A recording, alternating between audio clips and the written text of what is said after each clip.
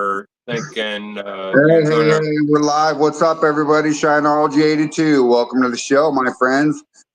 Tonight, Earl is going to be hosting, and Phil's going to be a co-host, and me and Roy are going to drop in and out, and we're going to do what we do. So let's get it started. I'll be right back. I'm going to remove myself from stage. I'm going to share this links, and we'll do this shit. let's do it. Welcome, everybody. I don't see hardly very many people on, if any, right now. We just started. Yeah, Earl, you're going to have to read the comments because I can't see them from here. Oh, yeah. I got the comments. All right. So, and if anybody wants to join in,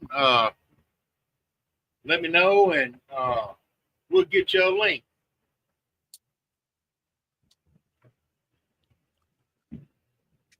Lately, I've been seeing the same cashier at Walmart, and I asked her out for a date, but she doesn't really date. She is more of a she ain't gonna date someone unless she knows there's a relationship worth chasing. So she don't think you're worth chasing, huh? Well, I explained to her what I enjoy about being single is being able to date a different woman every week and not be accused of cheating. Where's Roy? Howdy, howdy, howdy. About time you jumped in. You late? Yeah, I was just getting some stuff done. Had to put in some more beard butter, get dressed up because we're going out working tonight with the president of the company again. Okay. So I decided to put his shirt on, his logo. Oh, hey, Shonda. Hey, Phil, do me a fucking favor, Phil, and shut the fuck up.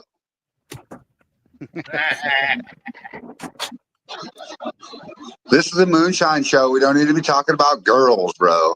Like, listen. Put your damn dick in your pocket and start talking about wine and shine, baby. I'll be back later. My point was talk about her. Okay, let me get back to that. My point was that I'm trying to get her interested in this show. Oh, that reminds me. I'm gonna send a copy of the link.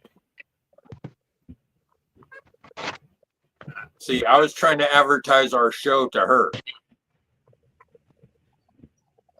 Link.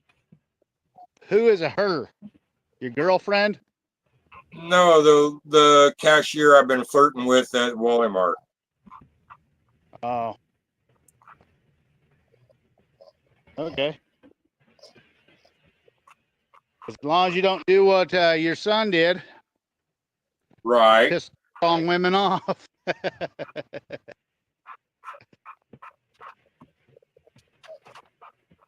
I'm going to put a couple of invites out there. See if we can get a few more people on here. Do it to it. Hey, Roy, you and Earl got this for a minute. I'm going to step out. Okay. Yeah.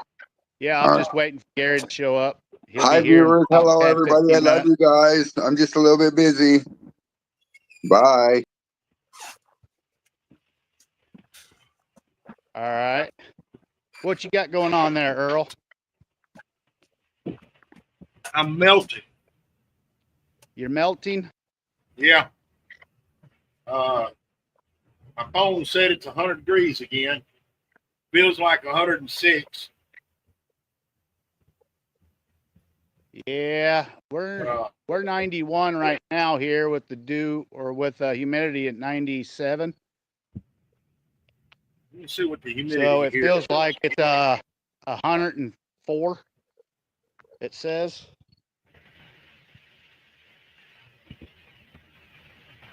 Let me see what my humidity is.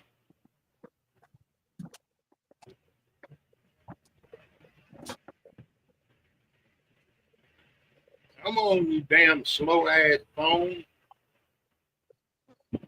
Yeah, the phones have been acting a little weird lately, I think. Well, I don't believe this. I don't believe What? the humidity here is 37%. With all the sweat, it probably is higher. But that's what it says. It says 98 degrees, feels like 105 with a 37% humidity with no wind.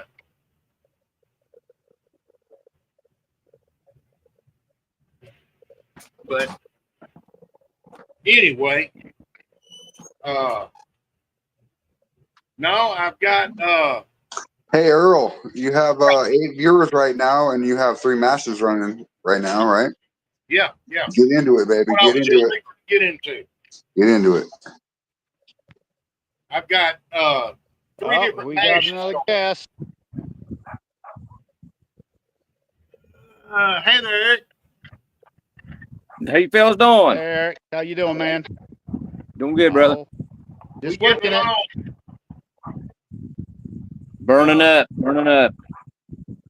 But, I got 70. Got I got thunderstorms 74 coming over in. here. you got what, It's Bill? 100. 74 degrees. Thunderstorm 7-4. Hey, Morgan Stewart. No, I was just fixing to get into the 3 different mashes I got going right now.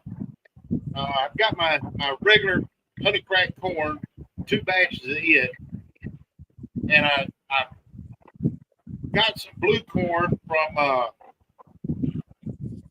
Janet Parker, and Yeah. I substituted that in on my honey crack corn recipe instead of using my purple and yellow corn from Tractor Supply. And on that batch, I put the 10-pound of corn and Sondo, what's up, Morgan? 5 pound of oats in on top of it, and then finished it out with the rest of my recipe. Okay. And it's bubbling and doing its thing. And then I'm trying something. I don't know how it's going to turn out. I've been making my pickles and winding up with extra pickle juice left over. And I wound up with about 7 gallons, 7.5 gallons. And it took a 1-to-1 ratio of water to pickle juice. What's up, Eric? How you doing, Fred? And to get the right. Apple pie. I bet I know whose that is. Ding, ding, ding, motherfucker. But the pH was good. It came out at right around 5. SG 1 5-gallon bucket was a 1.07. One was a 1.08, and the other one's a 1.09. I'm just hoping it turns out to be some good liquor. Yeah. Oh, yeah. I forgot to mention for the people that didn't see the post on the collective, we had a show on Sunday where we had a competition between Yosemite Sam and Uncle Mark, to where it ended up being a tie. We had Yosemite Sam won the apple pie competition, and Uncle Moonshine Mark, he won the peach cobbler one. And they were all very, very close. It could have went either way. So I kind of came up with the idea as a tiebreaker, because no one likes to be tied. And our tiebreaker is going to be somewhere down the road, but between me, Gliz, and Phil, we come up with the idea. It was going to be either a rum, hillbilly brandy, or just a straight yellow corn. and we all thought, well, yellow corn can be bought simpler and easier. That's where we came up with the idea of yellow corn. Down the road, we will do some other competitions with rum and some other stuff, 5 grains, 4 grains, 3 grains. Okay. But on Go doing that corn one for a tiebreaker. Yep. I don't know if you saw what Mark had said on the comments on it. He said he's bowing out. He forfeits it. That I'm the winner. I didn't see that. Yeah. And I know the reason he done that, which I can understand why.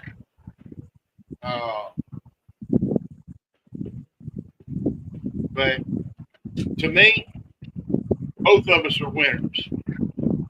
Yeah, that's what I said. It was such a close match. It was really, really good. All 3 judges had a hard time figuring out who was who on the winner. Like they said, it could have gone either way. But I don't like taking a win the way we're doing that, but I can understand his point of view. How about that? And it's not involving anybody, any of the judges or anybody else. It's the male system is the problem. So how about this? We start another competition. We do yellow corn. Anyone in the audience, Phil, anyone else wants to compete against Earl in a 1-up yellow corn, clear, 100 proof, and we'll have April Parker, what's up?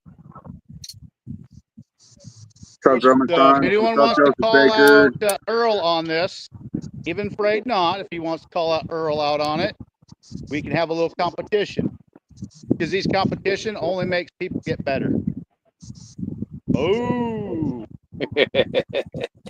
He's looking serious there. Yeah, but for me, straight corn is too boring. well,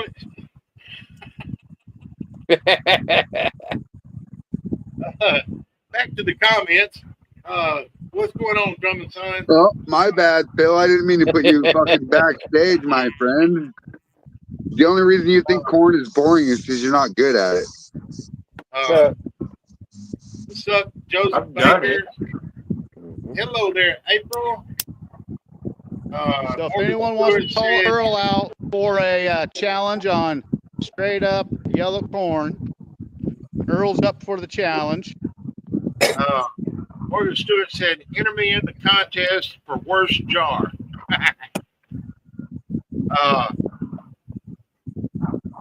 April Parker says she has her watermelon getting ready. She also says, I got Earl on yellow corn. And listen, April Parker and Jim Parker's corn liquor, I drank 3/4 of that fucking quart that night, dude. I was fucking good and drunk, and it was so yummy. Sorry, I keep butting in. I remember it was very smooth. Oh, yeah, I Of the thought you were there, nutsack. Of the 4 different corns I had at Maggie Valley, I had 4 different corns. Right, and the first one had the most bite, and the last one from Jim Parker can everyone had hear the me? least bite. It was the Yeah, smooth. I hear you, boy. Yeah, I hear you.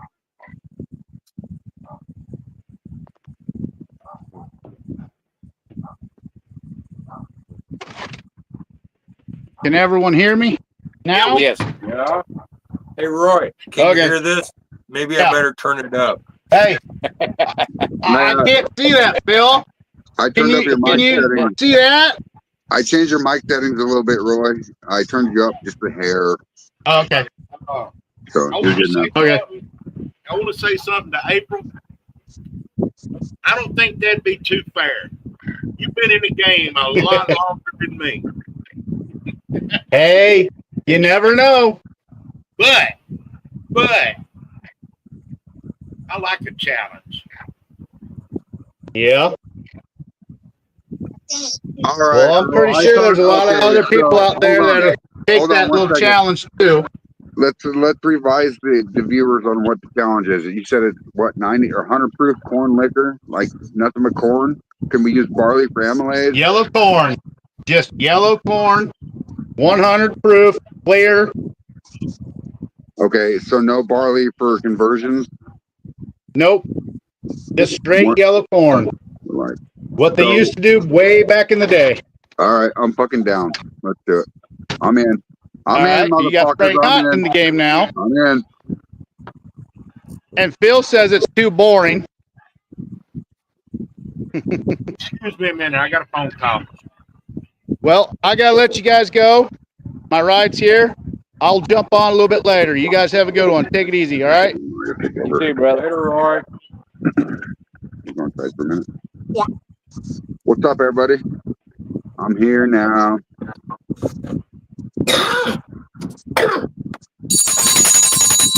What's up, Eric Buckland?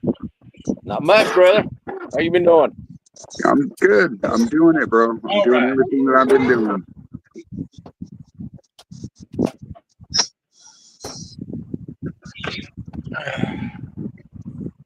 Well, Been a hot one here today. What's up, Nathan Knight? Hi, Earl. You back? You host again? yeah, I'm back. All right. I'm going to let you take over, okay? I've read so many comments while you were gone, but right. I'll highlight the last one. I'm ready for you, April.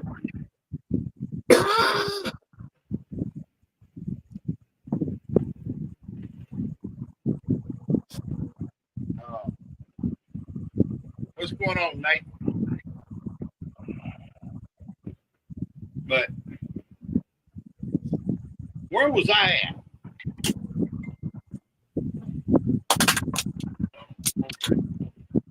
I believe you were in East Texas.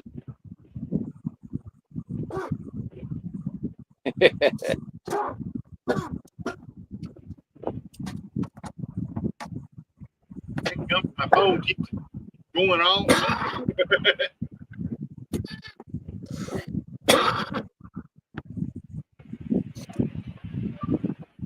Link to the podcast I'm posting.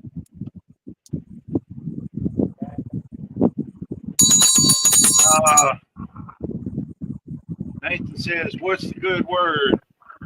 What'd they miss?" You hadn't missed much. We just got started about 15 minutes ago. I started out talking about the 3 different mashes I've got going right now. And I've got more in my head that I want to get done.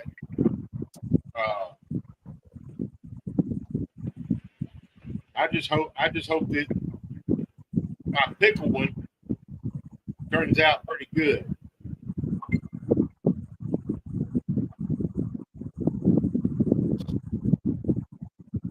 Okay, damn it.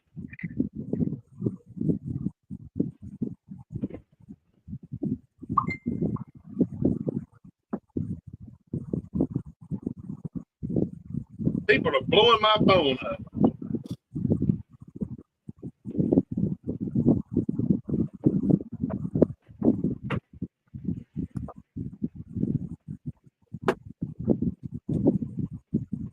Have you ever tried pumpkin, Earl?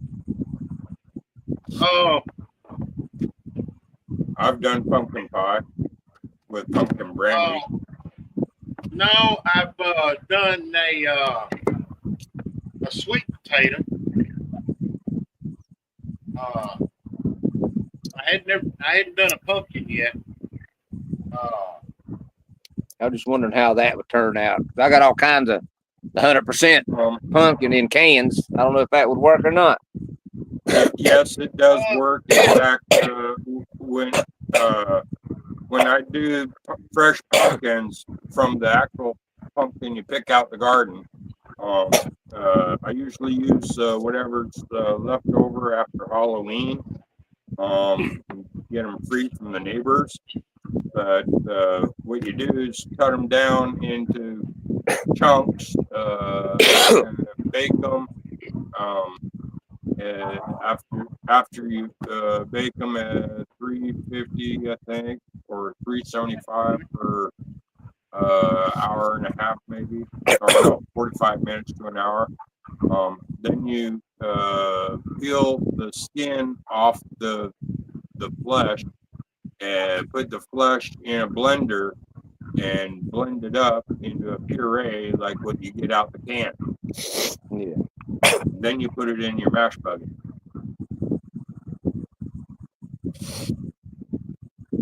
Yeah, I know how many cans I got in there. I'd like to give it a try.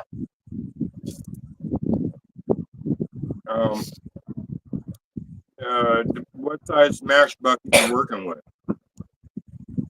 Yeah, well, right now I just like I said, I've just been doing small batches right now. Like I say, I got 2 6-gallon buckets, but I'm getting ready. I just got 2 30-gallon food grade barrels the other day. My nephew brought me down from Cincinnati. Uh-huh. I'm gonna try to get one of them where I can start making bigger masses. Okay. Well, it's just like preparing your fresh pumpkin from the garden. Just like making a pumpkin pie. Don't comment or click on comment down there talking about saying the N word. That's some kind of spam bullshit. Yeah.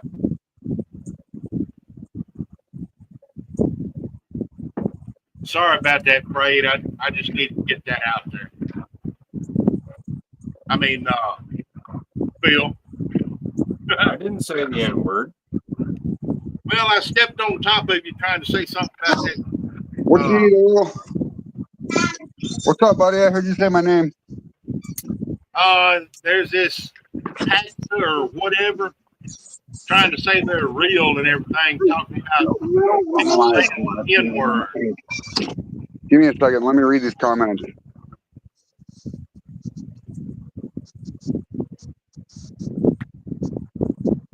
Oh, let me, here, I'll get rid of them. I appreciate it. Gone. Bye, bitch. Bye, bitch. Hit the road, Jack, and don't you come back no more, no more, no more, no more. Anyways, back to the pumpkin pie.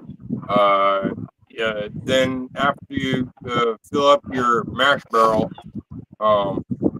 you let it. It's going to take longer than most mashes, and then you run it through your still, and then you use just like doing an apple pie, you do a pumpkin pie with spices to your final product. Yeah, I might give it a whirl one of these days. Hopefully you got plenty of people that like it, because I still have 2 gallons left over from last year. 2 gallons of pumpkin pie at 100 proof. You can light it on fire. It seems I found with my customer base, it only sells on the holidays. After New Year's, nobody wants it. April, the bitch was somebody named Pacta. They were trying to stir up some racist stuff, and Bill banned them.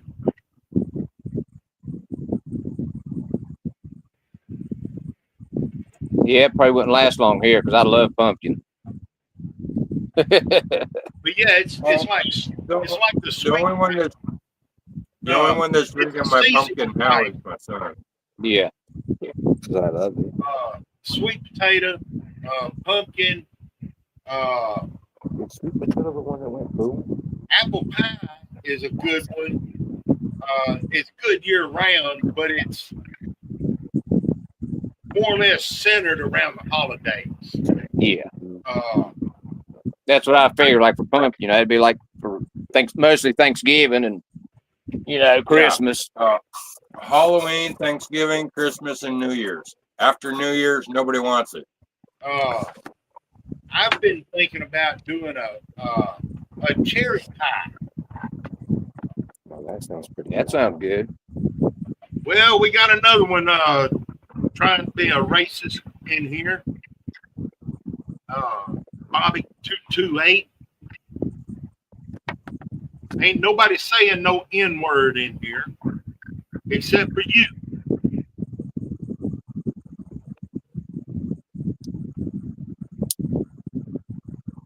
Anyway, Yeah, we don't need that trash on there. No, Yeah. we don't need no racist trash in here. No.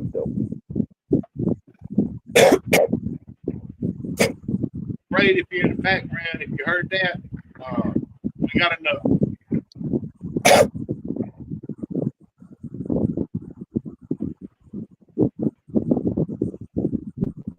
But yeah, I've been thinking about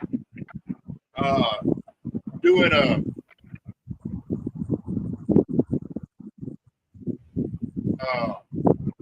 cherry pie along with apple pie.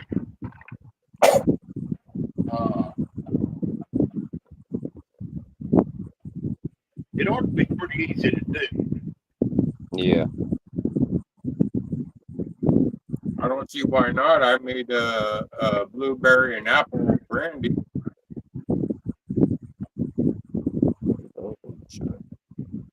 You can do the same thing with any other flavor. Yeah.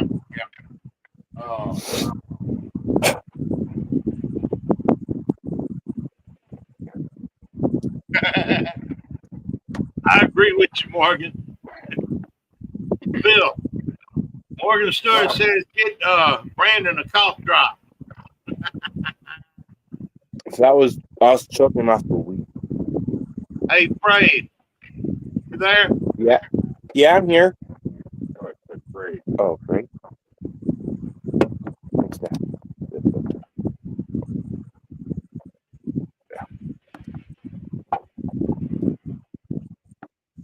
Let me message Fred.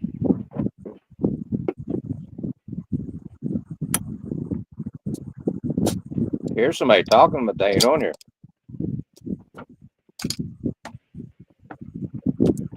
You might have heard my son on the other side of the camera.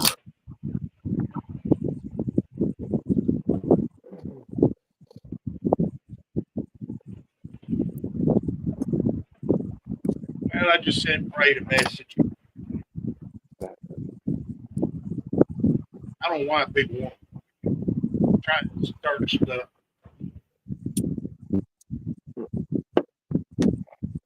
It's probably some little Anymore, they get 14, 15-year-old kid trying to be Probably. a big behind the keyboard.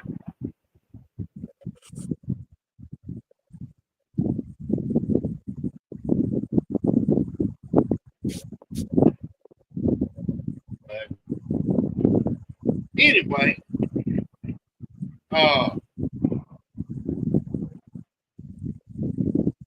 do y'all have problems with flies around your mash? not flies, but the gnats. Them little fruit gnats. I Yeah. get barflies when I get barflies around the still, not the mat. Well, I ordered some fly traps that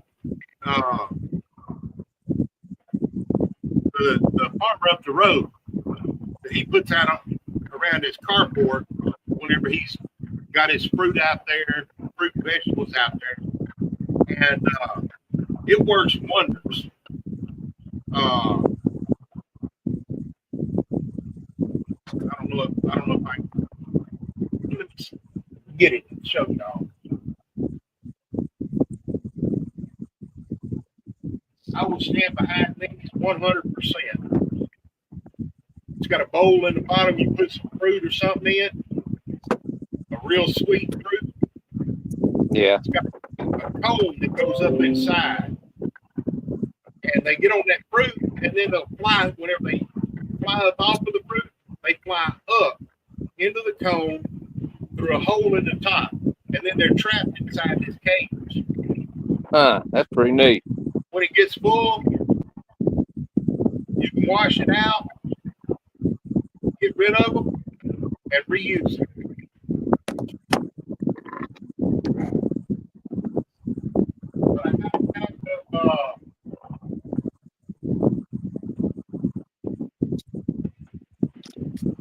I had 8 of them. I think it was less than $20 for the package of 8. Yeah. Yeah, I don't have no problem with flies. It's just them fruit flies, man. They terrible. Morgan Stewart, they're on YouTube comment.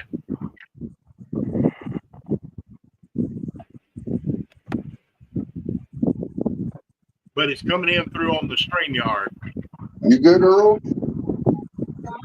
Hey, Frey, there's some idiot named Bobby. I got you. Too late.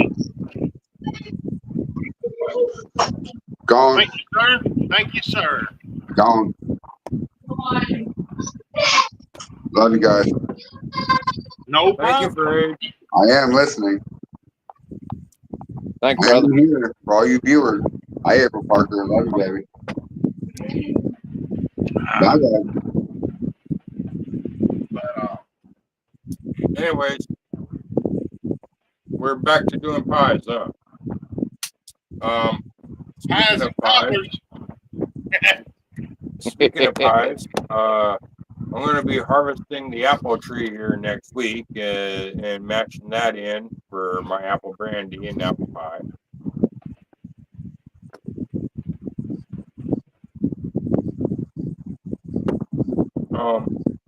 If I really wanted to tonight, I could. I got a bunch of plums from a friend of mine. I was supposed to harvest her trees, but she said she'd bring them to me. Well, you ain't mashing them in yet? Well, I could, but I'm going to have to move a bunch of equipment to do it. But Oh, gosh. You got anything going on there? No, not right now, don't.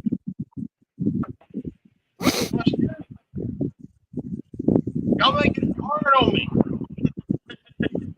hey, Been Earl, the plums I got here to work with, they're slightly smaller than mine, and a whole lot darker purple, and a little bit more bitter, and a lot smaller seed. Show me one of them.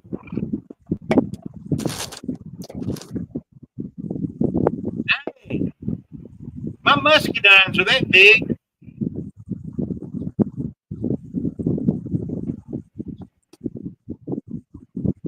all my stuff died out this year. I had a big apple tree behind the house. We had so much rain, it didn't do nothing. Did you just They admit fell off the that tree. somebody else's plums were bigger than yours, like on live? Really?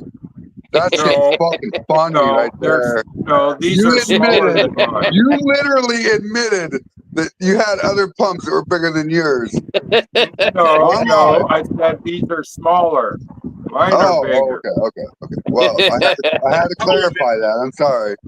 I told him Okay, that my mine muscadines is more of a reddish cherry color with like a peach color meat How inside. big is the pit? This one is not even half the size of mine. I was gonna say, is it anything like your testicles in a sack? You're not gonna get much fruit from it. Here, put that on the big screen. All right, Give me a tell me big what to do, babe. Goddamn, Phil, you're showing your nuts again. Ah, It looks like a We damn talked about muscadine. We talked about Don't look this. like no plum. Yeah, it looks like a muscadine. It looks like a grape, to be honest, Phil. I know that it's different in your country because you live in Washingtonian or whatever. But at the same time, a fruit's a fruit. Harvest that fruit, ferment that fruit, drink that fruit.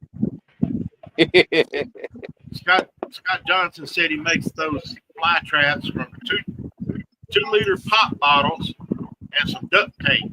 All right, I'm out. And Morgan Stewart said Bill, get Brandon to working mashing in. All right. And First, we got to move some equipment. got done said Bill probably gonna make prunes out of them Right? plums.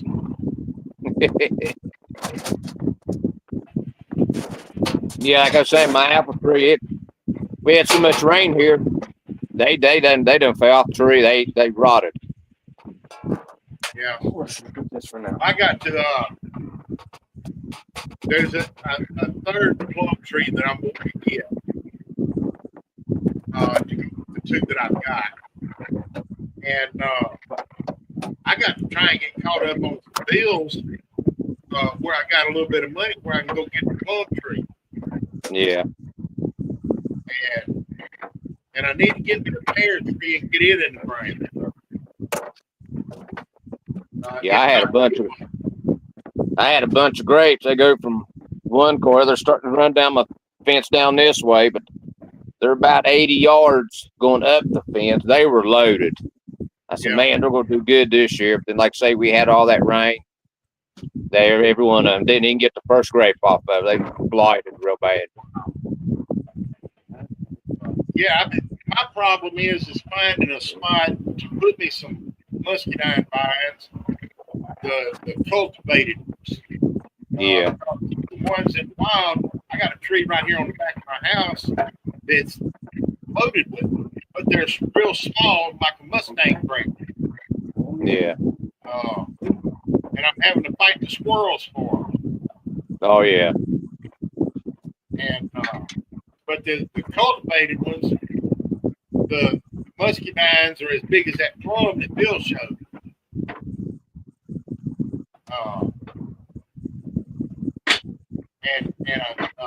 5-pound bag, a gallon Ziploc bag full of them, goes for like $20. Oh, yeah. And I can buy a flat of them, and it fills up about 2.5 gallon bags. So, and I'm having to pay $50 for a flat. It works out to be about $20 a gallon. I'd like to get a couple of mulberry trees. Yes. That's what I'd like to have. Well, I say yes. I've already got a couple. Yeah. And one of them is a pretty good sized mulberry tree. You got to get up on top of the building to pick the mulberries. Yeah. Yeah, my friend of mine lived out the road here from me. He had a big mulberry tree out there. I said, shoot, yeah. Last year they cut it down. I said, man, why'd you cut it down for? Oh, man. Hi, guys. What you say, buddy? All right, so Hi, now guys. I got Brandon washing the fruit grinder and the wine press. Oh, it's about time you got to fucking work, Bill. Shit, you've been slacking for like 87 weeks, dude. Morgan Stewart says, I think Bill's Yankee plums are the same as our muscadines. Yeah, I think so too. That's what I'm thinking too, because whenever he squirted that pit out, Yeah. it was still coated in that slime. Yeah, that's what Phil does when he squirts his spit out. It just hangs there. Did you miss me, Phil? I swear that you have a fucking tampon in your ass. My goddamn pipe is missing, and my vape, fucker. I'm just kidding. I'm kidding, dude. Hey, Eric. You're the last one that had it. Do you have a fan blowing up toward the? Yeah. No, it's me probably. Here, let me move myself. It's pretty windy here. I'm outside. No, it's not you, Bray. I think it's Eric. Let me check his mic settings. Hold on. Fuck. Come on, phone. I just turned it off. Well, if it's hot out there and you need it, keep it on. Yeah, Yeah. Well, it ain't too bad now. It got starting to get a little breeze here, but Well, that's good. That's good. uh, earlier it was 102 on the porch earlier. Hi, Earl. How you like me now? Yeah. You're doing good, bro. You're doing good. Morgan Stewart says, Plum Pit look more like a little peach seed. And then Scott, get off my lazy ass. Gonna mash in 50-pound Jimmy Red, 15-pound Trucker White, 50-pound Cracker Corn, 10-pound wheat, and 10-pound barley. God damn, son, that's like a 65 fucking gallon mash, bro. Holy shit. That sounds like it's going to be an 80 or a 90. I think Phil keistered the vape, hoping for a little extra attention at the airport.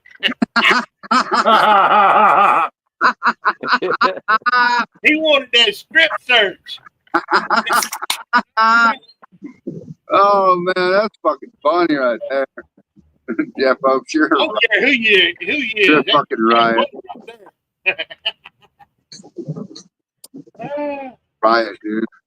Or else he keistered it and was hoping to get pregnant and have two of them. See, babies. No, I'm supposed to say ding ding before you drink.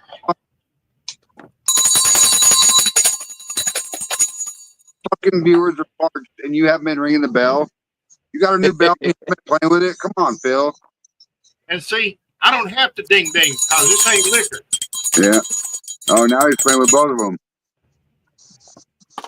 Phil's playing with his bells online, guys. He was talking about his peach spit earlier. His plum spit. What's that song? Ring my bell. Ring my bell. Ring my bell. Ring my bell. That's what Bill was hoping they'd do to him at the strip search at the airport. Is ringing the bell. Yeah, they probably tugged on the wrong string. Hey, accidentally pulled his tampon out. Yeah. Right. I'm glad you caught that, Earl. Oh yeah.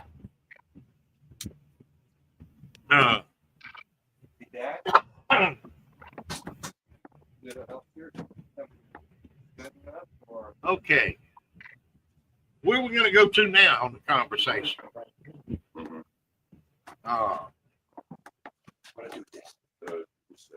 Have no clue. I have no clue either. When I'm put on the spot, I can't think of a damn thing to say. Yeah. But no, I still got Okay, now a these two out a rice that I'm going to do. I just got to get over to Sam's and get me a 25-pound bag of rice. Yeah. there. Right. My cousin, he married a Cambodian woman. And they went over, it's been about 3-4 months ago. They went over and stayed a whole month over at her parents over Cambodia. Yeah, take all the leads that you can find. He was supposed to got me the recipe, but he forgot. But her mother, they make, well, I guess you call it moonshine, but they use nothing but rice. You know, they don't use no fruits or nothing. Yeah. It's just rice. And he said, man, that stuff, it'll put you on your ass quick.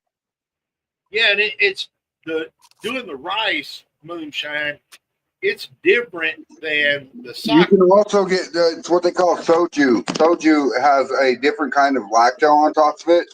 So if you can actually get rice to ferment correctly and get the soju off the top of it, oh my fucking Jesus, that's good liquor. Good liquor right there. Good fucking liquor. What's up, Liz? What up? What up? Morgan Stewart says, I have 5 40-pound bags of sushi rice. He's going to mash them in and see how it turns out. Oh yeah, mash it in, Morgan. Let us know, bro, for sure. Yeah. Let What us know your kind step. of yeast are you going to use, Morgan?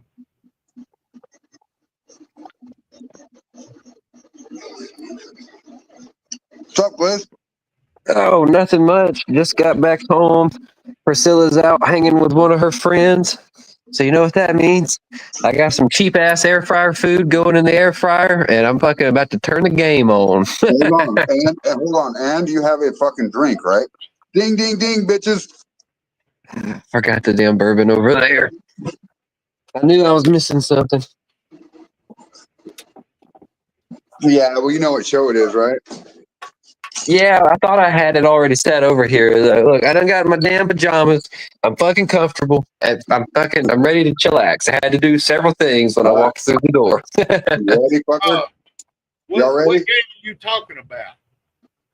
The what? What game are you talking about? Ready? I'm about to get on Wizard 101 right now and lay the smackdown on some of these fools. Oh, okay. Missed it, Liz. You and Earl missed it. Well, goddamn. Hey, Earl, why don't you take a drink and take some of your stressful strings off for a minute? Be you, bro. Just be you. You got cigars?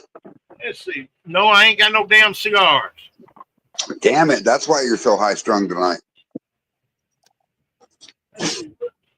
All right, bourbon is here, and I brought enough of it to get several refills out of it. So, Landon chucking blueberries, Phil? No, those are well, Amber said they're plums. You guys say they're muscadines. Well, listen to me. If you're going to put them through a grinder, you need to at least take out the seed because seed contains arsenic. You could fucking make drink that will kill people, bro. No, I've researched it enough to know that there's not enough arsenic in it to worry Bullshit. about. James Aubrey has shared some stuff in the collective that you probably have not even seen. yeah, I think there's certain seeds that you can not have to worry about, like watermelon seeds. They ain't gonna. No, I agree 100%. But if it has anything to do with a fruit bearing, tree bearing fruit, right? That seed, as same with apple, contains enough arsenic to hurt you. Gotcha. But it's the weird thing about arsenic, and here we go with my fucking stupid, demented mind. All right, arsenic.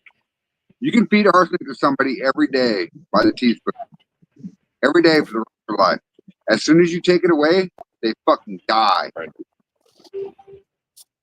Make sure the bucket's in line. Yeah, that's crazy. Just saying. See? No, what's crazy is watching that drive down the road. Is that the cop? No, it's was an RV with the camper ripped off, and they're towing a truck bed in the back. Is that your truck camera? That's. The what? I'm afraid I thought you were ghetto, but no, my neighbor's friends are ghetto. God, Drake. Morgan Stewart said, hell, ain't no telling about the yeast. He might just toss some Fleischmann's in it. What is mash? I'm sorry, I missed it. What's up, Scott Drake? He said only if crushed. I think he's talking about the seeds. Yes. That's why I'm saying don't run through a grinder. Morgan Stewart. Take the socks off, put that shit in a bucket, and step on that shit. Morgan Stewart said he wants to see Bill's pits again in good light. Yeah, Phil, show us one of your pits, bro. Come on, Phil, you're on solo. Show us a pit. No, outside. Outside. Oh, I had to get the pit. Grab one and show us. Squeeze the plum again. Squeeze your pit. Squeeze your plum again, Phil. Make it juice on your fingers. We can't see it. We can't see it. There you go. There we go. Now open your hand. That looks like a muscadine. Hey, dude. I ain't never seen a plum that little. Did those plums come off of a tree or did they come off of a vine? She said they were on trees. What's up, Marcus? What up? I haven't been over to the property to verify. Hold on for a Pollock. I literally just got home. Yeah, Phil, Uh, I what are haven't you been doing? over Working to her yourself on the property, corner, so getting I don't some know. GoPro money, or what? You got bucks in your pocket? You selling that ass? What are you doing? Who? uh, You, Oh. Marcus. I'm talking to you, fuckface. Oh hell! When I got off. Well, see, Friday. This all started out Friday. I had a Jeep Grand Cherokee come in at the scrapyard, Phil, did they have slime around the seats? and there yes. wasn't a damn thing Yes, wrong with it. Kind of really. slimy, yeah. Only thing wrong was the title Muscadine. was fucked up. I agree. Okay, so my girlfriend that lives in South Carolina, her car was on its last legs. So Dad helped me out.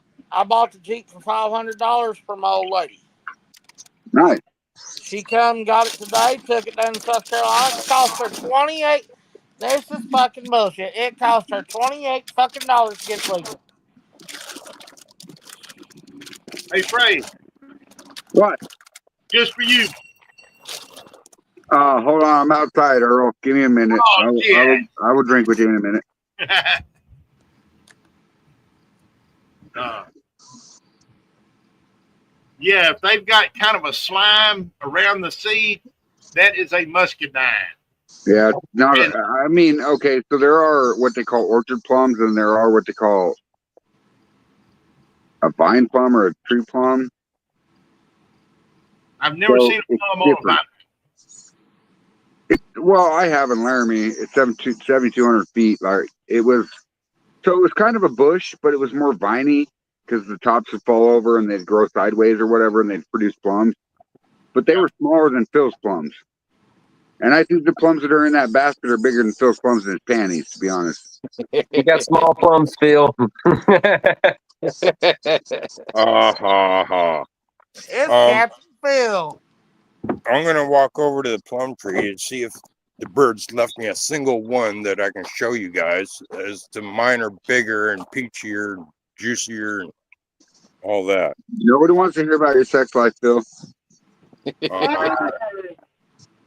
Looks like the birds got every damn last one of them. Well, that's what happens when you fucking grow lead in your pants and slack the fuck off after vacation, Phil. You should be harvesting that fruit like you would a girl. Oh, I got lucky. I found one. Flip Oh, the A camera single around. one. Don't pick it. Flip the camera around. Let me see it. Phil, I know you're outside, but guess what, fucker? Ding, What? ding, ding, bitch. Run. Yeah. Let me get back to the car. Earl, for you, buddy. Anyways.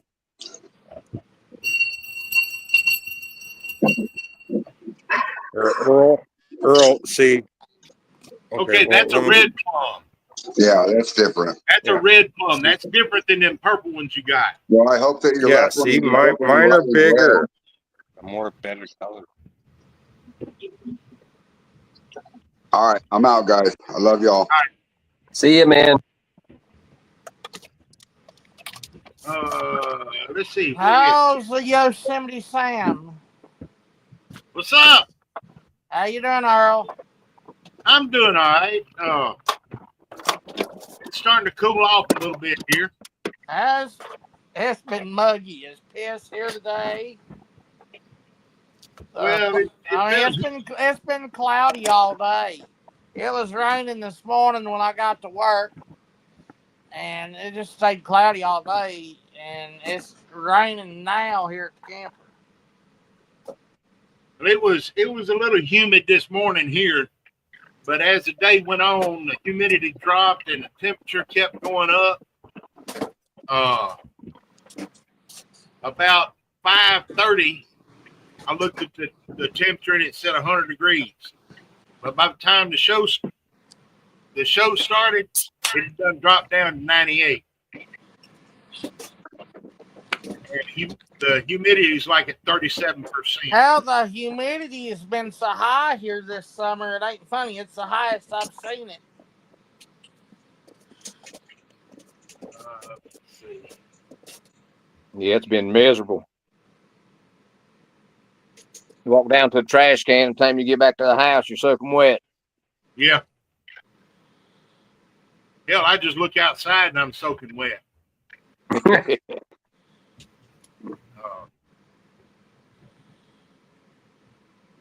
Let's see. What was it?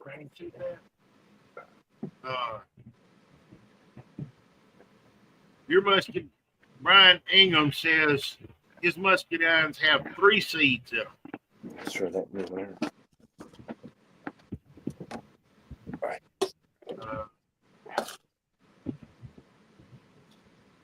Morgan Stewart said like a goober around the seed, and Brian said, "Yep," or just lack of, from Jeff Oates. Scott Drake said, "Shots of maple bourbon here." Nice. Morgan Stewart said those seeds should resemble if they are both plums, wouldn't you think? Yeah. All of the plums, the seeds resemble each other. It's just like a peach. The peach seeds all resemble each other. No matter what strain of peach it is.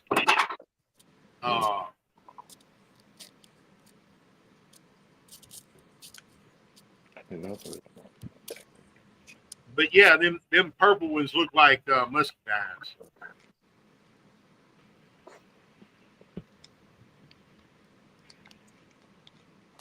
You got anything mashed in, Gliz? Watermelon. Your watermelon. Yeah, I got 22 gallons of watermelon juice fermenting.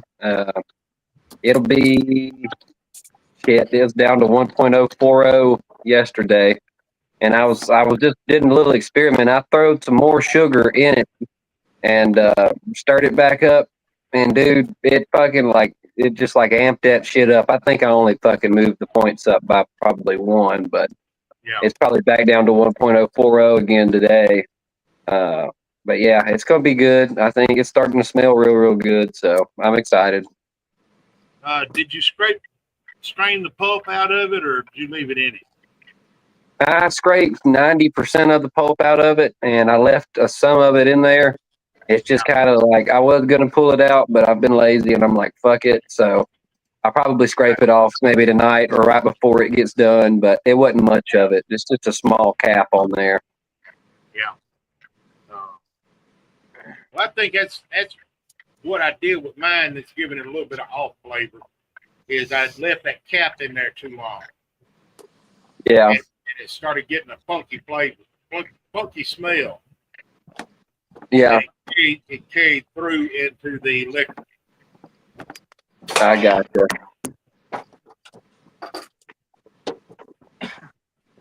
It definitely happened. I told you I needed some of them pears, Morgan Stewart. Dang it. Which or just that one? Just this. Okay. It's gonna make me mad if I can't find me no pears on a pear tree this year. Can you teach me how to use those arrows? I'm sure you'll be able to snag some from somewhere, Earl. Thank you. Well, I'm gonna have to get out and start riding the roads and see if I can find a tree. See if I can't beg them off of somebody. Which is starting to get to where if I do find a tree, I'm gonna be getting scraps off of it. Yeah.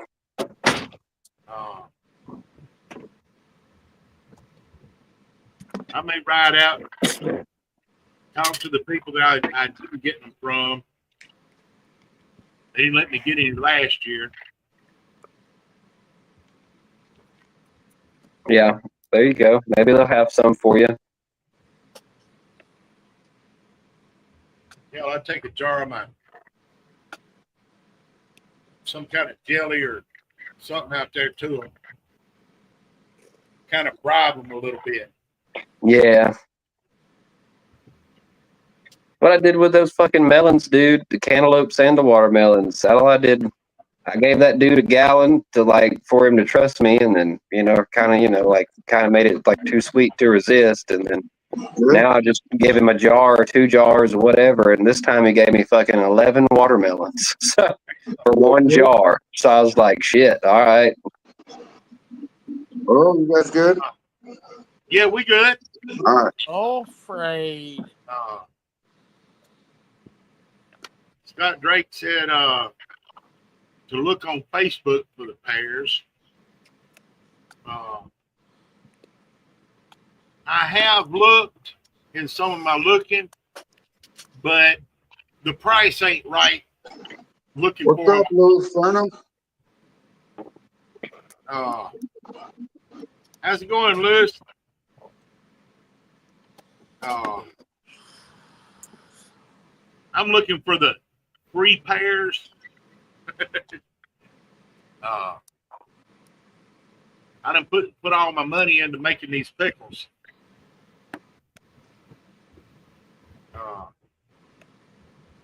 Morgan Stewart says these trees haven't been taken care of, but do have a good bit of pears on them. Louis Cerna said he just mashed in apples. Making apple crisp.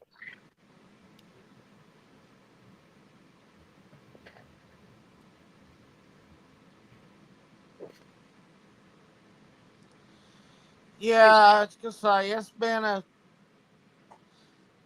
a eventful day. I mean, it's been slow at the scrapyard. Plus, I mean, making sure my woman got got the vehicle, and Yeah. I've got a caring heart when it comes to my people. Yeah. Like I'm one. This is how I was raised by my mom and dad. And that's, I mean, if I could ever get them out to Hillbilly Jam or something. Yeah. I mean, or one of the events that's close by, any of y'all, was to come to the events, you could see where I was brought up. Like, I don't care how far I'd have to drive. If somebody needed my help, I'm going to go do it, by God. Yeah. I mean, that's me. Brady, if you're in the background, Louis Cerna wants a link. Yes, Morgan. Pear is hard to get the flavor to cross over. And usually when it does come through, it's real light. I don't know if that includes using a jar rig or infusing it or whatever. But I had done some pear, and I didn't get no pear flavor out of it, so I just dumped it back into a corn run.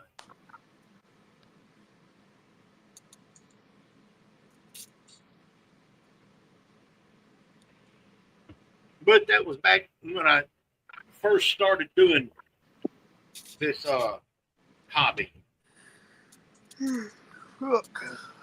See, yeah, I mean, I was sent a link earlier, so I wanted to wait until I got home to get on here and chit chat for a few minutes. Let me see if I can.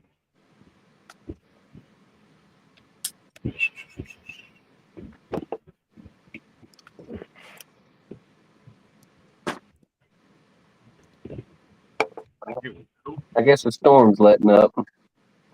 Maybe.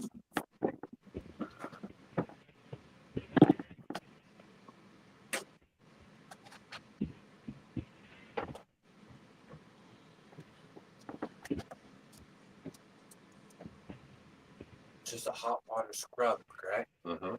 I can be.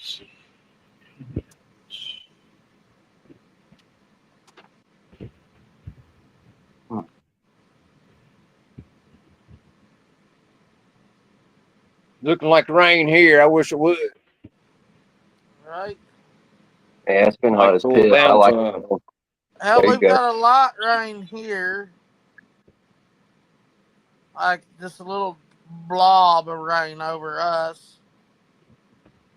Okay, Today I'm in the I sent you a link. 74. I sent you a link in Messenger, Lewis. Yeah, there's supposed to be a cold front coming down. Supposed to hit us this weekend into Tuesday. It's supposed to get down, I think Monday down to 45 and Tuesday 50, but then it's supposed to start jumping back up in the 80s again. Shit, send some of that shit my way. Yeah, All right, I wish send it this would way. stay like that here. Yeah, today I hit 74. Tomorrow's 80 something, and I'm gonna hit 90 by the weekend. Dang. Morgan Stewart says, if that's what he was thinking, if it's not what he wants, dump it back in with something else on the pear shine. Scott Johnson said, I would do the pears with apples. I've done that with hard apple cider and pears. It's the same recipe as Angry Orchard, the commercial bought hard apple cider. But Angry Orchard is at beer strength, like a 5.0, 5.4, something like that. Whereas mine rings the bell at about 4 or 5 times higher at about 20. And what you could do is make your run of pear and make a run of apple. And then take your final product on both and blend them together. And see how that comes out.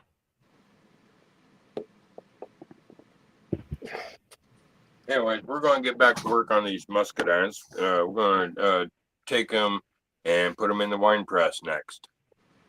Nice. Guys, hey, I'm gonna hop Phil. off here. I just, like I said, I just want to check in for a little bit, see how everybody's doing. And All right, glad you did. Yeah, good to see you, man. Marcus. good seeing you too, Liz. Don't melt down into a puddle. All right. Hell, I've been damp with this humidity. Hell, I'm sweating to the point I'm losing weight.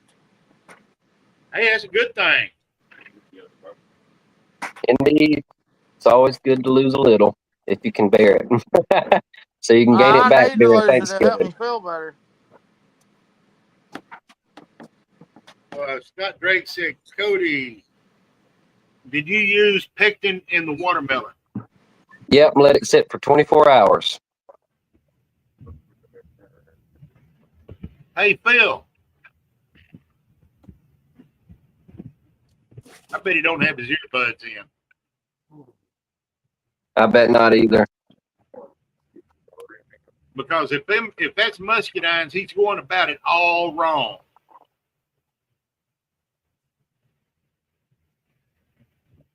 I canned 5 different jams year before last.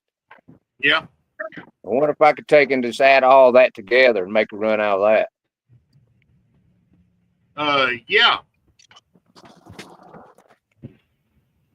I did that with a bunch of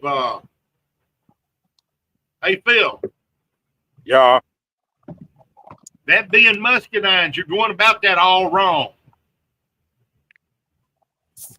Right now it's going into a wine bucket.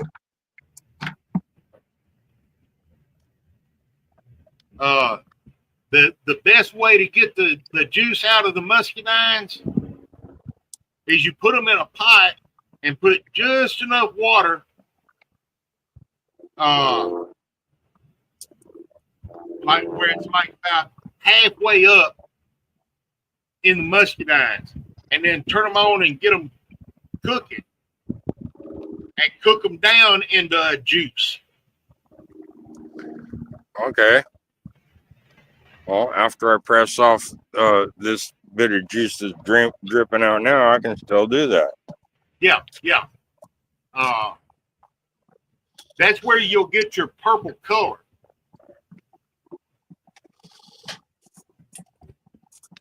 and then you strain all of the husk and everything out of it, and you got just the clean juice.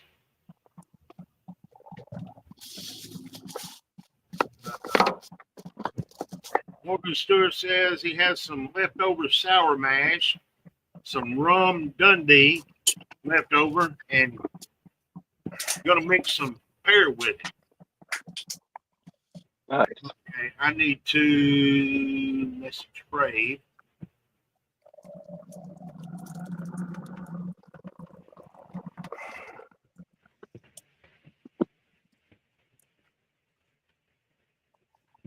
Yeah, I was trying different I'm just jams hand and pressing stuff. it. I took and come across some bunch of cantaloupe, and I took and made cantaloupe jam. Yeah. That stuff turned out excellent. Have you ever made cantaloupe pickles? Look a recipe up online about cantaloupe pickles and make some of them. I'll check that out. If I ever had a big party, I can seat about 15 to 20 people around the bonfire pit. Yep. That's not even all the chairs I got. I got more. Lewis, I let Fred know you were backstage. I don't have all of the buttons and everything to move everybody around and stuff. Good, Earl. Yeah, Lewis is backstage. Oh, I'm sorry. No, he's not. Well, he was. Lewis Turner, come back on, bro. Sorry, brother. I was a little busy, okay? Okay. Lewis Turner, come back on. Here we go. Hold on. There we go. Fellas, Gotcha, baby. There we go. There we go. I'm out. what's happening? Here's my cherry peach. That's a cherry peach. Yes, sir. Which is dominant, the cherry or the peach? The peach is definitely dominant. The cherry, it comes in the back at the end. But Okay. The peach is dominant up front. All right. It's not bad. Let's check this out. Let's see if I can show you real quick.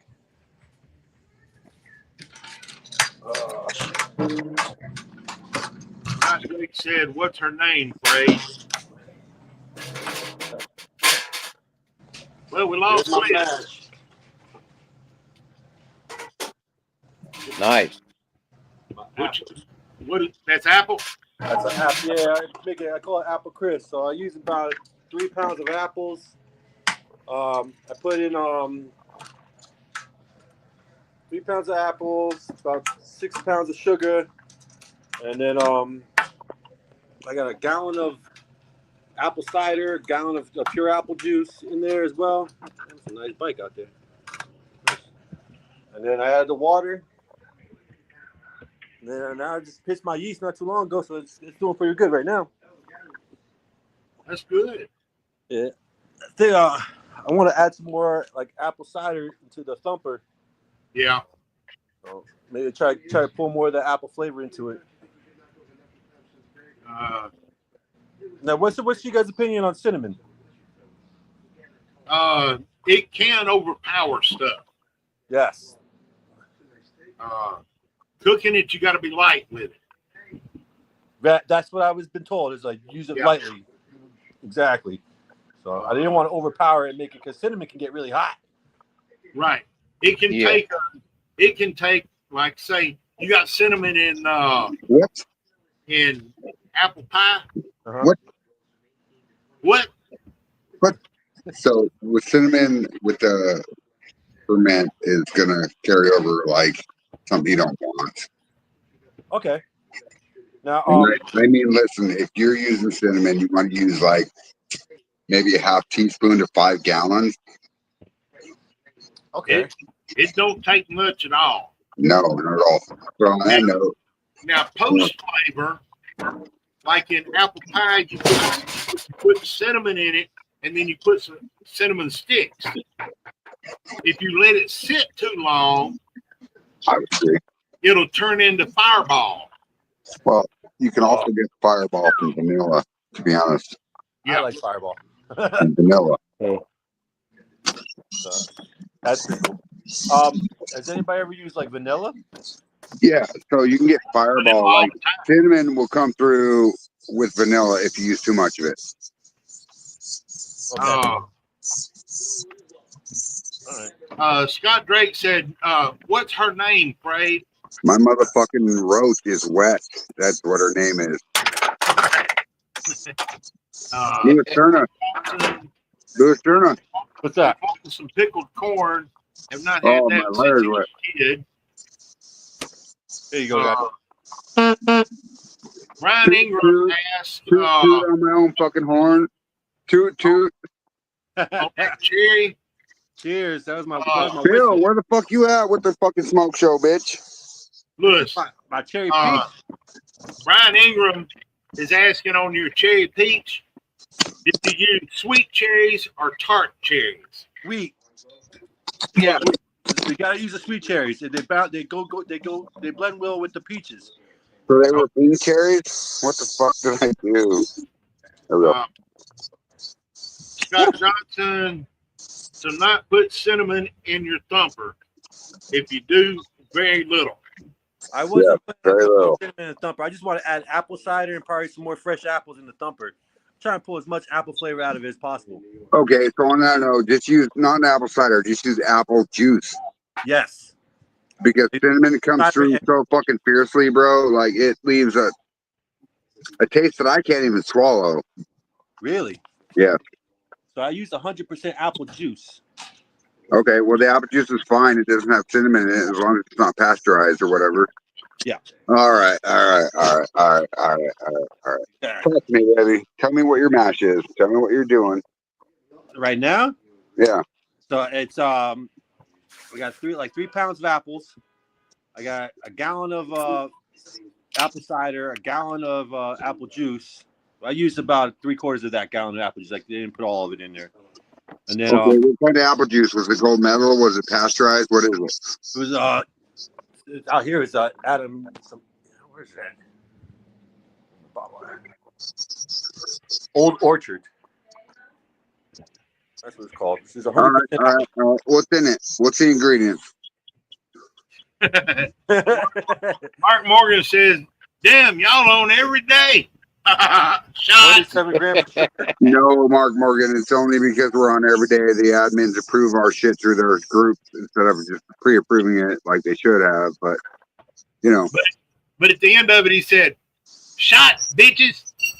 I took it. You didn't hear my horn? I'm still taking it. I'm still taking it. Hold on. I'm still taking it to the head. To the I'm fucking head. Cheers.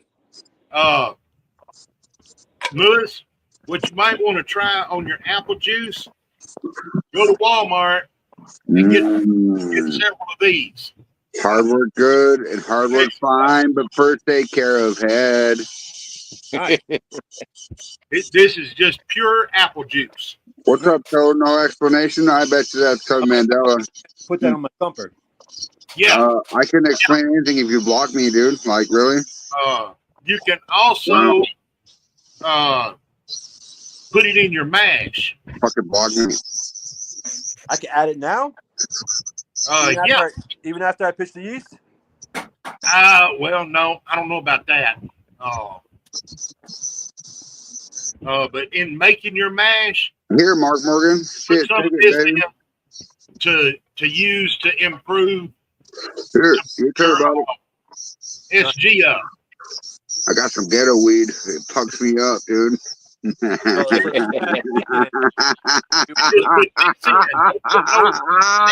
cans or nothing. Put this ghetto in. weed fucks me up, man. So check this out, guys. This past weekend we had a pool party, and I brought my 90 proof cherry peach moonshine. You fucking block me, Toby. How can I fucking explain anything to you if you fucking block me, dude? You pulled a fucking Randy Johnson on my ass, bro. Like, really?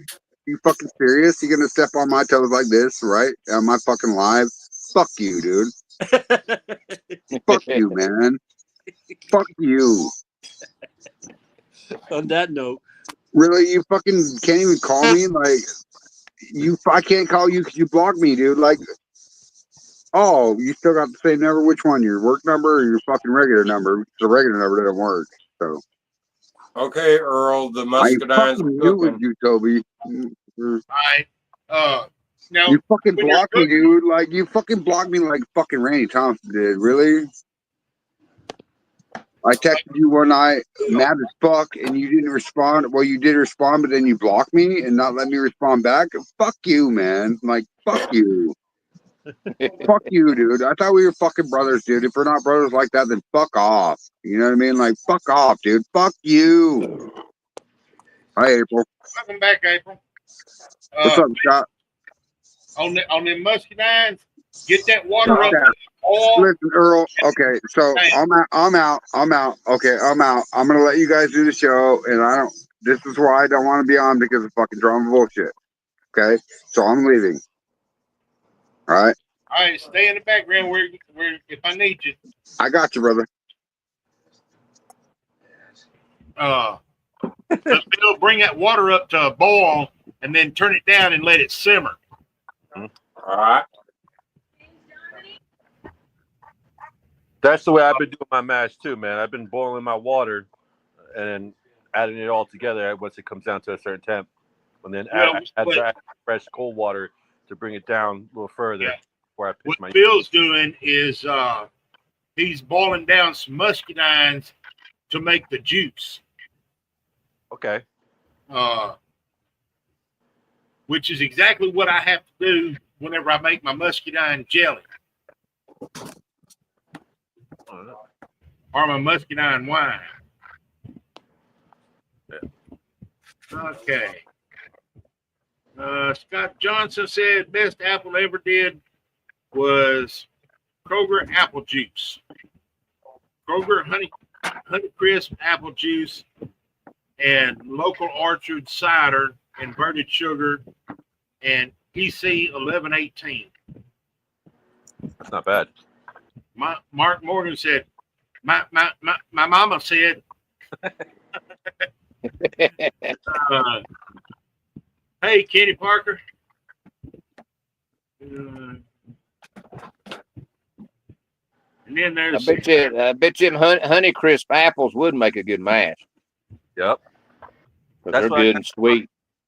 That's why I got a honey crisp apple right now. That's what I use. Yeah, that's good. April said, Fred, you sure you are fucking alive? Hi, April. Hi, Kenny. Kenny, I love you, brother. Like, it was great in Maggie Valley, dude, to meet you finally. So good family right there. Like, listen. Good night, Scott. Have a good Good one, night, Scott. Did you catch that, Fred? Yeah, April's comment. Yeah. No, it's I can't respond to that on live, April. Not yet.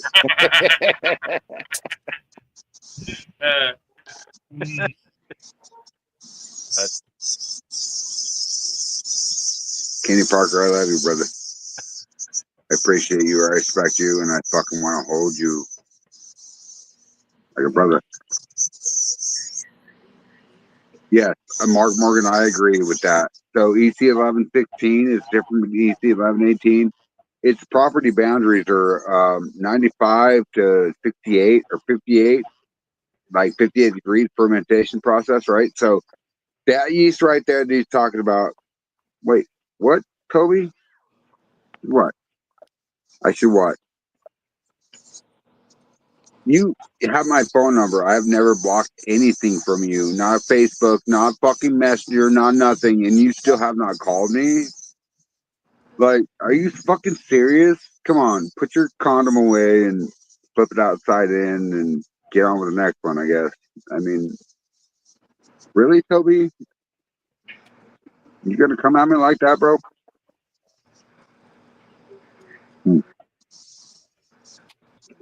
I will never block anybody. And you decided to come onto my show, and my apologies to my viewers. I'm sorry. This should not be on live show. Are you fucking kidding me, Toby? Right now? Are you fucking kidding me, dude? I see how you are. All right. Here, I got this little pill. You should probably swallow it. Cut that. Lean back and gulp. Get the fuck out of my life, dude. Cut Be that. honest. That's all you gotta do. Guess who's calling me? That's funny. Huh. Oh, Could have man. weeks ago. Could have weeks ago. Morgan should said, y'all suppose just Peter's out in a sword fight. Listen, if I pull my Peter out, I'd have to fucking fight off women and everybody else. I'm sorry. I could probably jump 4 feet in the air and knock you out with my dick. Not kidding you. Never We don't lied. need to take the show there. Well, never lied. Uh, 1, 2, but 3, Yes, sir. 4, 5, 6, 7, 8, 9. 9 miles away from me right now. That storm. Yeah, it's getting pretty dark here. You guys getting the remnants of the hurricane? No, we're not. I'm in No. Kentucky, bro. I'm in Kentucky, baby. shit from You upstate New York, you little motherfucker. You got all these cherries and all these fucking peaches and all these fucking Well, I got Listen, let me put a ring on your finger and you bring me fruit, baby. So you got room for me to pitch a tent. I mean, I'll pitch a tent out there. I'll bring a whole truckload of stuff. Listen, come to Farm to Bottle. I'm not kidding you. I got ideas, bro. Come to Farm to Bottle. All right. September. It's in my my chat and the Moonshine Militia chat, the Moonshine Collective chat, Mark Morgan, and a whole bunch of different groups. So Ohio? Morgan Stewart, listen. They don't want me to pull my Peters out in sword fight. I promise you. Oh, 1, 2. I've seen that one. Ooh, that one was 3 miles away. Holy. You listen I to that heard thunder that roll, one. baby. Oh, man. Listen to that fucking storm right there. I would tame Fred, that that bitch and sounded lick as that loud bitch. as the day I was with you. Oh, Phil, you don't know what you're doing, bro. Like, you're the worst fucking single guy I've ever met, dude. Like, you have no idea what you're doing. No idea. You should have picked up Chicken Maggie, and you didn't. I was too busy working the tent. Oh, were you? You should have been too busy working yourself, bro. I'm not kidding you.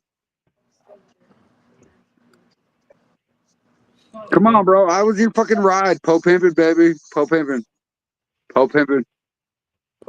Get it. Yeah, I know you will, Mark Morgan. Shit. It was raining earlier like a frog with no hair. You know what I mean? Wet. Oh, look at this fucking sunset, though. Look at that. That's Oh, beautiful. look at that. Oh, shit. That's fucking pretty. I got to look at my girl. Uh-oh. She's probably already in bed.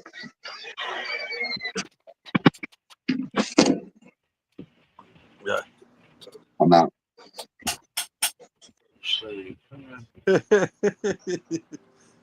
Yeah, so I had a pool party this past weekend. I took my Shine there. I had a 90 proof bottle of Shine. We killed that bottle, the whole bottle of Shine. And towards the end of the party, one of the girls went down to deep end. And next thing I know, I look at the pool. She's drowning. We had like 5 different people had to jump in the pool to pull her out. No more moonshine for you. Yeah. Oh shit.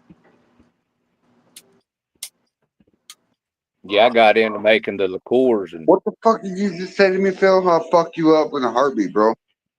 I didn't You send know you that, nothing. right? What are you talking about? What? What are you talking about, Willis? I didn't send nothing. What are you talking about, Willis? Oh, you actually fucking fell for that? Wow.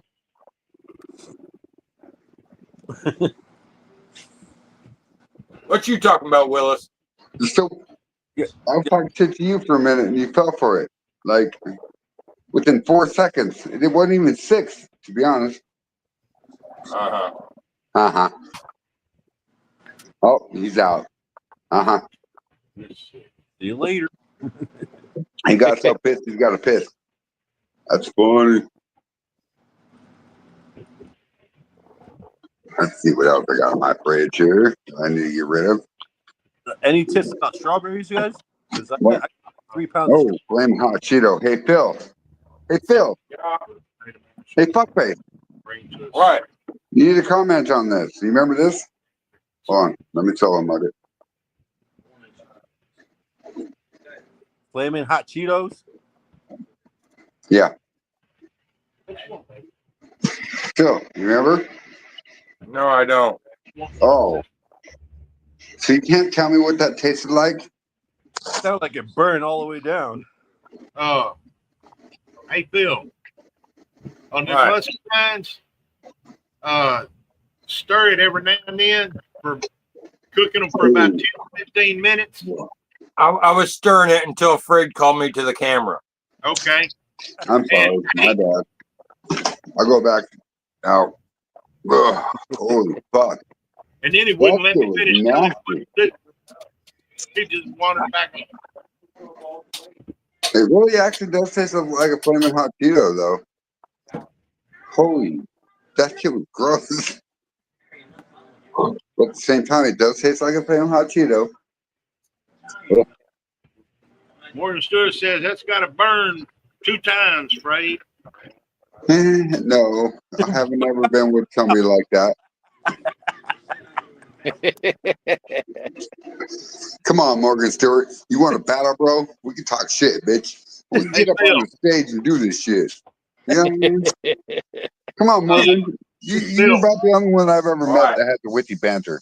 When you turn that Love you, fire off Morgan. on the muscadines, take a potato masher and mash them. All right. I turn all my apples into applesauce, man. Finally. Bro, yes. It's cheaper than amylase.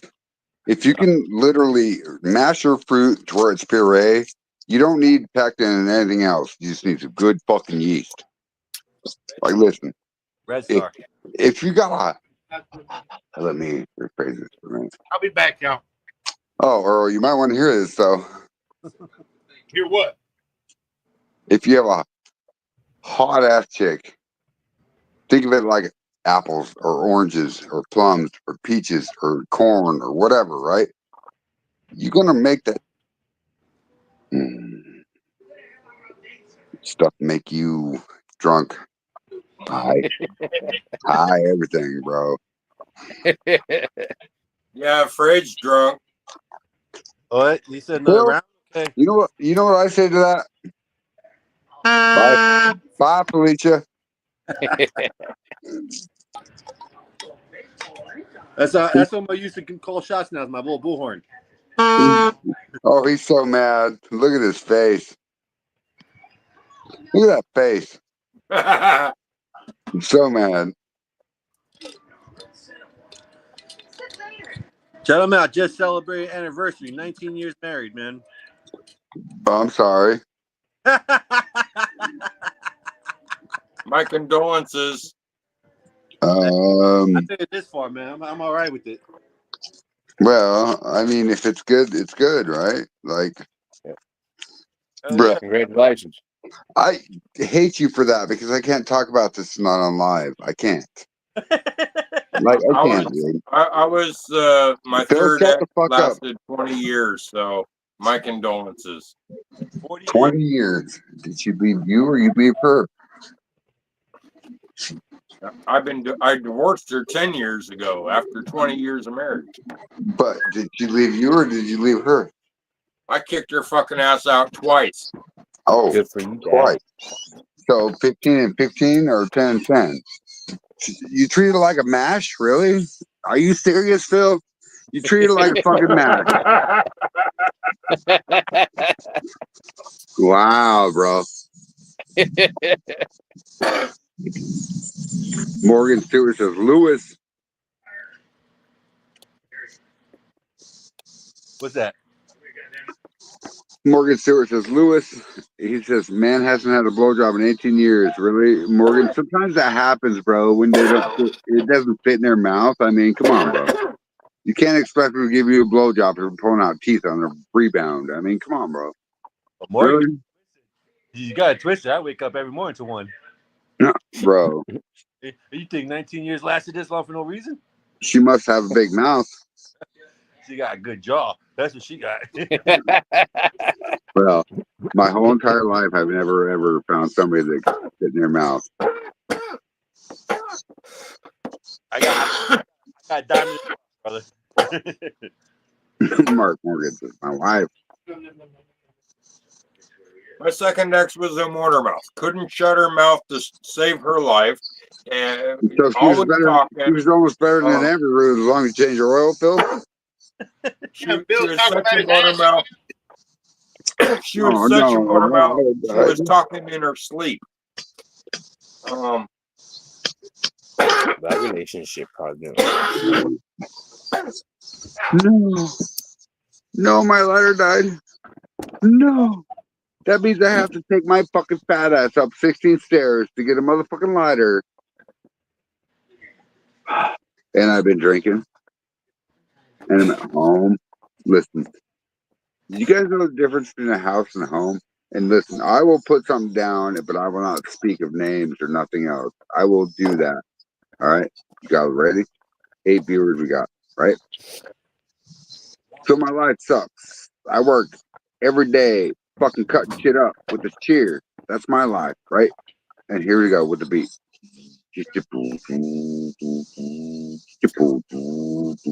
In my head, right? That's what I hear when I rap on the street.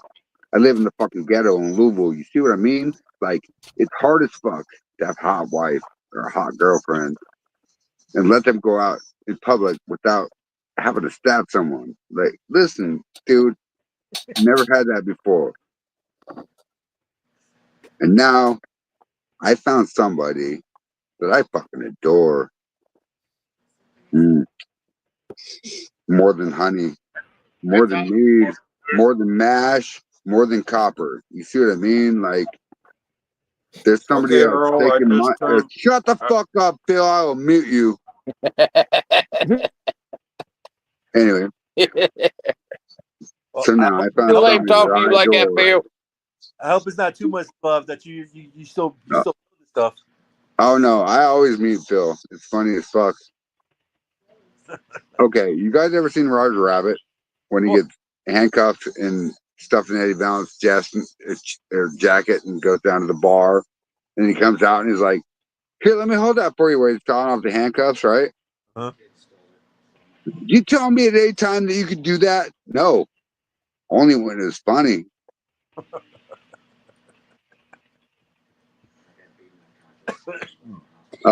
Listen, Morgan Stewart, if I wrote a song about Phil, it'd be fucking dirty as fuck. So his fucking son fucked the neighbor and stuff, like a lesbian stuff, funny, you see? And now Phil's stuck with the tragedy because they moved out and she still has a grudge. They fucked up Phil's planting stuff. Okay, so let's talk about that shit. Phil's got beef with the lesbians next door that he didn't have fuck with. That shit is great as fuck. I can write stories about this stuff. On that note, Phil's pretty tough. I hope his mind is same capacity because his son Brandon probably has the tenacity to fuck any girl that he sees. You know what I mean? Like,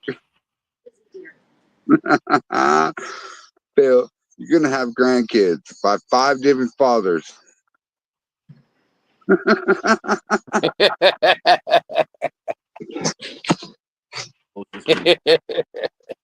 Close this window. Did you guys understand all that shit? Because it just came out of my face like a bitch. Oh, where's Cody? I need Cody. Cody. Yo, you guys have any tips about strawberries?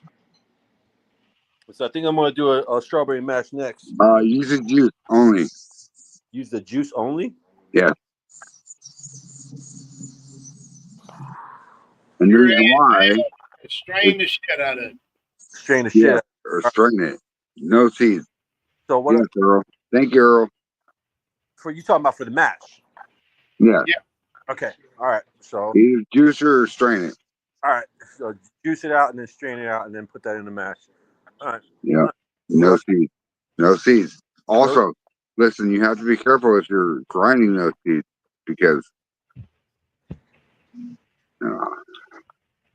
I will show people my Saw fucking Brandon lighter guide. something on the Lesbos.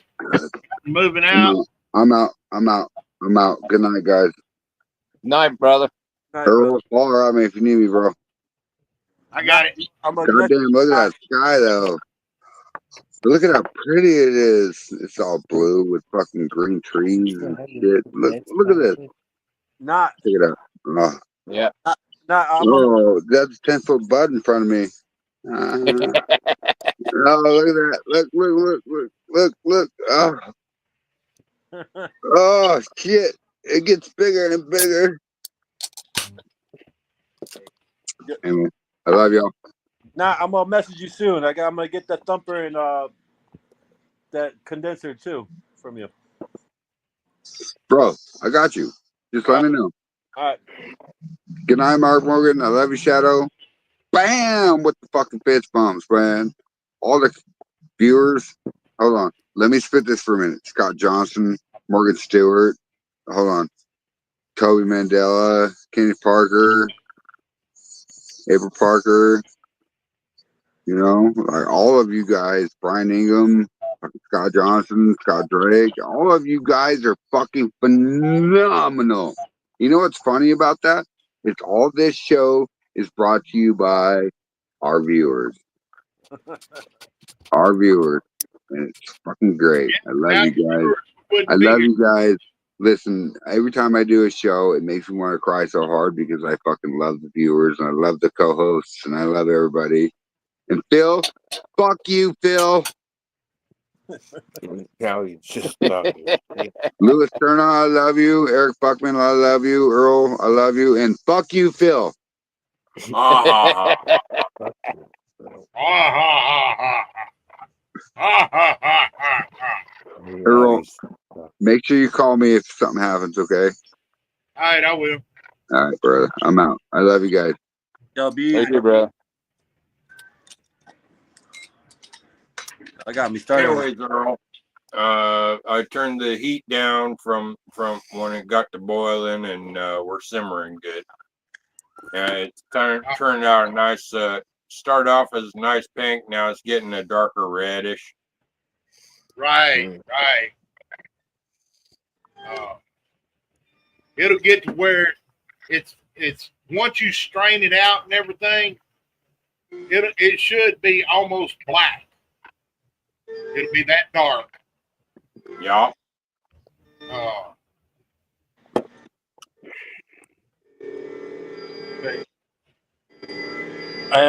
When I made my cherry peach mash. I went away upstate for a little bit for like the weekend, and when I came back, man, I had a nice cap on my mash before I left. When I came back, the whole thing just dropped, and I walked in. I was like, "Oh damn, man, this is ready to run." So I strained it all out, and then I let it sit overnight, and then ran it the next day. Man, my first bottle came out like 140. Yeah. I was like, hell yeah. Oh, Earl, I'm using Tick Tick Boom to cook it. All right.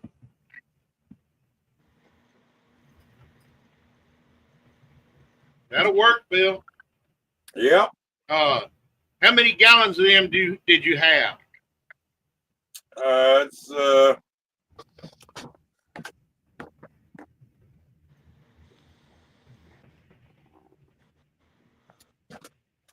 I'd say maybe about 4.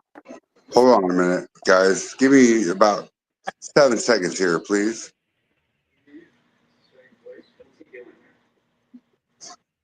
Call me a fucking liar, Toby. A fucking liar. Ever since I asked you to help me with money, you treat me like shit. And I'm the fucking liar? Are you fucking kidding me, Toby? Let's do it live. Fuck it. Here. Fuck it. Let's go, bro. Come on. Bring up your point. Bring it up, dude. Come on. Dare you. I fucking dare you, dude. Dare you. Bring up your fucking point or get the fuck off my band-aid. What's up, Jason Acosta? Sorry. Jason. This is getting deep here. You fucking call me out on my own live show? Really? Toby?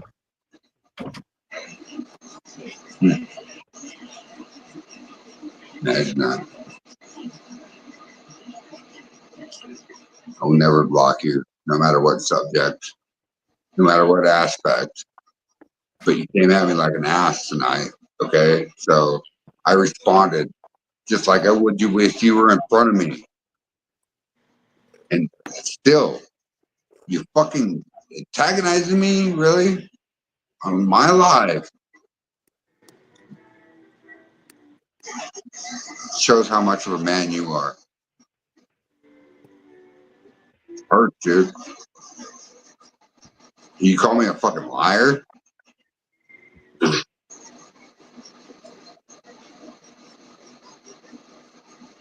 It's funny. Hey, I man. could show you this. What I could show you this, my hate hand. But I love you, bro. No matter how much shit you talk to me, I love you, bro. Toby, I love you. I love you, dude. It's not this way. Two things a man has in this world: his word and his balls, and you don't break them from nobody. Bro, listen, Lewis, it's getting deep. It's getting deep. The only reason why it's deep is because the moonshine community makes it deep, you know? Like, they all know us, and they all just take their fucking knives and hurt us, bro. Like, on live. Like, you can't even fucking call me like a man. Like, I get it that I declined your call while I was on live, but you had 5 days before that, or 7 or 15 or whatever. Phone fucking works both ways, man. Listen. You don't text me. You don't call me. You expect me to do the same to you? I don't pay for that. Facts. I put into people what they put into me. So if you put in half-ass, I'm gonna put in half-ass back at you. Yeah, no, dude, listen. And this is why people hate Spray Not and love him at the same time. Because I don't give a fuck, dude. I'll spit it the way the fuck I think it. Yep. If they don't fucking like it, they can fuck the fuck off, motherfucker. You know what I mean? Like, Rocks. listen, you don't own fucking rent in my head ever. Nobody. And okay, I'm gonna sound like dick on this, but there's a lot of people I think about every day, right? A lot. And it's people that I think about every day for a fucking reason, okay? When I don't think about you, it's because you fucking blocked me.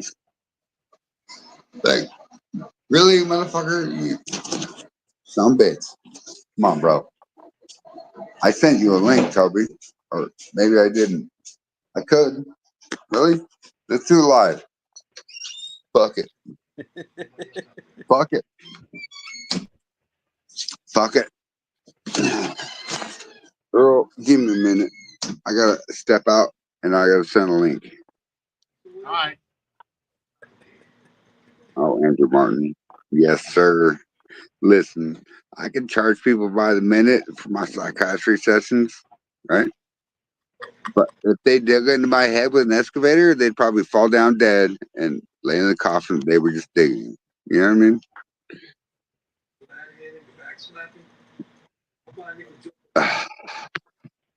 I can't wait to slap somebody with just words and do it for years.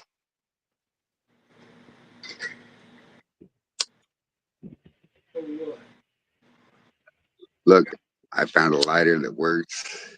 I found a lighter that works. I get high and it hurts. I drink it first. it makes me fucking concerned. Next thing I know, I'm fucking numb as fuck. My fucking muscles don't even tense up. This is my dog Draco. Oh, look at that hogget. Oh, look at that hogget. Oh, cute. He's a good boy. Yeah, good boy. That's awesome, dude. Errol, where's your hogget? Good boy. Do what? Where's your hogget? She's wandering around somewhere. Mine's in the house. No, I'm drunk. Oh, shit. She knows she needs All to right, get in here. listen. What sucks is I have two 15s behind me, two 12s in front of me, and this fucking 6x9 surround sound. Oh. In my living room, it sounds so basic as fuck. That shit just makes me fucking not even care about all this stuff. You know, you talk shit to me in my fucking live, I'll fucking be jived. Like, listen, bro, it hurts so. But I got this shit. It's execution double non-stop. And I'm not talking about bring the gun. I'm talking about getting me out of my fucking mind, son. Like, that would disappear beyond years, beyond eons. You see how that's clear? Hope you understand that in recognition, because that shit is, bro. How you doing, Renee? What's up, Renee? Andrew Martin says, ding, ding, ding, motherfuckers. Drink up. Earl, you drinking? Yeah, my glass is empty. Damn it, Earl. You're supposed to be the host. You're supposed to have something in the glass, 4 or 5 glasses in front of you so you can do that shit, right? And then let your mind flow, let it go. Only beat you have is your own tempo. Mm-hmm. Look, what size thumper condenser you going with? 12 viewers. I fucking love you, viewers. Holy fucking shit. Here, let me switch this with Earl. Earl, you got the comments? I'm going to switch my screen sideways so they can see my ass. Yeah, I got the comments. Oh, there we go. Look at me. I'm afraid not, yo. I got this shit, bro. We fucking doing everything that we need to do. And we're going to switch Eric Buckland with guess who, you know? Jason Costa said, ding, ding, ding. Renee says she's been doing good. Just helping my kid out lately, trying to get her moved a little closer to her. If you guys really want to know what my mind's been through lately, it's something that I cannot explain. It's beyond the moon, beyond the stars. My feelings are kind of restrained, but at the same note, I want to let them go and see what tempo, you know, like. Welcome back. Oh shit! Afraid Not's drunk. We got 13 viewers, and Afraid Not's in the house, bitches. What's up, everybody? Love y'all. Some rhymes, Free. Andrew said at least 5 glasses. And telespray. Just what? Just what? Andrew Martin said, tell us, Frey. Oh, Andrew Martin, I love you, bro. You from Colorado. You got fucking some of the finest banana, though. Oh, shit, I can rap about that every day. I drank that shit in my fucking face. It made me fucking faded every day for 3 days or 2 or whatever the fuck it was. I don't give a fuck, bro. It was fucking weed. Oh, shit, fine. And next thing we know, we got some drink. Like, it came in the mail, and that shit made me think. Like, listen, bro, you a banana guru. You fucking good, dude. I love you, Andrew Martin, Colorado. Shit, I'm sorry I moved so far away from you. Jason Acosta, who you got a 4 grain bourbon competition with? Everybody. So there's 2 competitions. Roy Warner didn't mention it earlier, but there's 2 competitions. One competition between you and Mark Morgan, right? Still to find out, which he backed out of because the postal shit didn't work. Whatever. Blah blah blah. Blase. Right? So there is a 4 grain whiskey competition coming up. It doesn't go to Farm to Bottle. It doesn't go to any of the fucking festivals that we're doing. It's right here on the collective and the militia. Like all the other groups, everybody that we're showing to. We are inviting all to this corn 4-grain mash competition. 4 grain. 4-grain, no sugar. I thought it was just corn. Just corn. Well, that was to me and Mark before the squashed, whatever. Okay. So the 4-grain mash. This is a separate one. Yes. Okay. The 4-grain mash bill. I will allow anybody to enter, right? Send it to my house. We will separate it through the people that we know in Kentucky. Get 5 different fucking judges, whatever, right here in town, right? And we will squash all of it. You know what I mean? Like Earl. Is there a deadline? 3 weeks. 3 weeks? 3 weeks. 3 weeks from now or when? Now, motherfucker. Jason I can't Acosta make brought that up that quick. Jason Acosta brought up a point. It's got to be made, especially for the competition. It can't be something that's been. Yes, no, I agree. I agree. You can't pull it out of your barrel. You can't do whatever you have to do for the competition. Like, listen, you have 3 weeks from fermentation, drinkable, to drinkable. Morgan said, "Gonna be some drunk ass judges before it gets started." Well, Morgan, you could be one of those judges if you give us your address. DM me, bro. I know your address already, but would you like to be a judge? You could come on live. Shit. The other night we had 8 people on live, and we were judging Mark and hold on, Uncle Moonshine and Creek Bank Labs, and it came out like equal, good as fuck. So the connoisseurs of whiskey and the connoisseurs of drinking are good. So hard to judge people in your guys' caliber. So hard. Well, I know this much. I know this much. I have some of your liquor in my fridge right now. You want me to go drink it? Going up Morgan, I've only been doing this just started 4 or 5 years ago. Well, you're a very good learner. So much that I've wasted so much money on mashes that turned out like shit. Well, yeah, we all did. And you know. I'm my own worst critic.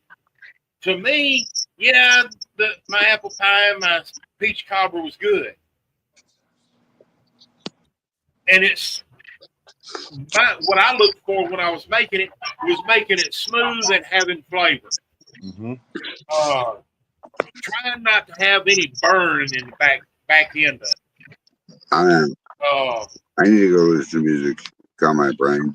I love you guys. ICP. And my corn, honey cracked corn. Yes, sir. You know, it's corn liquor. Hi, Jamie. Hi, Shonda. Shonda Adams wants to be a judge. Okay, so Shonda wants to be a judge. Margaret Stewart wants to be a judge. Jamie, you want to be a judge? Lewis? Okay, so hold on. The only rule is you can't judge your own liquor. You can't judge a competition liquor. Yeah. You can taste it on live, yes, but you cannot judge other people's liquor. Phil. What? Are you in on this? Hey, Jamie. Shonda, the tiebreaker was going to be a clear corn liquor, yellow corn, 100 proof. White light. Mark Morgan bowed out and forfeited the tiebreaker. Well, hold on. So, on that note, it's because shipping issues. There's a longer list of things that happened why he bowed out, not just You know. Uh, I think I could do that. Brian Inger. My honey cracked corn. I start out with just the cracked corn. I get the purple corn. I know you guys are good. Jamie, you could still be a They buy judge. 2 more. In And fact, on that note, Jamie, if you were a judge and not drinking liquor, that'd be fucking fantastic. So you would have a different aspect of note with your palate that nobody else would bring to the table. So, Jamie, do you want to be a judge? It would be honored for you to be a judge. Shonda, yes, you too. You too. but on my corn, when I started out, I'll put my corn into my barrel. I'll get 3 gallons of water, Oh, yeah. and then I'll dump it in on the corn, and I'll start blending it with my drill. Yeah. And Do you with the corn I'm mash? out, guys. I'm out. Great, like the Wait, kernels. no, I want some gummies. Oh, anybody else got gummies? I do. Do do you? I do what, Lewis? When you do you blend it like make it like a Fuck, I don't know if I can get up. It's cracked corn straight from Tractor Supply. It's already cracked. all right. So you just steep it. Basically, yeah. But I put it in the barrel with the boiling water, and I'll blend the shit out of it with my paint mixer Yeah, I got one of those. till it starts getting thick. I'll add some amylase to it and blend the shit out of it some more. Because by the time it starts getting thick and everything, the temperature's dropped on it down to about 150 to 155, Okay. which is good for putting the amylase in. And I'll blend the shit out of it, and Check it out. then I'll put a lid on it What's and let that? it sit overnight. The next morning, I'll start with my hot water and my honey and my sugars and all of that, and until I get to about anywhere between 10 to 12 gallons. Okay. And usually my SG is a 1.08. Nice. And I'll let it get down under 100, and I'll pitch yeast and let her go. This that I have going right now is the first time that I've had my honey cracked corn ferment and it taken over a week to get done. Usually it's done in 3 to 4 days. Wow. By the 4th day, I'm straining it. I don't know what's going on this time. I guess I just got a better conversion out of it. Hey man, that could be like a blessing in disguise right there, man. It's gonna Exactly. This may be the best honey cracked corn I come out with. Yeah. Could have been fresher corn too. Shoot, man, I'm about to take my address. Yeah. Arrow. But that's how I do my honey cracked corn. Scott Johnson drinking 4 grain now that he just pulled from one of his barrels. Jamie, I think you would be a good judge. So what's the common 4 grain most people use? I know it's corn, barley. Usually it's like corn, barley, rye, and oats, I believe it is. It's either oats or wheat. I think oats will pull more sweet out of it, though, right? I hadn't done any wheat, so I don't know. All I've ever used was. Instead of being a person that competes in the competition, I would rather be a judge, and I will tell you which one would sell best in a bar. Okay, Bill, the competition ain't about which one would sell best in a bar. It's the competition between each one as to what it compares to the others. Uh-huh. It's just like with me and Mark. Ours was Okay, just but which one of there's ours still was gotta better be, than the other. yes, but there's still got to be a winner. At the end of the day, there's still a winner, and I would be able, as a judge, I would say who's the winner, who could get a bar on the shelf, no problem. But Sorry to interrupt.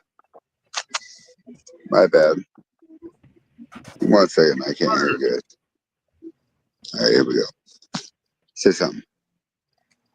say something. What? All right. So, Toby, I hope you hear this loud and clear, right? So,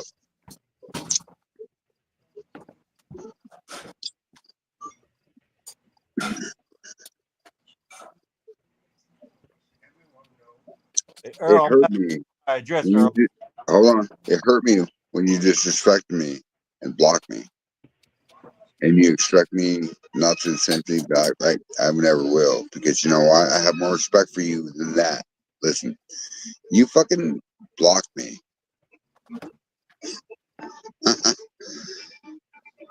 And I never kicked you out of my group. Because if you block an admin, my rule is you're gone. But you're lucky. Well, not lucky. You can't say that. Because you're my brother, dude. So, listen to me loud and clear. If you're mad and steamed on it by yourself, like a pile of shit that you fucking squatted in, right? And raise yourself up by the shit pile you were sitting in. You couldn't call me? Really? Sorry, bro. I'm not being copacetic or whatever, but you's a bitch, dude. Bitch. Bitch. Fucking bitch. I gotta go upstairs to get shot. Fuck, I'm wobbling on my fucking ass. Woo. They want to talk to me. Listen, they've been talking shit all day. Mother fucking want. You know what I got for them? A whole flock of birds. Right? Middle fingers. Fuck them. So you guys gonna want to come onto my fucking show and talk shit to me and not expect me to respond and hurt your feelings? You got something to come. You don't even know me, bro. Like, really? Wow. Sorry, Earl. Earl, Yeah. I'm gonna send you my address, man. I want to try that. What you got going on right now? That corn mash. My honey crack corn. Yeah, that sounds Afraid good. not, baby. Afraid not, dude. Try me, All motherfucker. I get it. You have wheels that you don't pay for. That you can come to every state you want, whatever the fuck. Like, really, bro? You gonna come onto my fucking show and talk shit to me? Not expect me to respond? Fuck you, dude. Really? And that means so many different levels. So on that note, I think that I put you in the same category as 4 now because there's a new one instead of 3. Huh. John Miller, Brian Silcott, Randy Thompson, and guess who now? Toby. Huh. Fuck you, Toby. Shonda said, "What did she miss?" Oh, you missed a lot, baby. Probably the G spot and everything. But yeah, Lewis, just drop me a line with your address, and I'll hook you up. Nice, man. Nice. I'll send you one of mine too. Fuck You that got shit. stickers? These motherfuckers want to come onto my show and talk shit. Fuck you, bitch. You take your motherfucking game Drop truck one of them in and there too. drive down the highway Sure. miles and get paid like you were. And you think you're better than me? I'll add it to the others on my refrigerator. Oh, Shonda, you missed me ranting about raving and somebody that came into my show with not even his own name, though, because he blocked me, bro. So he had to come in backstage, though. Like fucking backside, like Randy Thompson shit. That fucking. Listen, I won't say his name, but it's 4 letters. You see? It reminds me of Obi. Without the T, you see? I guess you know who I'm talking about. That motherfucker needs to kick rocks down south. Like, bring your truck up here in Louisville, bitch. Come on to my show and don't expect me to fucking talk shit. Fuck you, bitch. Fuck you, dude. Lewis, Yes, sir. what size worm and condenser you gonna go with? Right now, I mean thumper and worm you gonna go with? Thank you, Eric. I have a small thumper and small condenser right now. I gotta come up with the money right now. I'm gonna have Ray build me a nice condenser and a nice thumper right now. But Eric Buckland is the only one that has one of my whole rigs other than his Yeah, boss. that's awesome, brother. It's awesome. I do. Yeah. Well, I have you were a second. big You were rig. second. You were second, Phil. I'm How you like them sloppy seconds, Phil? I'm interested in like a double mason. Ah. Oh shit. What's that? I'm interested in using like a double mason jar for as a thumper. Yeah, Well, yeah. Right for the condenser. yeah.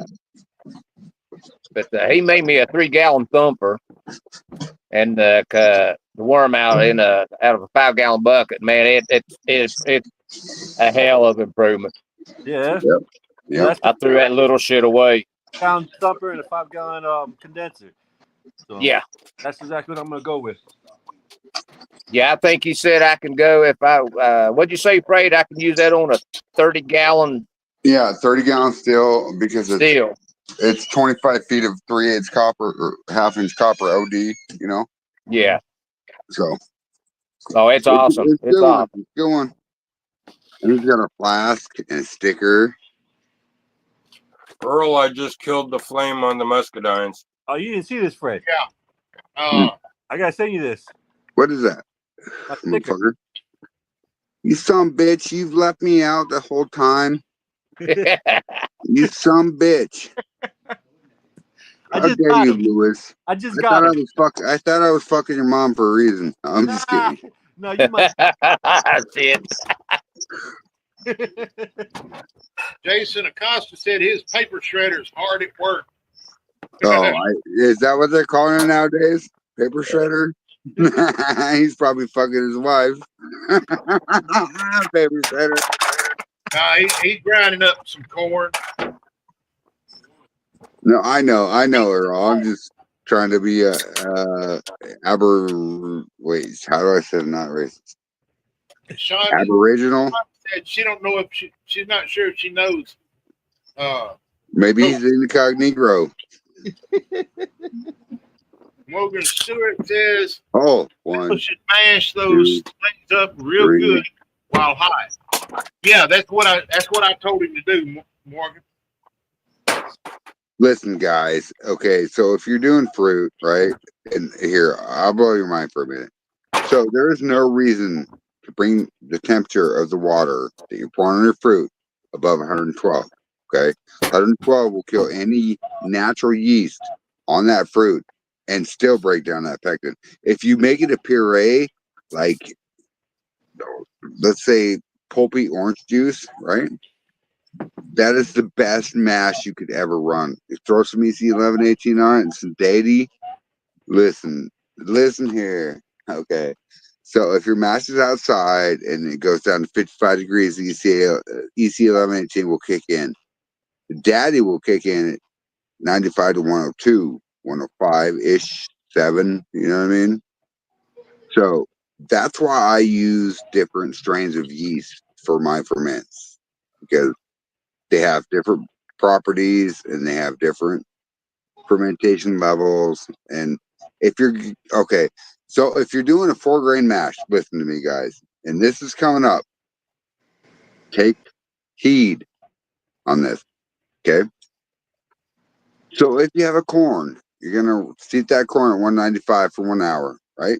If you have barley, you're gonna steep that barley for 165. for 1 hour. Okay. If you have, let's say, wheat, all right, so it's 155 for an hour. All right.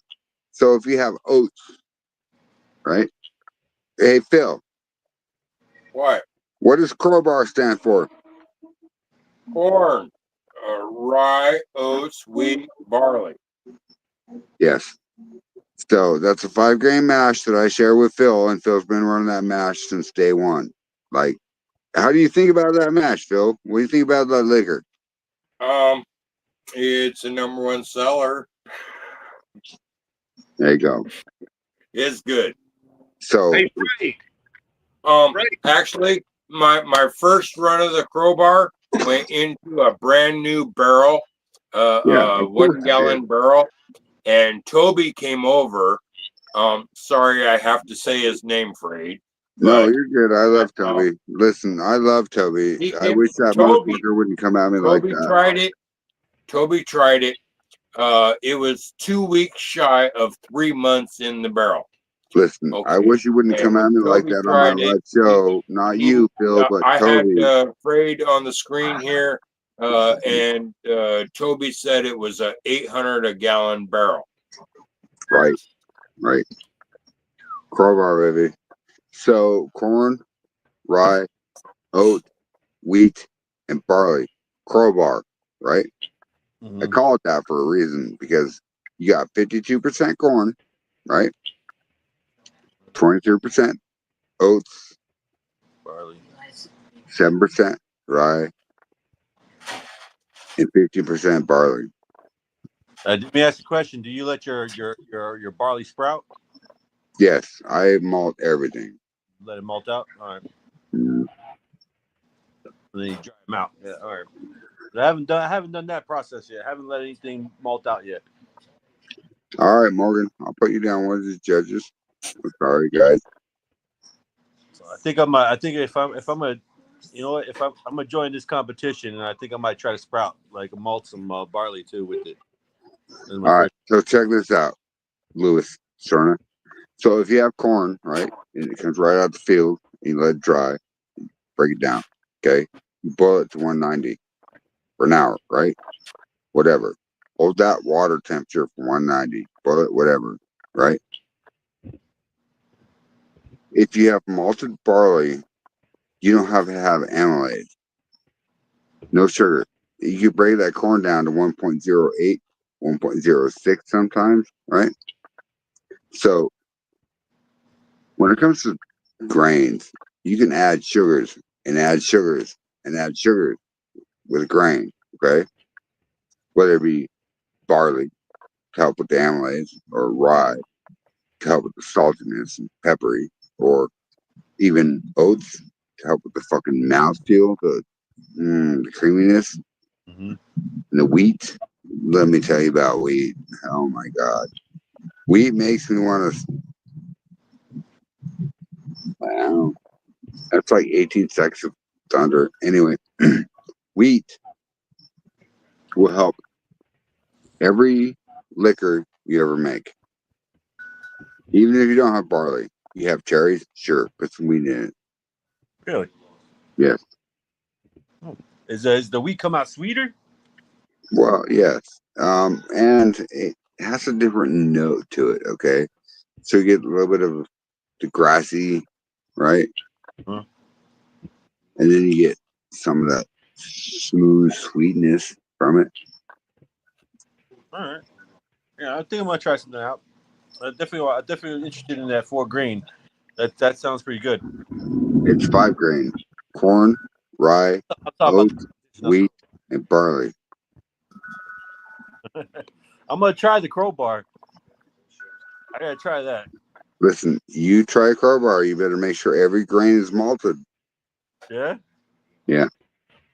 So you malt everything: the corn, Yes. oats, the barley, the wheat, Rye, wheat. rye. All right. That Yeah. sounds really good. Bro, it's so good. Yeah. Yeah. So my wife, her aunt had a party for her mother, and my aunt's her aunt's father was there too, and he's from Virginia. And this guy's like 82 years old. So I told him I made some moonshine. He was like, "No way." And he was like, "Yeah, I got a bottle here." So I brought him my bottle of cherry peach and everything. He took a sip of it. He was like, "When you making your corn mash, your next corn whiskey?" I was like, "Oh, I plan on making it soon, anyways." But he was like, Okay, James. "I'm gonna pre-order a jar from you right now." I'm like, "Say less." Alan Brown says, "Ding ding ding, bitches." Chris Paul says, "We did smooth sweet." Yeah, so we did smooth sweet. Ring that bell. There we go. Look, there we go. Everybody needs to take a drink. Cheers, brother.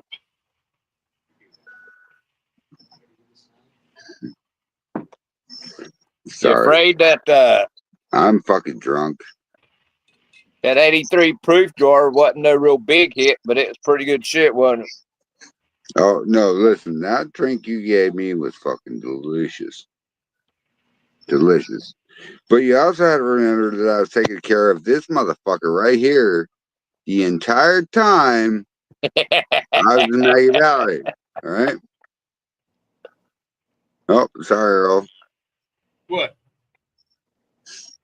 Somebody want to be nosy. Oh shit, where'd Phil go? Damn it.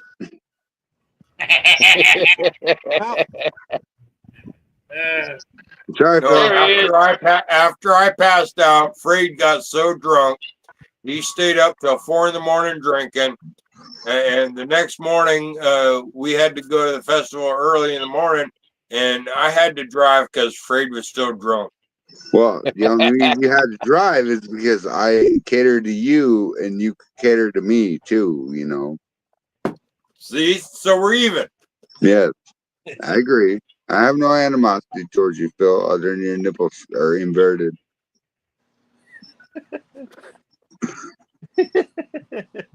Anyway. Scott Johnson said if he don't have wheat, he has Wheaties cereal. Yeah, anything. Yeah. I haven't done that yet. Like I do want to try like a cereal mash one day. So I've done that with Fruity Pebbles, and it smelled like a baby fart, like a green baby fart. It stunk. H2S. Right? So, But at the same time, if you run that mash through your still, it will not carry over. No? No. Damn, that sucks. It's actually makes Well, no, it doesn't suck. I mean, the smell doesn't carry over, but the flavor, yes. Oh, so you taste the Fruity Pebbles in the shine? Yes. Not the ass. I'm gonna get Captain Crunch all berries. All berries. That's what Oh, Earl. Okay, so text me the ingredients on that. I can help you compensate. I don't have the box. I've done that. I know. I've done that though. Like, have you guys tried? Anybody made like a sipping cream? oh, we all make sipping creams, bro. Like, we make liquor. We make liquor, baby. Oh, in fact, I need to go get some. Wait, do I have any more? I think I have some Earl apple pie and Earl pecan or peach cobbler. I know what you don't have. Sipping cream. Oh, Sledgehammer. yeah, I drank that bitch first night. You're afraid? Oh shit! I want to turn my strawberries into a sipping cream. I don't think I'm all right. Strawberry sipping cream is delicious. Exactly. So, Especially when you use real strawberries in it. yes. Fresh strawberries. Okay. Kind of like a strawberry. That's what I went to. I mean, like I say, I make my shine, but I got into making liqueurs, creamed liqueurs. Yeah. But you know, a lot of people, they just do it like to 440 proof. Well, with mine, I'll make mine anywhere from 50 to 60 proof. Yeah, but you start your shine, it's going to be like what, 90? You see, here's what I did for the. I know y'all have heard about the the orange creamsicle, Yes. the recipe that's out there online. And I took it and I took the orange out of it and put strawberry in. Yeah. And on top of it, while I was making it, I took some fresh strawberries and dropped in there when I was blending it up. Yeah. See, with mine, when I do mine, see, I use the. That's why I do a more of a higher proof because I use the flavored syrup. Now, what kind of cream are you guys using? Well, with mine, I use the French vanilla cream. The coffee. That's what I use is the French vanilla liquid coffee cream. Yes, that's what I use. All right. But like I got now, I make 19 different flavors, and I can't keep that shit. But here's the thing: you've got to refrigerate it. Yeah, that's the only thing about it. You have to refrigerate it, and don't put it in the freezer because when you got the cream in the when it's got the cream in it, it'll freeze. Yeah. Or it'll get slushy.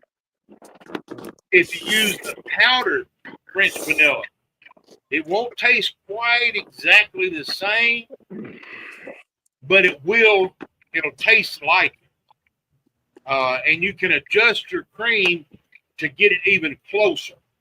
Yes. Uh, You guys ever? This is a thought. We were just talking about the cereal shine and everything. Would it be interesting to get into like a sipping cream too? A sipping. I don't know. I've never done a cereal. I've done both liquid cream, dairy cream, and powdered cream. When it comes to powdered cream, I usually use this right here. Okay. Yeah. It is more shelf stable, lasts longer, and don't need to worry about refrigeration. That's what we just said, Phil.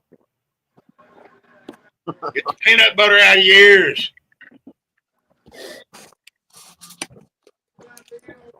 But I got in, like say, I got to make it like a banana cream pie. That sounds good. You need that one. People fall. I mean, I can't keep it. You know. Yeah, last summer I made banana cream pie from my banana brandy, and I couldn't make it fast enough. It just kept flying out the door. Yeah. Let me ask you something. Like with the bananas, I heard that you got to freeze them first, and then turn it into banana juice. No. Mash. Nope. No. That's not me.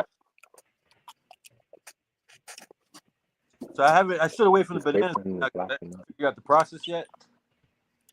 But I've heard of multiple people doing banana brandy, and you are the first one to say anything about freezing it first.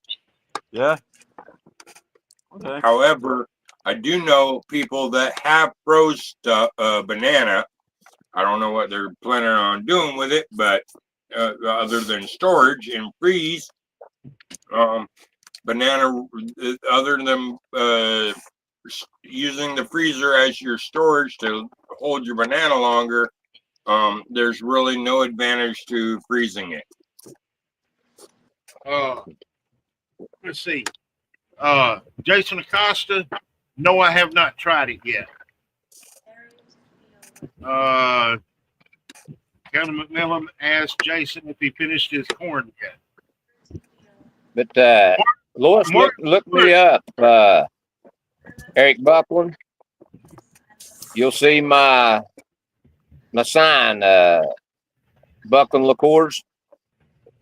That's me. If you see the blue sign, Buckland Liqueurs. Okay. Hey, Morgan Stewart told me Phil's plane is about to land. Where are you coming from this time, Phil? Outer space. As far as I know, I'm still here in the bar. I haven't gone anywhere. Morgan Stewart said, yes, freeze the bananas. Hey, look. Then that's two people.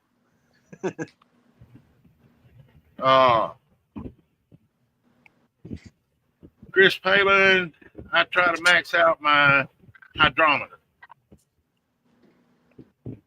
Okay.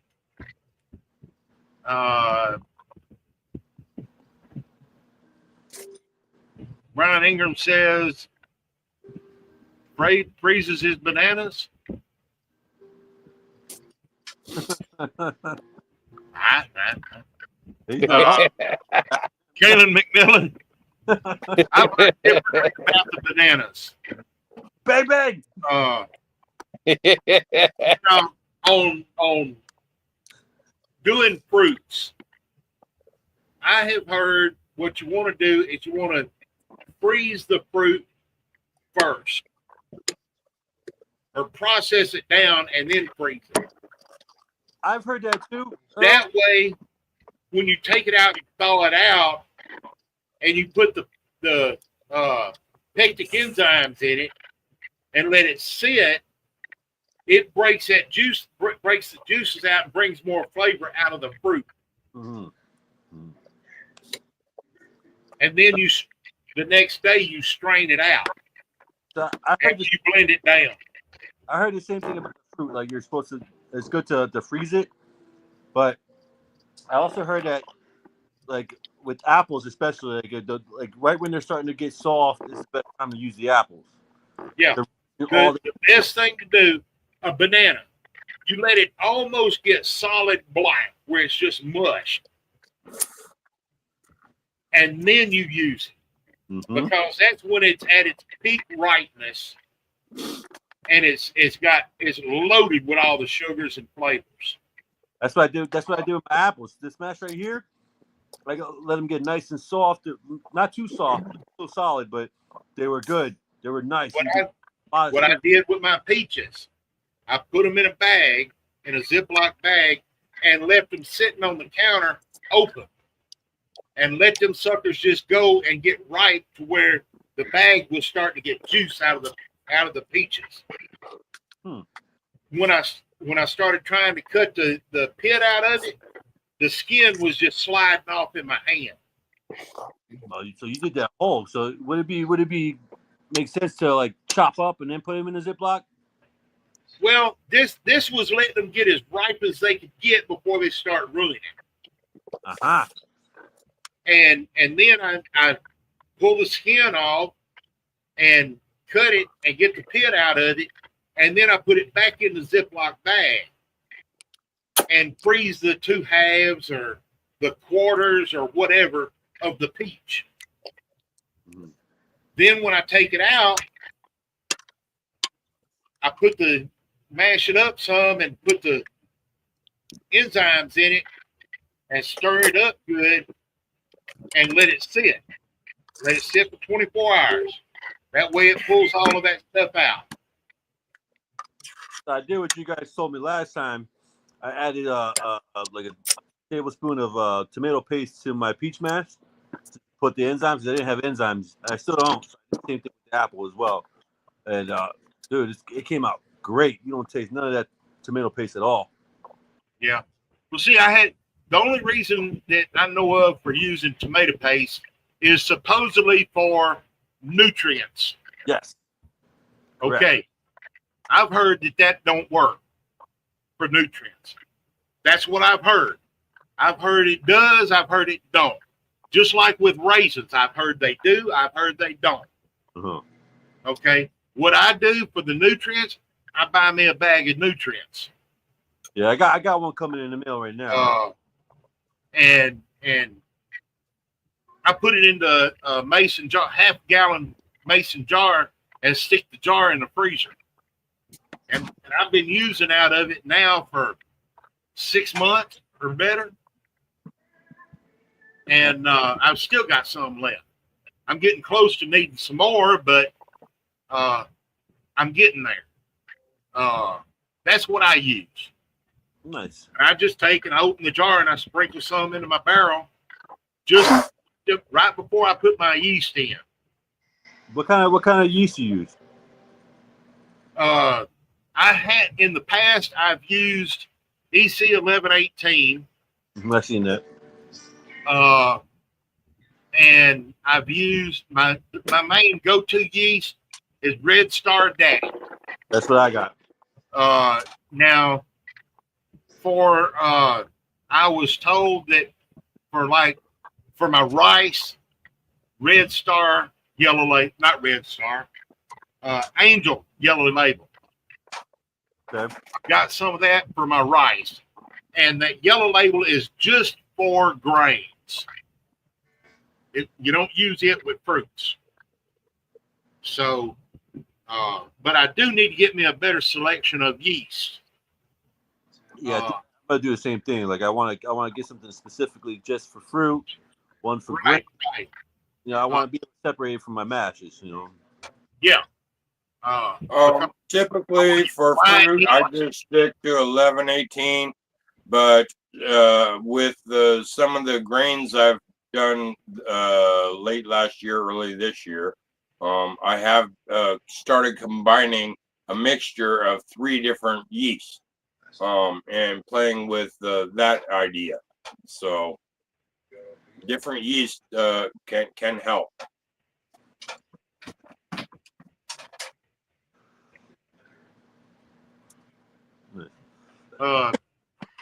Brian Ingram said that it breaks the cell walls of the fruit by freezing it. He does it in wine making. Morgan Stewart said, "Good night, y'all." Nice. Take it easy, Morgan Stewart. When it comes to making wine, just stick to EC 1118 and you'll be good. Yeah, my wife asked me to make her like a blueberry wine. Well, see, I got to get me some muscadine so I can make me some muscadine wine. I've had a request for it about a week or so ago, and I told him, I said, I ain't got none right now, but I did have a gallon jug of 130 proof muscadine shine. He said, how much you want for it? And I told him. He walked away with it. I mean, I'd been holding on to it for a year. Earl, am I going to add sugar to this? Not yet. Are you going to go ahead and mash it in tonight? As for tonight, I'm just going to let it cool. I'm done with it. Other than if I'm going to add sugar, now's the time to do it while it's still hot. Okay. Go ahead and strain it out. That would be more of a tomorrow event because I would have to pour it through my wine press to filter it out. Okay. I don't know how it's going to do leaving all the skins and stuff in the juice. It shouldn't hurt it. No, they can sit overnight and cool, and then tomorrow I can put it into my wine press, strain it out, separating the pulp from the juice. All right. And I was told something I could do with mine whenever I make my juice and everything is take the skins and all the pulp and stuff and make a grappa out of it. Yeah, I can do that. Me personally, I don't know what the hell a grappa is. Grappa is just okay, it's the same thing, but instead of using these muscadines, actually these muscadines are like 4 times larger than my wine grapes, and they bust open and the same color of meat as my wine grapes. So it's like these muscadines are exactly like 4 times bigger than my wine grapes. And so far I'm just making my normal wine at this point. Yeah. That's That's what you're doing is once you get the juice all out and everything, you add your sugars and some water to it to get the gravity and the amount, and put it over in. And once you got your gravity right and your pH and everything right, pick your yeast and start making a wine. Mm-hmm. Yeah, I can And do then that. once you have the wine, however many gallons of it you got, because if you've got 4 gallons of grapes, you should have at least 8 gallons of wine of juice. Right. So you should wind up with 10 or 12 gallons of wine. After you add Actually, no, water. hold on. We're getting numbers all mixed up because right now I'm using the 10-gallon pot from Tick Tick Boom, and it's about I would say four out of 5 gallons is not quite halfway full yet. So Okay, but right now, and that's with the pulp. Once I filter the pulp off, that's going to be less volume. It'd be closer to 3. okay, but you hadn't added any water to it to thin it down. Right. Once you add your water to it, say you got 3 gallons of juice, you should have more. If I was to have make a hell of a lot more juice than that. yes, if I was to make this into a wine, as normal, after I put it through the wine press, and filter it off that way, then I'll squeeze out the rest of the pulp, just like any other wine, and then I can turn around and either discard the pulp or work that into a drop of brandy, which is pretty much the same thing, just adding more water. Okay, here's my thing. When I do the muscadines to make my jelly, I can take a 5-pound, a gallon size Ziploc bag, which is about 5 pounds. Muscadines, and using those 5 pounds, I'll wind up with about 2.5 to 3 gallons of juice. Right. And that's 1 gallon size Ziploc bag. And you've got 4 gallons of the grapes that you started with. So you should be winding up the final juice at least 8 to 10 gallons.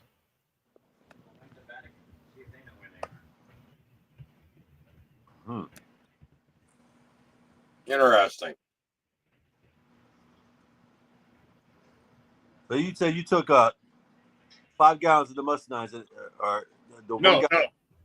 1 gallon Ziploc bag has 5 pounds of muscadines. And that turned into how many gallons of juice? 2.5 to 3 gallons of juice. That's not bad, man. It's not bad at all. What Amber gave me today was 2 of the plastic grocery bags, packed full, heavy, of these muscadines, and once we put them through the fruit grinder and into the pot, and get just enough water to level off, and mix it in and level off, then right now the pot is 4 out of 10 gallons. But you hadn't strained it out yet. I haven't strained it out yet. It's cooling down. When you put the muscadines into the pot, about how far up the pot did it fill it up? Before I mixed in the water, it was closer to 3. Mix in some water. Now it's about maybe 4.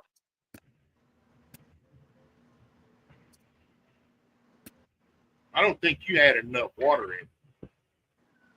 Oh, that's possible. It's kind of like a thick soup or a thin stew.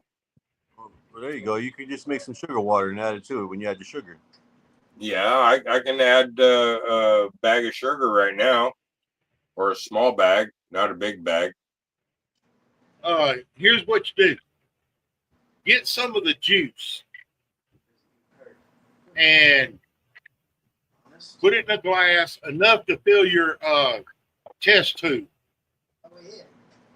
And put it in a glass and stick it in your chiller. And cool it down, and then pour it into your test tube and check your gravity on it and see where it's at. It'd be a whole lot easier just to wait until morning and then try to do that. Well, then you're going to have to water up and all that to bring it up. Yeah, well, that's where the trying to figure out what the gravity is has a major problem with temperature. Why not just wait until it cools down naturally tomorrow or overnight, and then I can do all that in the morning when it's cooled down. But how are you going to put the sugar in it and melt the sugar? Turn it to sugar water. Yeah. Make sugar water. He's got to add more water to it anyways, right? Right. It needs to know what his starting gravity is of the juice before he starts adding to it. Right. Okay, I see that. Because once you start adding to it, that sugar is going to increase the volume of water of the juice. Right. Mm-hmm. Right. Let me find a jar that and I'll try to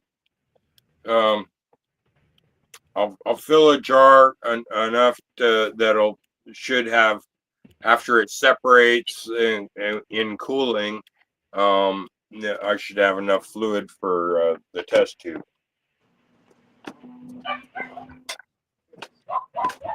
I would think I'm going to have to start with a half-gallon jar here.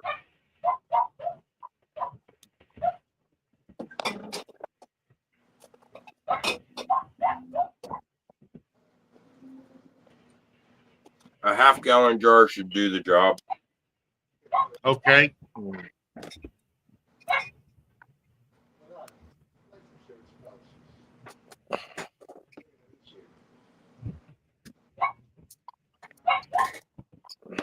Fred, if you can hear me, Eric is backstage. If you could add him back in. Ding, ding, ding.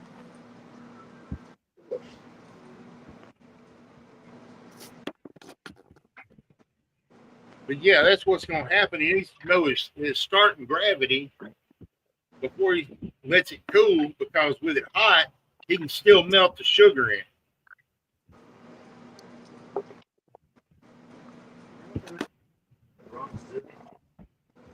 I enough to burn my hand trying to strain it off here.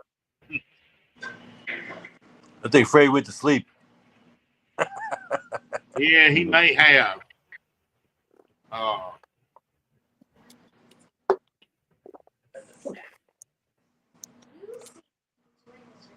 But also thinking about it,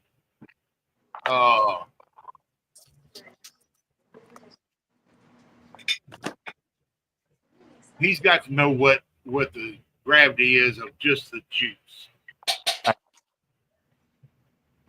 And then Earl, as far as the juice is going right now, I definitely have to add more water because it's too thick to strain through this. okay, I'd say add 2 gallons of water. So it'd be like water? Do what? Not yet. He's trying to figure out the gravity, right? Well, he's having a problem straining it to be able to figure it out. And I told him, I said, just go ahead and add 2 gallons of water. Okay. Yeah, right now it's too thick to go through the cloths. Yeah. So I have to have, Go ahead and add 2 gallons of water to it and stir it up real good and let it sit on them hulls and everything. And we can go from there. and I'm using distilled water that I distilled in my baby still, the Beaver in the kitchen. Okay.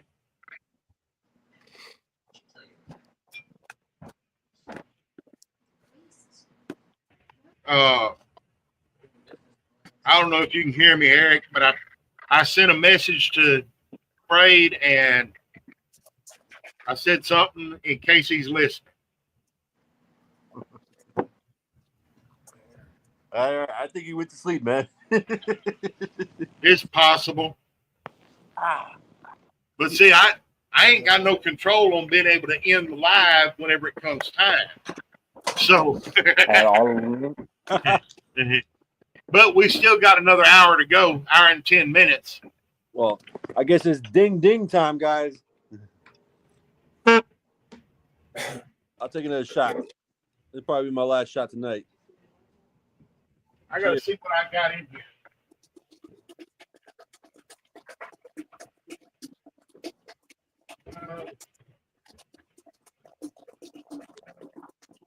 I got a little bit of blackberry.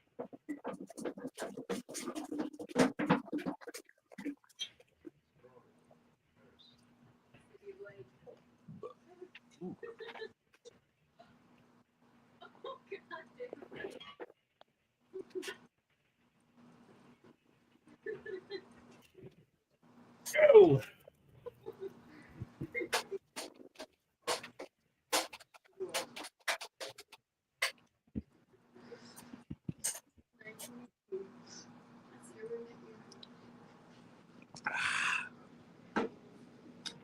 That's good. That's good, Shine. Ain't that pretty right there? Oh shit. That's good, guys.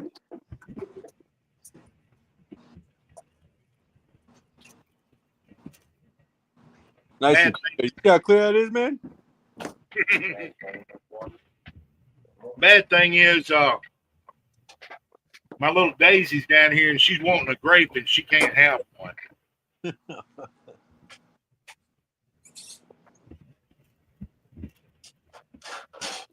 Where you go? If I was to get a bunch of grapes to mash in, these green ones are the ones that one to go. Yeah, that's all the grappa is it's scraps that they after they press the grapes for the wine. Yeah. That's all the grappa is. They use those scraps and they turn it into the shine. Huh. But yeah, if I was to go buy a bunch of grapes, these green ones are the ones I'd get. No, baby, you can't have one. They're bad for you. I'm sorry. I'll bounce out. Oh. Eric's out. What, he's gone? Yeah, he said he was on backstage and he's out now.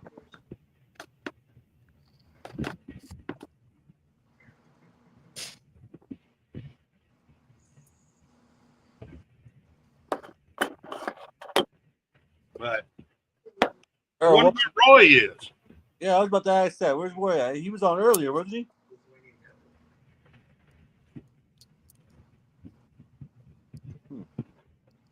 Yeah, he was on earlier. And then he bounced out.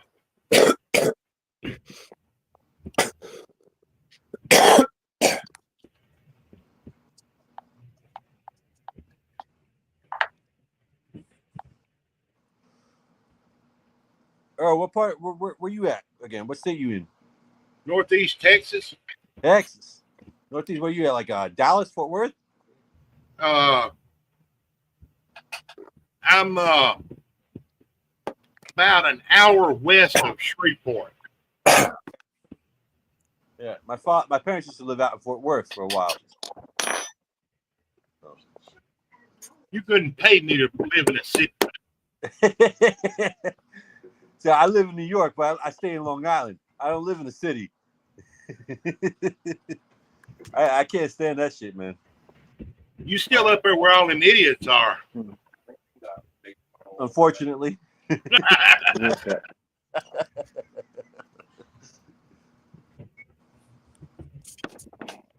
Tell you what, dog, they make some good wine out here, man. Well, I've been thinking about starting to make some beer. Okay. I gotta look into that process.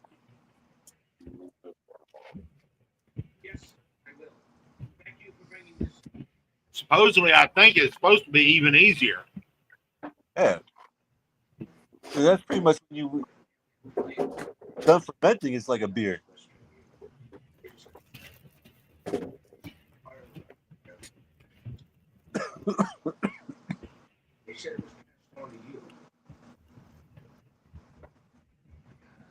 Oh man.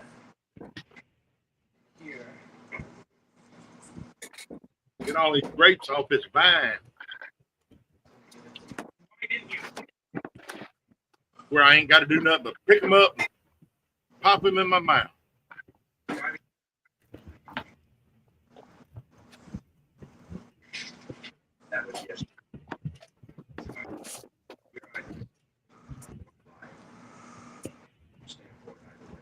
All right, gentlemen. I think I'm out of here for the night. I got All right, man. tomorrow. Don't forget to drop me your address and I'll get something out to you. Yeah, I'm gonna do that right now. I'll send you a friend request too as well. All right. All right, brother. All right. Take it easy. You guys have a good night. Phil, have a good night, sir. Let him know. He's out there busy. I see him working. Have a good night. Have a good one, man. And then there's two.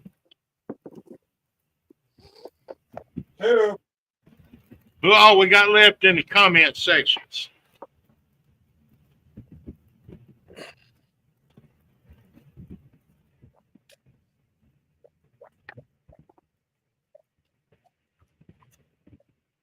I don't even know if we got anybody listening. That's all right. We'll be. Who said that? Who said I'm listening?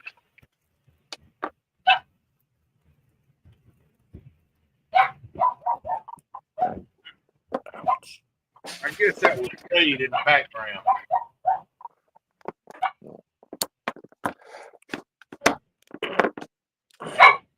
Owie.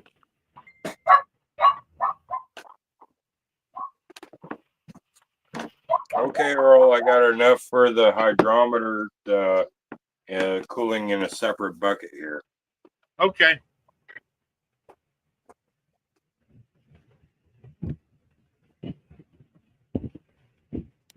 Gotta clean up my mess. Yeah. All right. Well, it looks like it's me and Bill and Chris.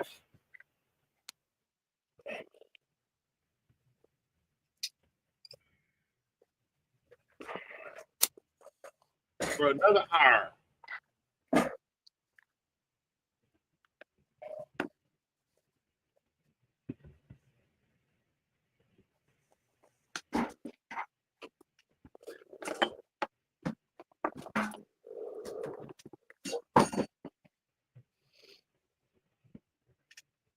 That must be Brandon I saw blowing smoke. Probably. Considering I'm working.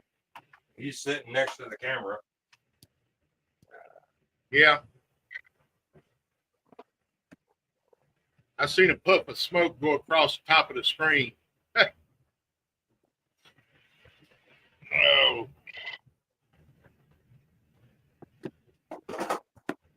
I gotta figure out something to do with all these damn peppermint sticks I got.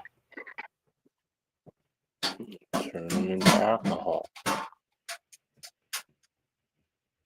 And I got a gallon jug of peppermint liquor.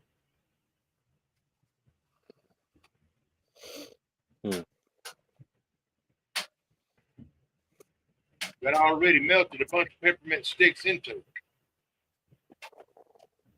What I'm figuring is melt the rest of them that I got, and then put them in the pot with another couple of gallons of liquor and distill it.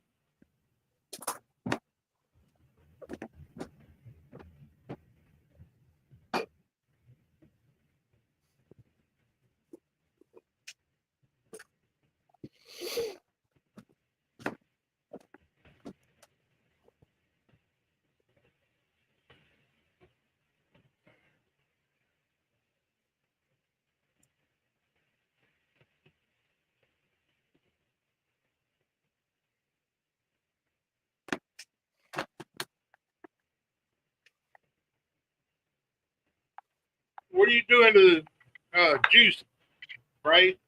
I mean, Phil, damn it. What? What are you doing over there with the juice? I just put the lid on Tick Tick Boom, and now I'm trying to put an airlock on it. Oh, okay.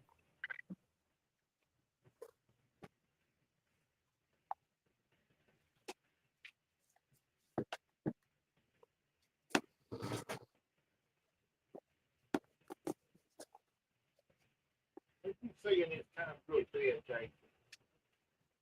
Is that what you saying, Jason?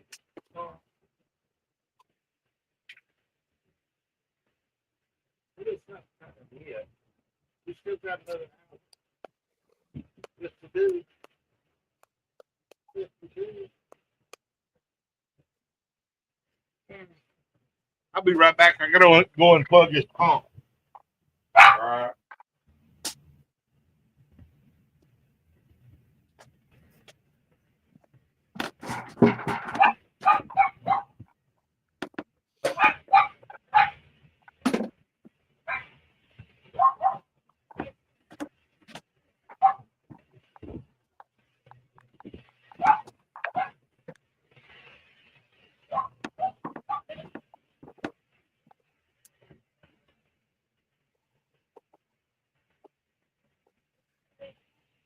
Anyways, for those that are still watching, yeah, right now I'm making muscadine wine at the moment. But it ain't gonna be a wine when I'm done with it.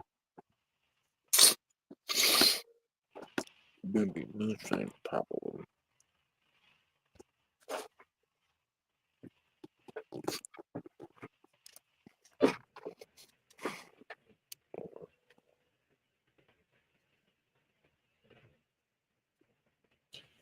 Boy, I don't know what I'm gonna do with this dog, man. She just barrels off into the tall grass and stuff down here by the creek. She's gonna wind up barreling off in there, and it's gonna be a snake, a big water moccasin or something up in there, and she's gonna be in trouble. Mm-hmm. Yeah.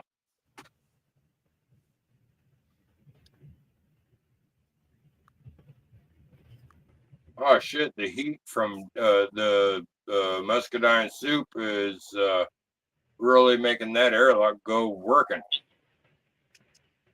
Oh shit! You're right. It's a bubble. Is it just the heat that's doing it? It's just the heat. Okay. It's cooling down, so yeah, it's just heat. Yeah.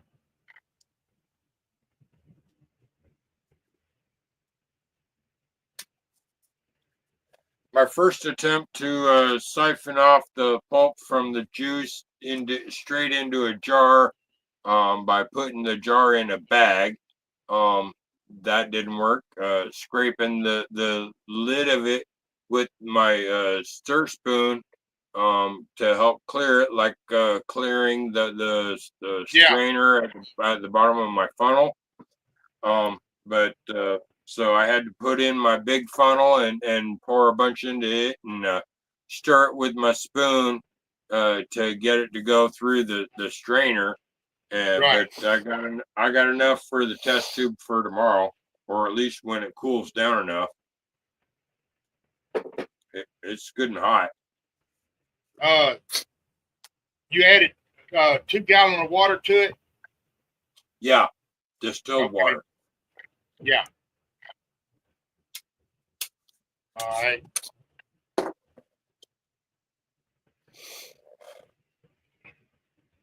Yeah, probably by in the morning, all of that stuff should be settled to the bottom. Right. Yeah, it'll clear as it cools down.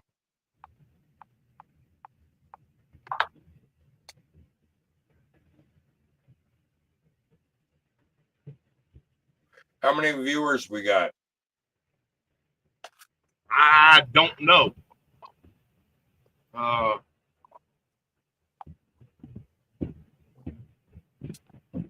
don't know how to tell that. Oh.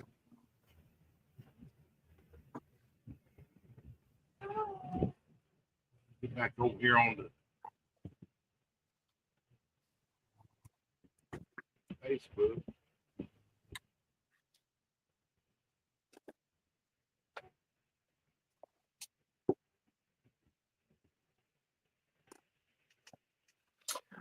A couple days ago, Roy sent me a messenger.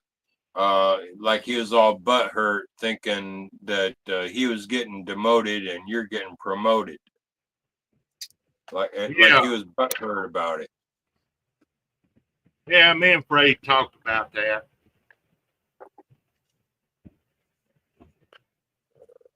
Which this ain't a every Tuesday type deal.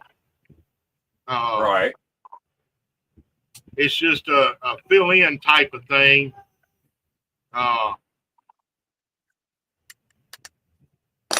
Right.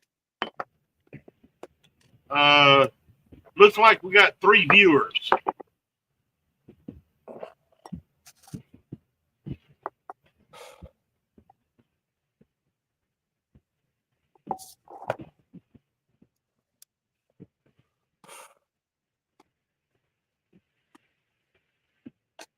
So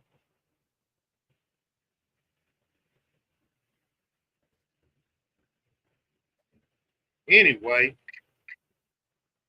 I think the 3 viewers is me and you and Chris.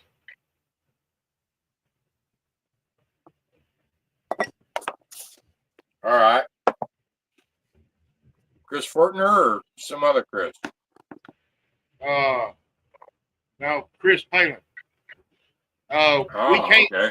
We don't have the ability to send out invites and get you in. Fred's already gone to bed. All right, we still got Eric. He's still listening in. He just couldn't get back in. That's because Fred went to bed and Roy's not here. That's the only bad thing about me doing this is Right. I don't have any of the permissions to do what a host needs to do. Right. So you haven't even gotten the full upgrade to admin, and Roy's already butthurt about it. Well, we still got Drummond Son.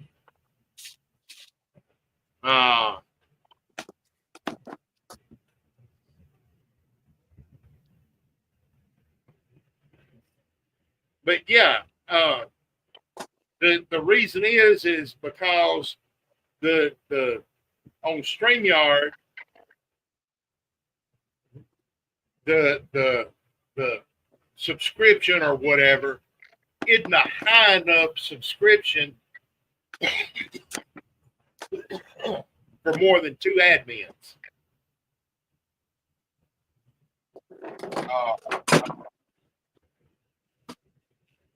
So I'm just a fill in and need one of them in the background to be able to bring people in from backstage and send invites and all of that. And so,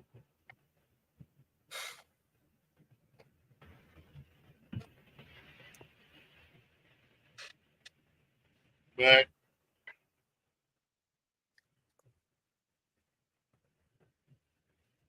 and see, if we left, I wouldn't have no way to shut off the live on. Right. It'd just be a blank screen. Yeah.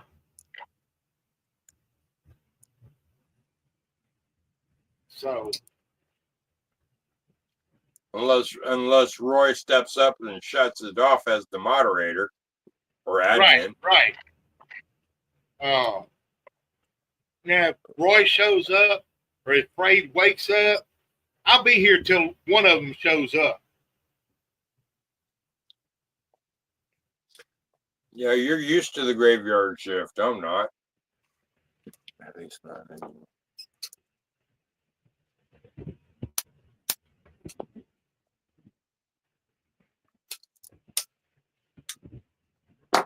I'm an early to bed, early to rise. The last several nights I've been in bed either at 9 or slightly before 9. Of course, I get up around 6.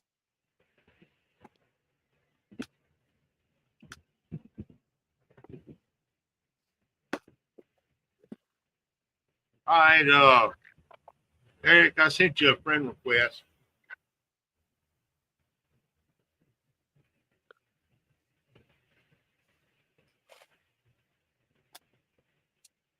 Yeah, and probably here the next few days, this view over my right shoulder here, that white cabinet's going to be gone, and it's going to be changed up over there. What are you going to do to it? Well, that white cabinet is the one that the shelf turned loose in that caused me to lose about 4 gallons of liquor. Damn. So I'm getting rid of it, and my sister has a cabinet that's got drawers on it that's 3 foot wide and 18 inches deep. And I'm gonna set it up where I reach over in and set the jars in, right, in them drawers, instead of it being swing open doors. That sounds good. And I'm gonna set up one drawer with like my brandies and stuff like that. And there's gonna be another drawer that's gonna be dedicated to nothing but my corn liquor.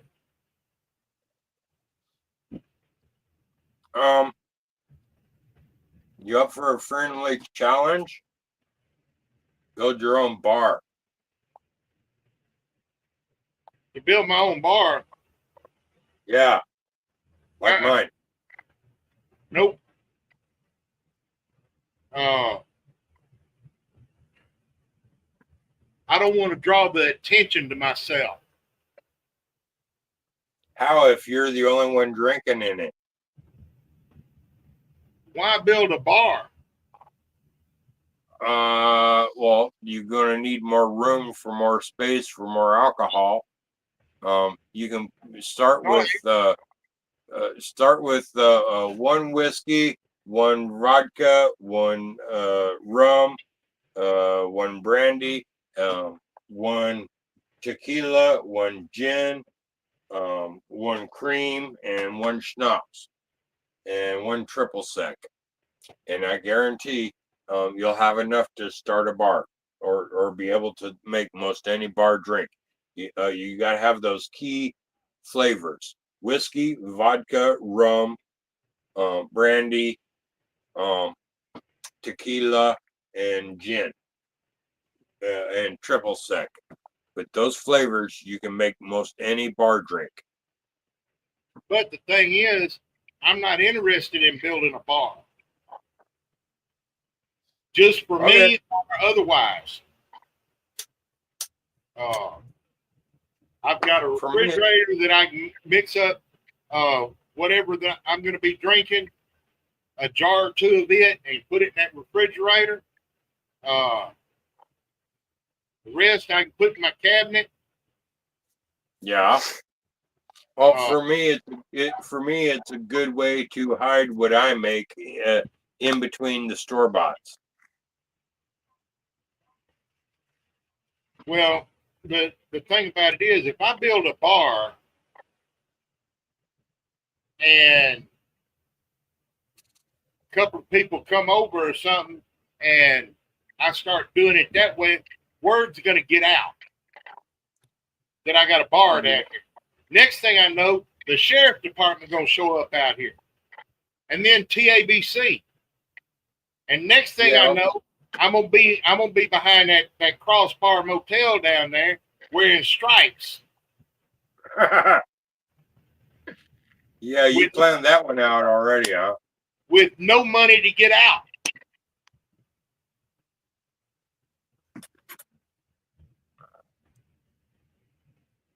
See, I've looked at all of that, and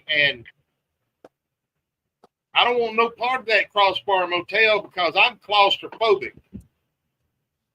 Yeah, due to my poor choices in people and roommates, whether it was men or women, I've had multiple county officers, sheriffs in my bar, and I'm perfectly legal for my bar. Well, see, I'm not.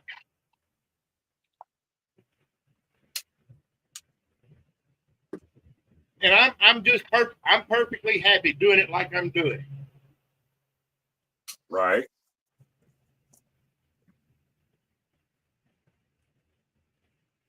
It's like that competition. I enjoy the recognition I got out of it. Because I sent liquor to more than just the judges. Matter of fact, Charlene and them should be getting their pack. They'll get a package this week. Jason Acosta will get a package this week.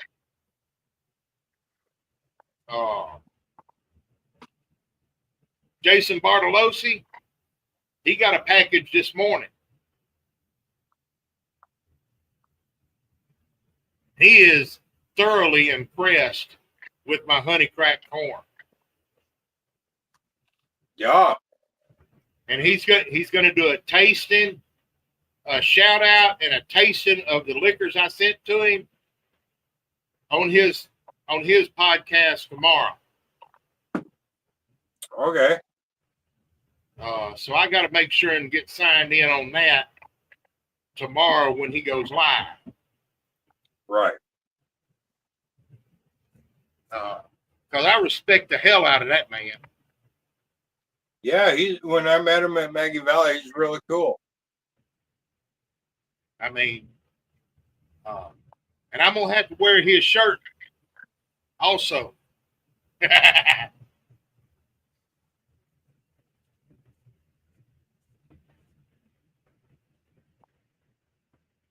Yeah, I'm gonna wind up getting some more merchandise from him. At Maggie Valley, it was real easy for me to find him. He was the only one with a spiked mohawk. Well, of course. Oh,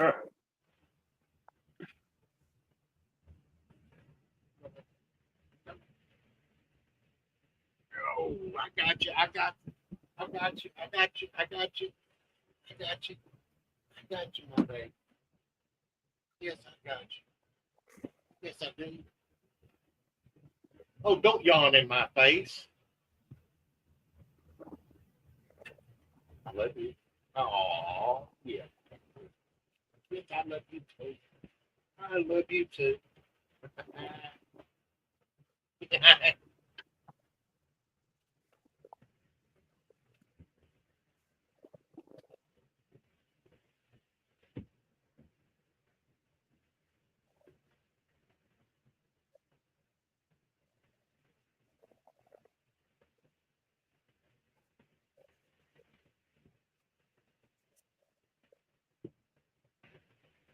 But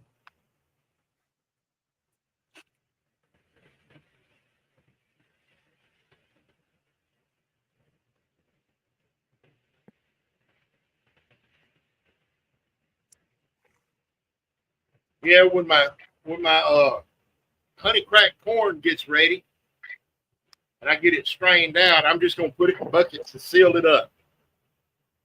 Yeah. Hold still. That way I can run some next weekend. Okay.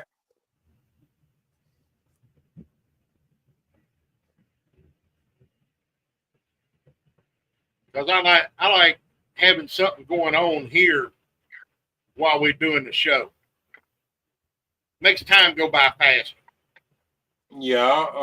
That's what I'm noticing about doing this mash tonight and doing the shows. It seems to be more active, more running by a little bit faster. Chris said his wife sat in your seat at Maggie Valley, Phil. You were very Yeah. Okay. I remember that. And Eric said, "Good night, brothers. Have a good one, Eric. I dropped you a friend request. Uh, that way we can get hooked up on Messenger." What are you trying to? What are you doing, Daisy?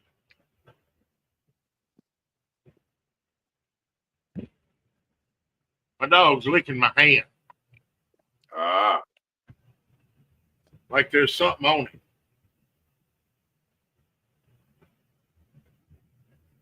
I'm gonna grab that tongue. Yes, I'm gonna grab that tongue. Right now, I'm at a crossroads on a decision as to whether or not to either bottle up about 4.5, 5 grand in wine, or sacrifice some of the money and by turning it into brandy.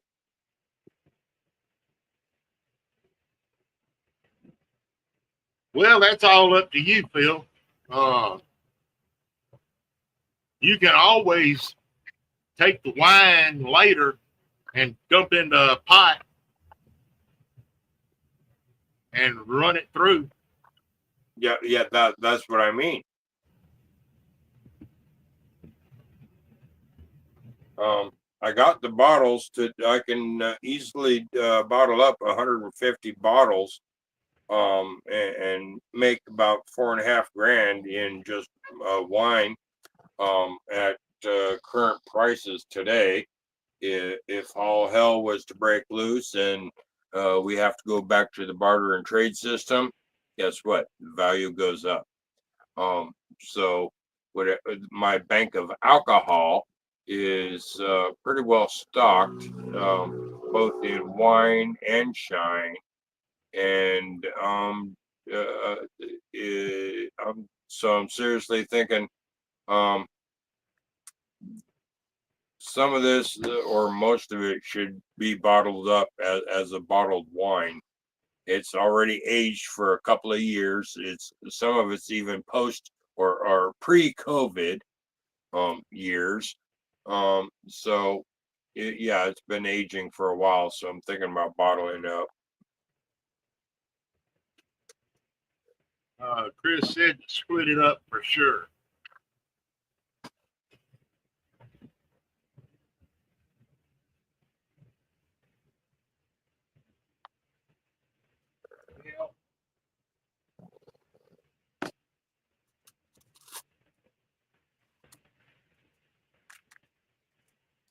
Wonder what kind of work Roy is doing.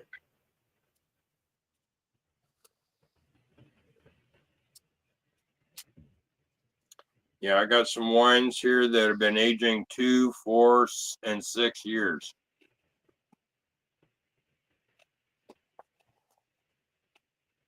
You see, that's where I have a problem. Most of it's blackberry. I have a problem. Either blackberry or my plum from my plum tree. I have a problem with making a liquor and just letting it sit.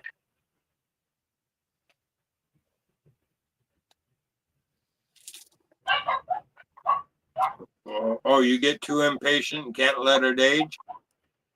Yeah. Okay. Been there, done that. Then I learned it actually tastes better after you age it. Yeah, but I still can't wait. Right. Well, right now I got right after I took out that crowbar that Toby said was $800 a gallon. Yeah. I turned right around and refilled it with my Marfugald whiskey, my recipe, and let's see. I gotta go look at it. It looks like we're 3.5 months on it now. Look who showed up. Yes, yes, yes. Oh, Roy's finally here. Well, I had another successful night. It helps working with the master. That's good. Yep, my transmission's all paid for. Plus, I got $500 in my pocket. Cool. Can't Now beat you that. go. It's nice when I make $1,200. Yeah. And I get to work with him again Thursday. He's like, I like working around Nebraska. People here have common sense. He's from Texas. Well, imagine that. Yeah. It takes to show people up there how to work.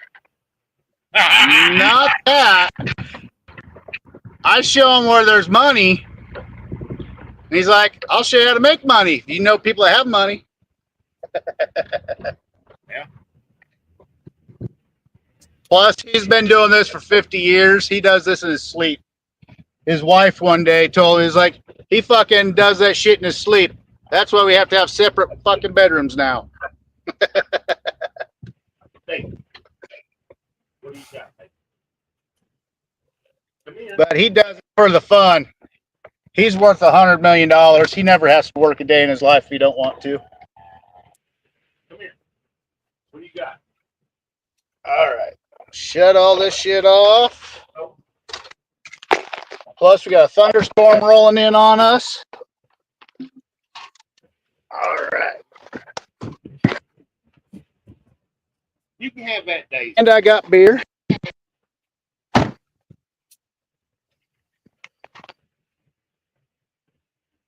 Yeah.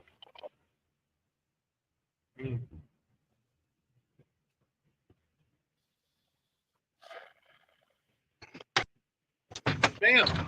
Where's he at? All I can see is a black square. Yep. I'm here.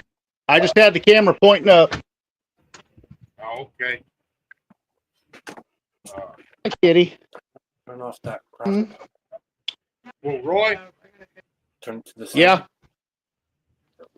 guess who I'm going against with my yellow corn? Who? Miss April Parker. Yeah, I was on when she challenged you. Who else has challenged you? Not? It's just me and her so far. No. Not said he'll throw his hat in the ring too. I don't remember him saying he was jumping in. Yeah, he was bouncing in and out. He said he would do it.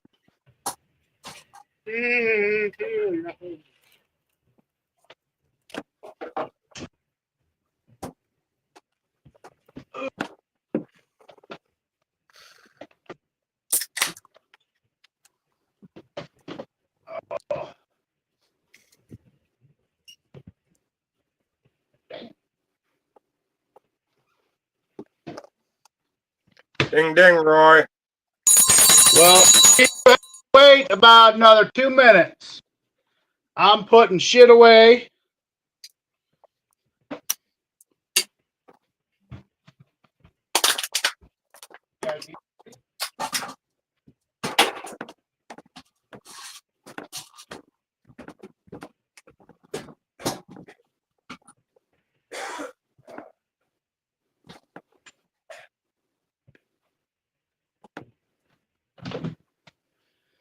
Alrighty.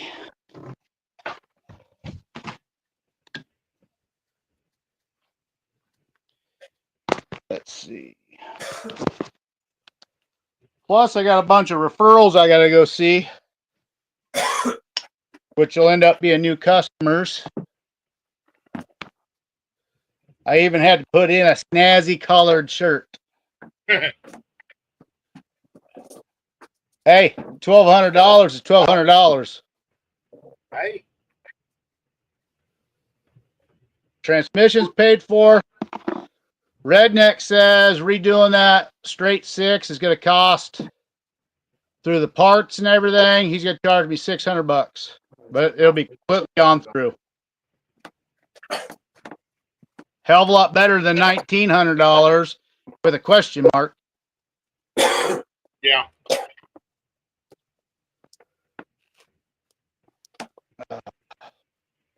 So who all was on the show tonight? Fraid was drunk off his ass. Got into an argument with Toby. With who? Apparently, Toby. Oh, Apparently, okay.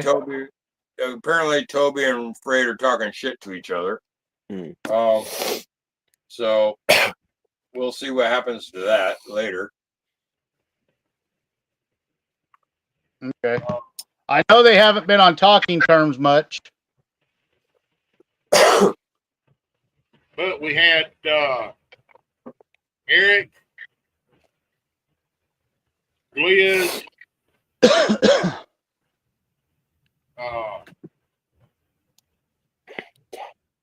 shit. Kevin, I brought some wood for your pumpkin. I'll see if there's anyone that's still on right now, and maybe invite a few people. All right.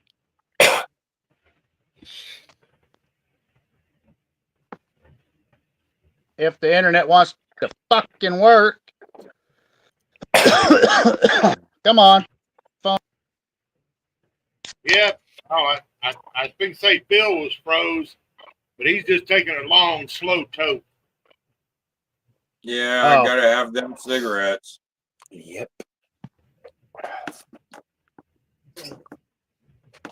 You need to just get you a roach clip so you can burn the whole thing down. No, it'd get nasty when I hit the filter.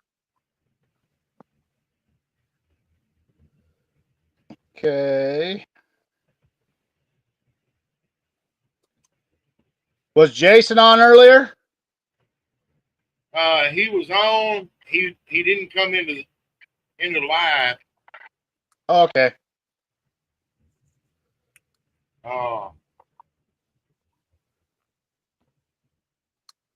Who else was in there? Shit, I don't remember. Oh, Lewis was in. Lewis was in? Okay. Jason Acosta. No, he never did come in on live. Oh. Eric was on. Right. Eric was on.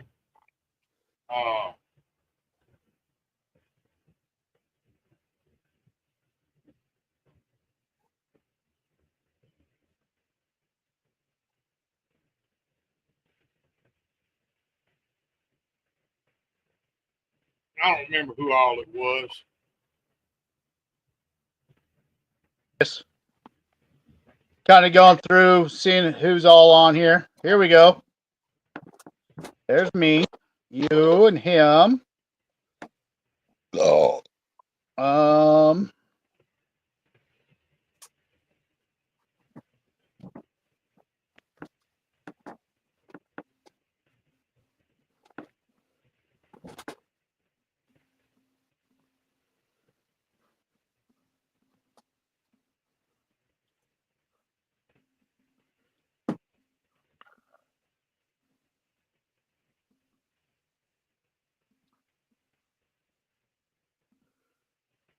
So what was Phil doing tonight? Mashing in a batch of muscadine. Cool. Finally, you're doing something. Ha ha ha. Ha ha ha. Yeah, if my camera was a wireless camera, I'd take you out there and show you my mashes that's going on.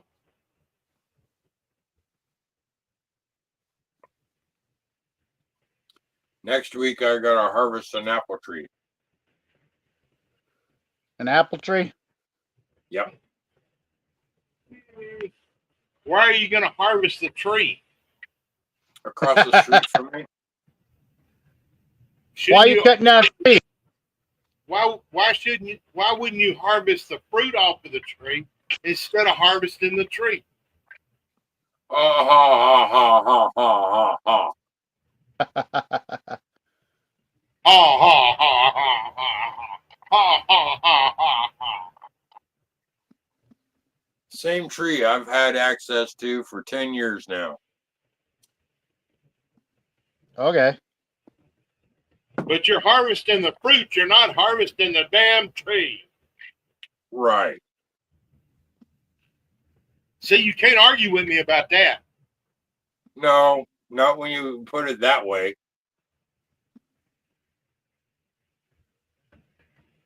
Because if you were harvesting the tree, you'd be chopping down the cherry tree.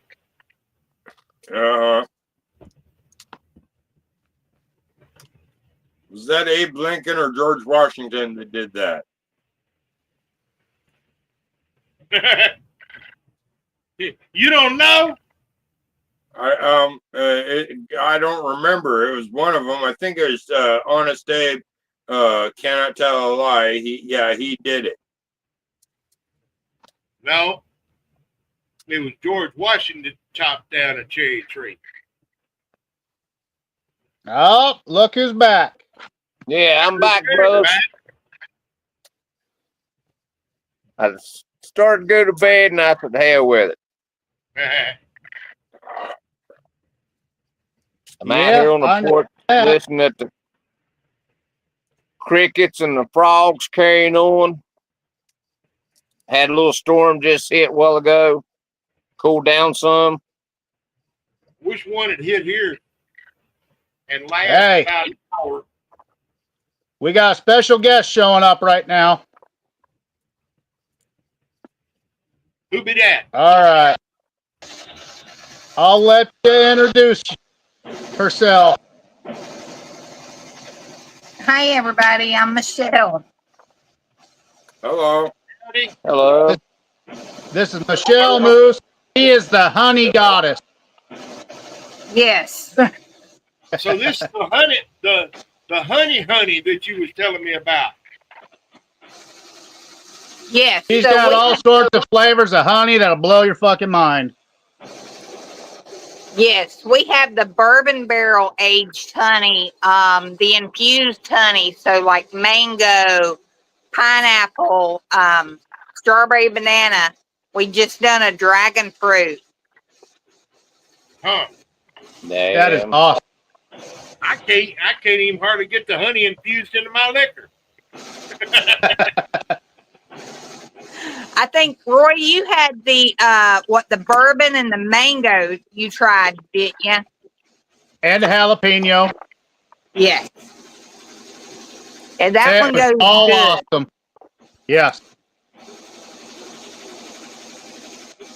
Yeah, she was at Popcorn Sutton Jam when I was going around talking to everyone. They do their own labeling too. They can do hats, shirts. They can do. Well, you tell them what you are able to do. So we can do shirts, hats. I do the embroidery for the hat. I was going to try to see if I could find it real quick. I'll put you on solo mode. I just got done doing the Moonshine Militia patch.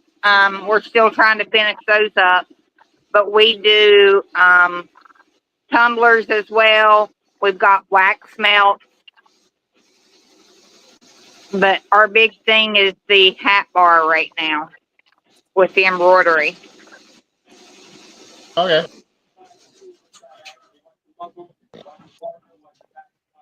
You got What any of those hats, Moonshine shirts Melissa package available? look like? Yes. So I didn't quite hear what you said. Do you have any of the hats or shirts available to show right now? Let's see what I've got.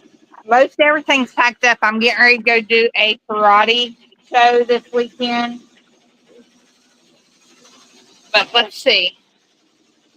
I don't know if you can see it or not. Most of my work's custom. So this one says, God bless America. And it's subbed, so it's actually infused into the shirt. It's not the vinyl. Okay. And then the hats, you pick out your patch and we just put it on. Or if you've got something you want on it, even if it's not a patch for me, I can put them on the hat. So like a Moonshine Militia logo, you'd be able to do that? Yes. So I just done a couple of those. Like I said, we're working on I'm actually done for Damon the big back patch for the Moonshine Militia. Okay. And I also done a couple of the small hat patches I was going to send as well. I just had a bunch of big orders all at the same time that I had to put a couple things to the back burner. Okay. Find the Moonshine Militia.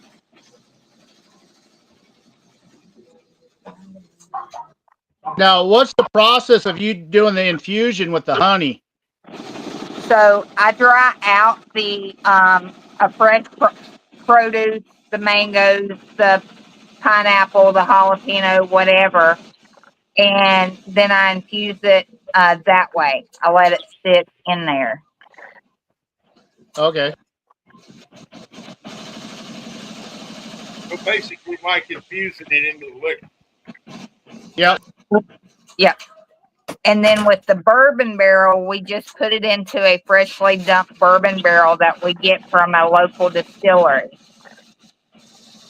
And I'm working with Alfredo on getting some of his barrels. That's awesome.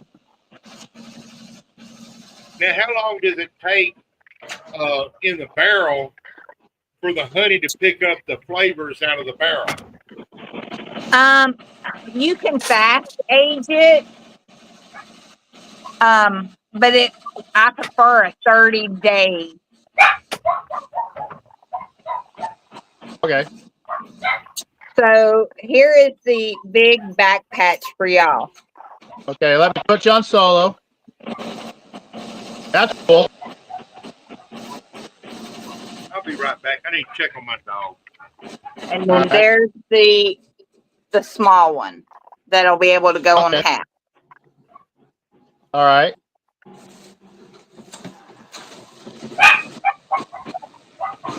Now, if someone puts in an order with you, about how long does it take for a finished product to get to the customer after they order? It really depends. I mean, if it's just a couple single items, I can usually, get it done in a day or so. And then, of course, I can either deliver it depending on where you're located, or I can ship. Okay. What are some of the other stuff that you do? I remember being at your booth, you had all sorts of other stuff out there. Yeah, so I've got the wax melt. We do a pin bar and a charm bar. So the charm bars, necklaces, and you pick out your charm, or a bracelet, and you pick out your charm, and I put it on there. The kids like the pin bars for the simple fact of it's something they can make on their own. Even though I carry more adult themed pens than I do for the kids. So they both like those. Okay. Do you have any specialty honeys that you're coming up with? So I will be for October. I don't know how many of you will be going to the OBX bash, but we're actually coming out with one just for them. It's going to be the prickly pear. Okay, that's cool. And then during the holidays, I do cinnamon, I do pumpkin, I do chocolate and coffee through the winter months. That's interesting. I've never had never thought about coffee honey. It's actually good. And my son, who doesn't drink coffee, he said it had a really good taste last year when I made it. So Daisy. Okay. Anyone have any questions for her? I wish I knew what was out there making my dog go nuts. She's just out I don't there think it's a sidekick. circling it the could be yard, a cat or a bunny. back and forth, circling the yard, barking. It's the jalapeno honey. We've got a 5-month-old German Shepherd, and she started barking this morning, and we couldn't figure out for what, and happened to go outside, and a cat darted around the house. So, what she was barking at. Oh yeah. There's all sorts of critters. It could be a bat. It could be a squirrel. Who knows what it is? Yep. I don't know. Hopefully it's not like a mountain lion or something. Over here and then back over here and back over here. She's just Roy, can you send me her contact info so I can order stuff? Yeah. That's no problem. You want to tell everyone how to get hold of you? So on Facebook, I'm Michelle Moose. That's probably the easiest way. You can just send me a direct message on there, and I can get you all the information. So, All right. So write that down, Phil. Michelle Moose. Michelle is with one L. Yep. All right. Write it down for everybody, Phil. Because I'm on the porch. I don't have no pen or nothing out here. Well, I got it all written down already.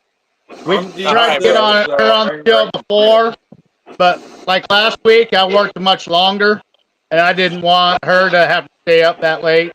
Thank God Well, she's you working called me hard up. right now. That's why she's still up. Yep, I've actually got a hoop going. I've got to add some glitter to the patches, actually get them out. So it's the only reason I'm still up. Burning that midnight oil, trying to keep up. Yes. Now, where are you going this weekend? So it's a national karate championship. It's here in Hickory where I'm located. So just a hop, skip, and a jump from my house. Okay. That's good.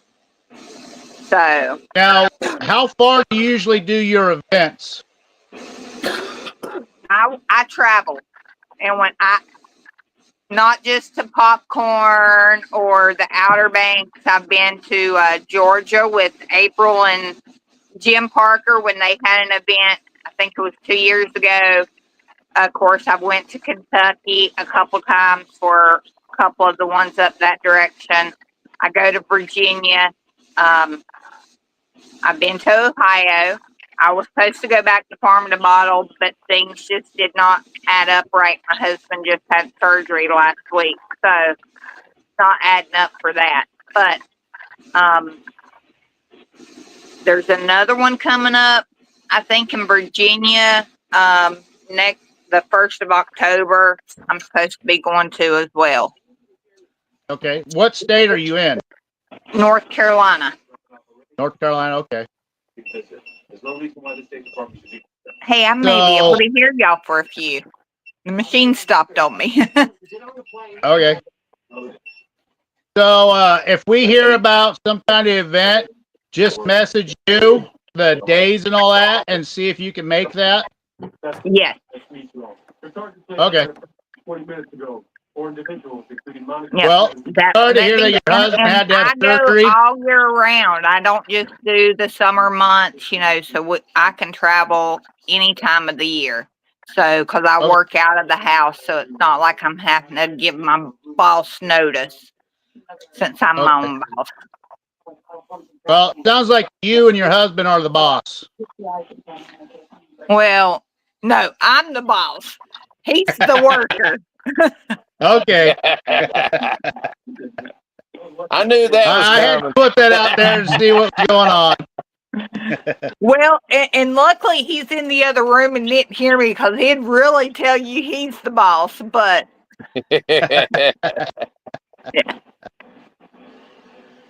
Well, But we I heard remember it. both of you from Popcorn Sutton Jam.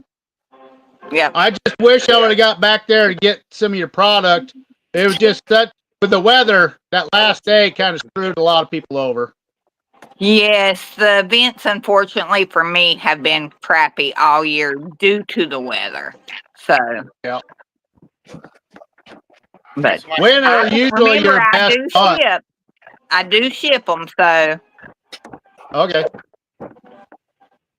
Yeah. Well, one of these times we'll have to have you on here in advance with a lot of your product laid out. You can show a lot more people everything that you do. yep, and I can show you some of the honey I've already got. It's right here close to me. Yeah.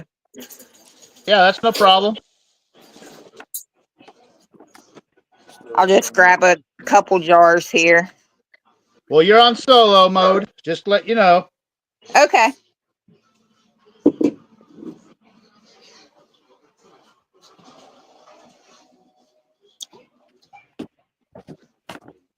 All right. So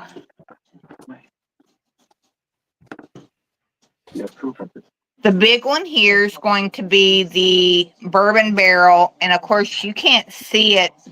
But Roy, if you remember, you could see the char pieces inside the honey Yep. from the barrel.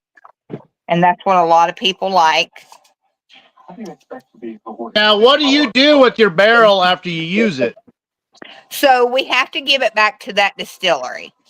And then Okay. they do a special limited time run of their bourbon that has our honey in it. So Okay. That's what I was getting to. I was just trying to figure out. So they're using your creation. right, to make another creation. Exactly. We're Now, how using their about if creation to one of make us? something, and then they're doing it again. So Yeah. So, how about if one of us sends you a barrel, you use it, would we be able to get that barrel back? yes, Awesome. So, I like to do at least 2 or 3 runs with the honey out of a bucket before I'm like, I can't really taste it from the barrel. You might be able to smell the alcohol still in the barrel, but you can't taste it well enough in the honey. So after that 2 or 3 runs, I'm ready to send the barrel back. okay. Now, what size of barrels do you prefer to work with, or it don't matter? It doesn't matter. We've got the big one. What is that? A 55?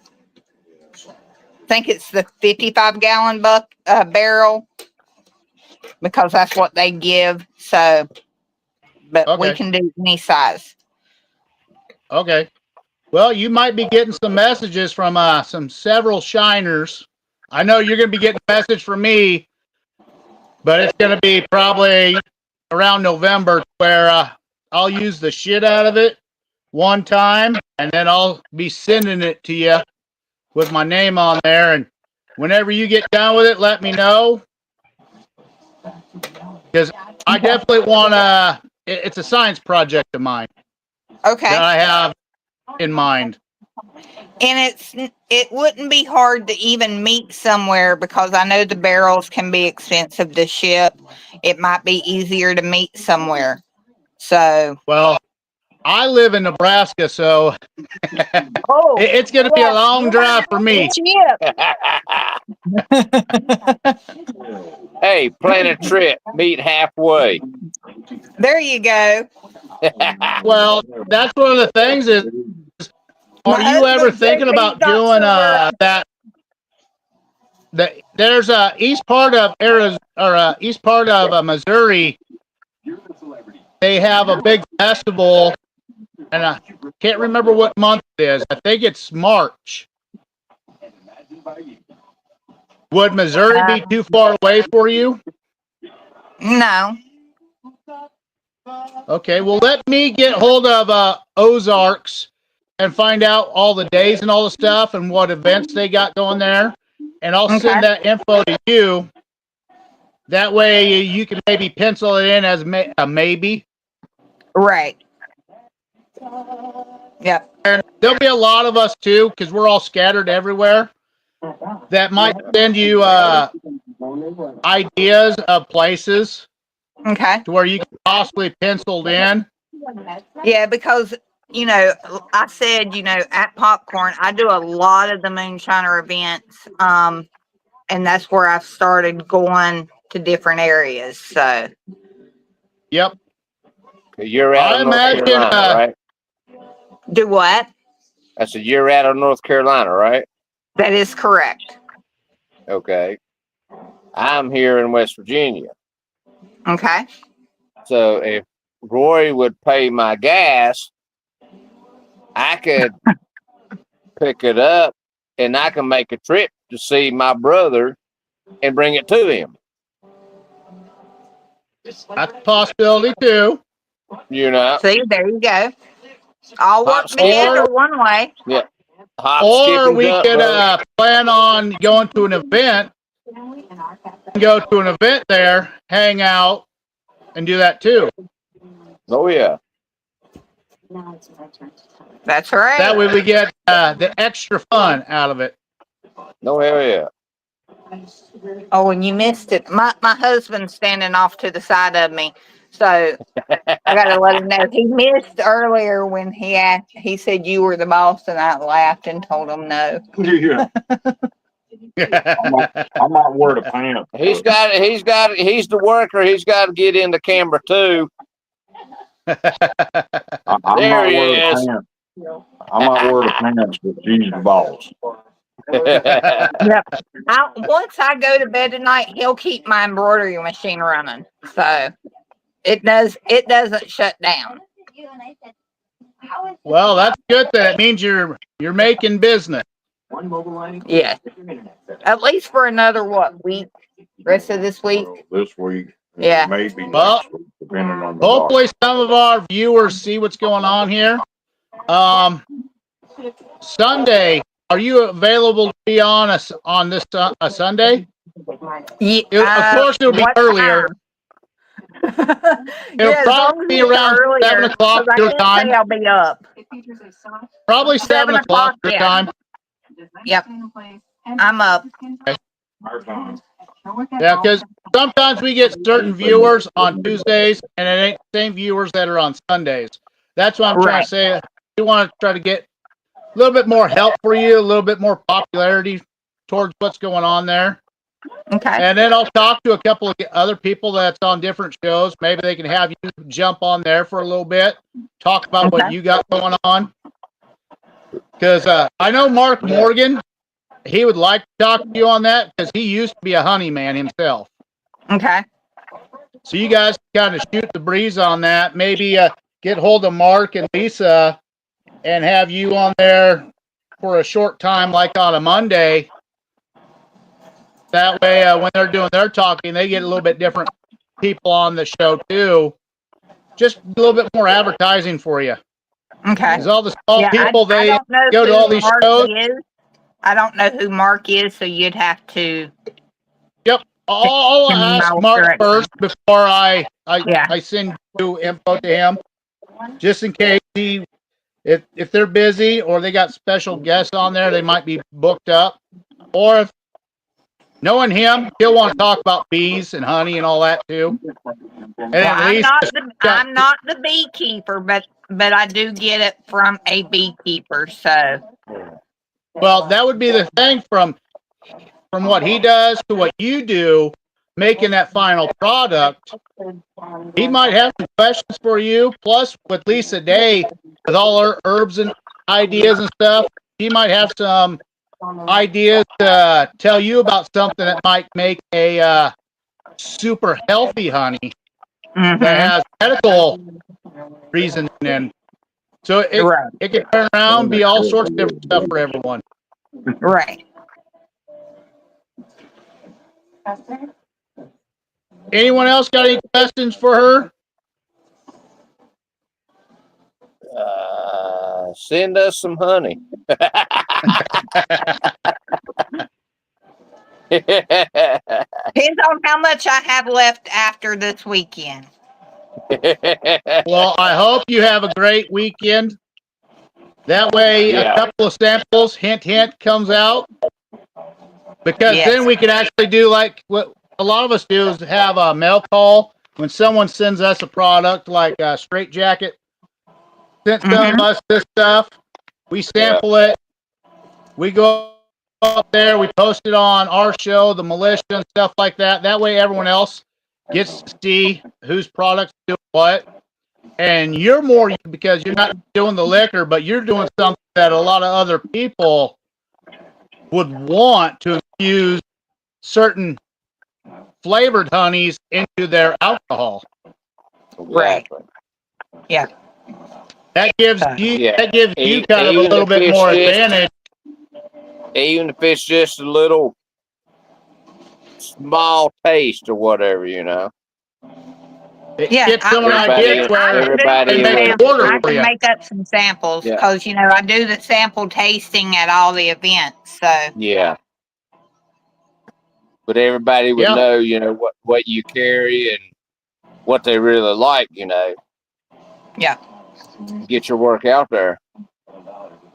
Yeah, the only one I really don't do samples of is the hot honey. Because some people say they like hot, but don't. Especially if you're not going to be at a certain event, but we have a couple of people in mind, like, hey, try this. And it gets them to say, hey, I want to fucking order that. That helps you a little bit more every time. Exactly. Just kind of like with Earl making his pickles, his relish, jellies, his jams. The more people that he gets to sample out there too, more he can sell that product to. Yeah. I mean, us in the moonshine community, we're not out to diss anything. We're out there to help each other out, because if we can help you get to a couple of more locations, or that you don't even know about something that's not very far from you, where you can go there and make a good profit and make some more friends, that's all that we need to do. I'm kind of thinking about talking to Jay and Amanda when they actually do their grand opening for their distillery, to see if they'd be open to have maybe you show up there with your product to get that out there. Because then you'd have a whole different little community that might want to order a lot more stuff from you. Right. And I'm in the works with, Rick, the guy who's putting on the OBX bash, he's good friends with Amanda and Jay, and he's in the works of getting a couple barrels from them. So once they're open. Well, that was my next thing I was going to say, is like, I could see Amanda wanting to send you a barrel for you to use, just to see what she could come up with one of her bourbons on top of that. Yes. Yeah, she actually loves the bourbon barrel. I don't know if she's tried much of the infused, but I do know she's tried the bourbon barrel and she really liked it. So I'll get a hold of Jay because I'm friends with Jay a lot more than I am Amanda because Amanda's so goddamn busy. It's Right. hard. Even Jay said it's hard for me to even talk to her. Oh So no. I'll get hold of And I know Jay she and was just in Georgia over the weekend. yeah. Yeah. It's just kind of one person helps another. That's just the way the moonshine community is. You're right. Just like with David Masters, he's still every chance he can get, he'll take some kind of shipment up there to the Carolinas where people need help, just to make sure they got water, food, whatever he can get his hands on. He'll take up there on his own fucking dime and make sure those people have what they need. Yep. Moonshine Militia, I know they're hooked up with a group that's going to try to do a bunch of special gifts for the holidays for the kids. There's supposedly, I think, was it 11 or 9 U-Hauls they're going to have. They're going to try to fill up with anything and everything kid-related, food, water, whatever it is, and deliver to certain locations, and then that'll get shipped and delivered to what areas are still in need from Hurricane Helene. And let's hope that Hurricane Aaron doesn't wipe out the coast like they're calling for. Yeah. Today's little ordeal, they said with the storm that's coming through on the East Coast, it should push that storm out a little bit more to where it won't be as effective. There'll still be a bunch of waves and stuff like that. They're hoping another storm's going to hit it and kind of push it out a little bit further. Well, that'll be good because we don't need to be pounded back to back again. Nope. And unfortunately, this is just the beginning of the season, though. Right. Yeah, my son was saying the other day that Aaron's not really a big concern.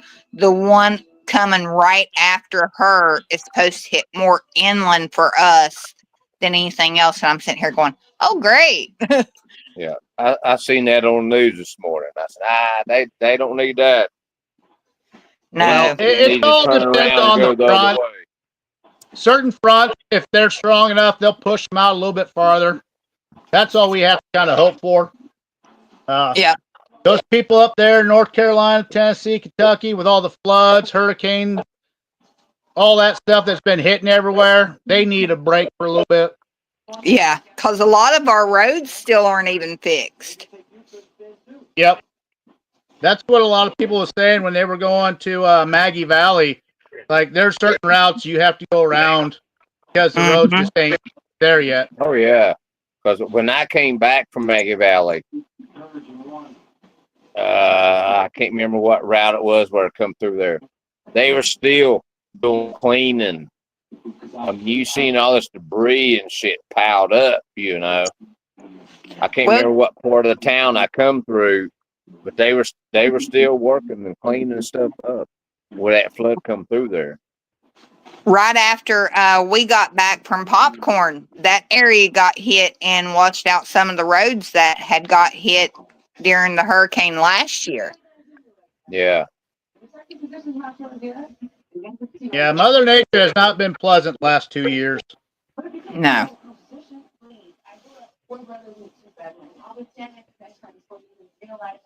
Anyone else got anything? Don't take it the wrong way or whatever. She needs to get laid. What she needs to do. Stop all these storms and shit. Yeah. You know. If Mother Nature was a little bit happier, yeah, that probably would help the rest of us. And I'm sorry I shouldn't have said that, but I tell you, it's been weird here the last couple of years. Yeah, y'all know it. You know, the storms and stuff we've had. Oh yeah. You know, the heavy winds and stuff. We had, like I say, I live in the mountains, but we ain't ever heard of no tornado or nothing down here.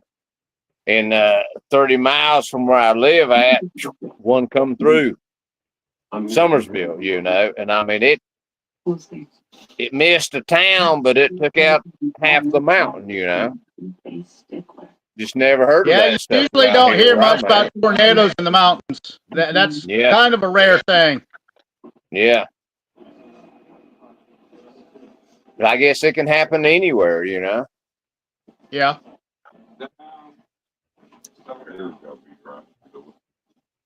Well, Michelle, I'm glad you had time to jump on here to kind of talk to us a little bit. You got some of us Yeah. ideas now going on, but I'll reach out to a few people that I know, see if we can get a few more events lined up for you to help Okay. make a little bit more money. Because Yep. small businesses in the I like USA, doing they're the ones, events. they're the backbones of the country. The small Yep. businesses are. And I like doing events. You know, I've done them for 9 years. So, Yeah. Get her back on Sunday, Roy. Oh yeah. We'll Get have you. I'll Morgan on pencil you here. in to get hold of you around 7 o'clock. Send you a link around 7 o'clock. That way we've been on for an hour. That's usually about when we get our best amount of people on the show. Is when okay. we're an hour into it.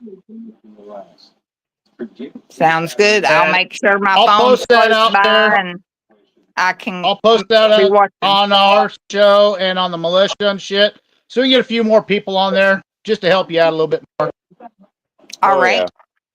yeah. I'm actually going to get hold of Shonda too, because with what she does with her gummies and cookies and all that, if she had some infused honey mixed in with that stuff, Oh, shit. that'd be a whole nother game changer for Yeah. Shonda. So That'd I'll be reach awesome. out to Shonda to have a conversation with you.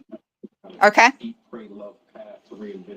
Yeah, So she might that want way to we jump try to on get it you a little because bit I more know business. somebody else is wanting to do it as well. So, Okay.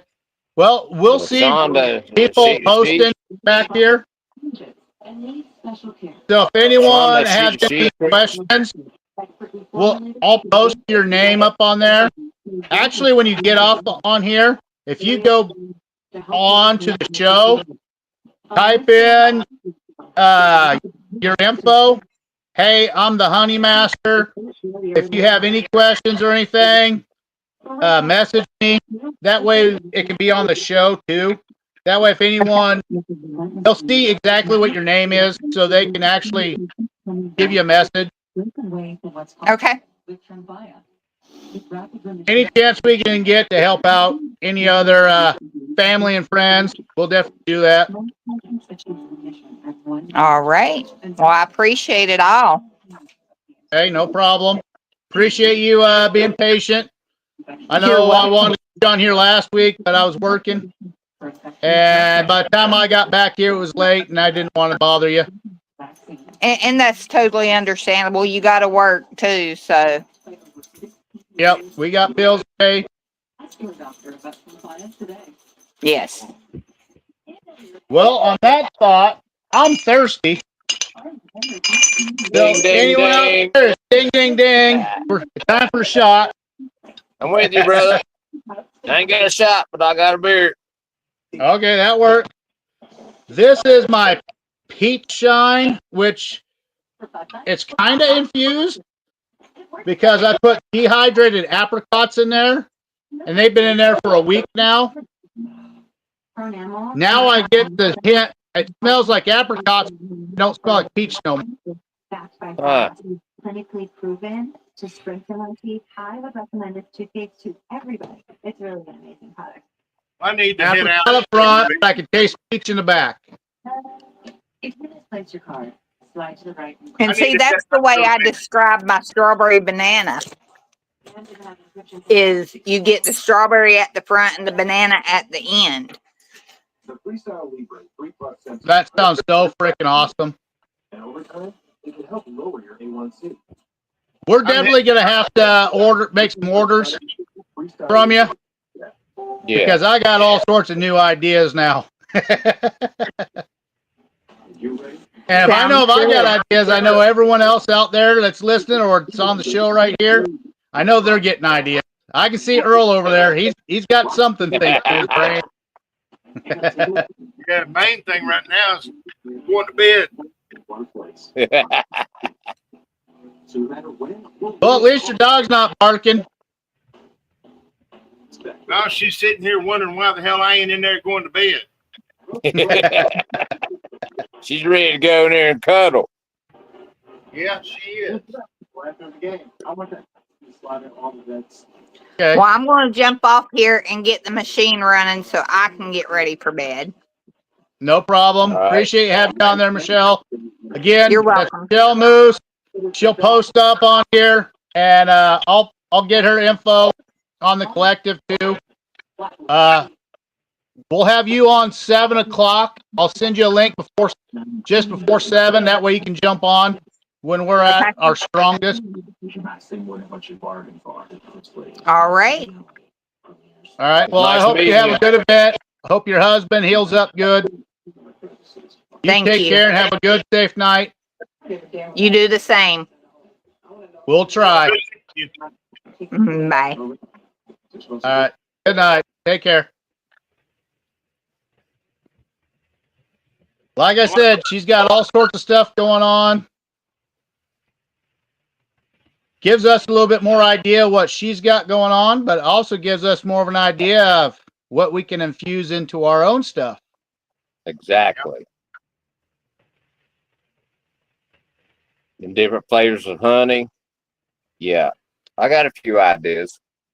Well, I think next month, if I keep doing good like I have been this month, next month I'll be in the plus. My ass is going to be ordering a couple of smaller barrels, a couple of 5-gallon barrels, and I'm going to use them up one good time.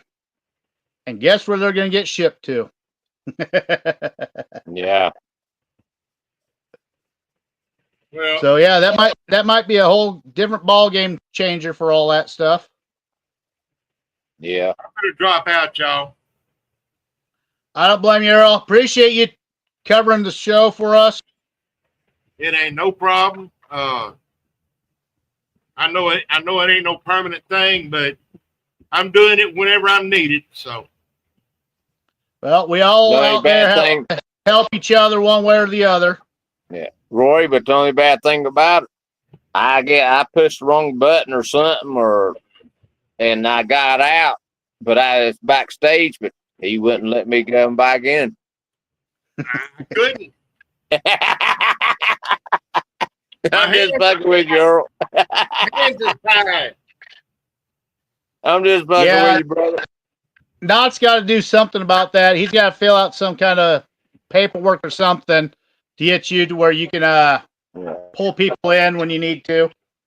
I mean, I was out, we were but- so busy. We were only 3 miles apart from the first house to the second house, which the first house after harvest want me to go back there and add more equipment.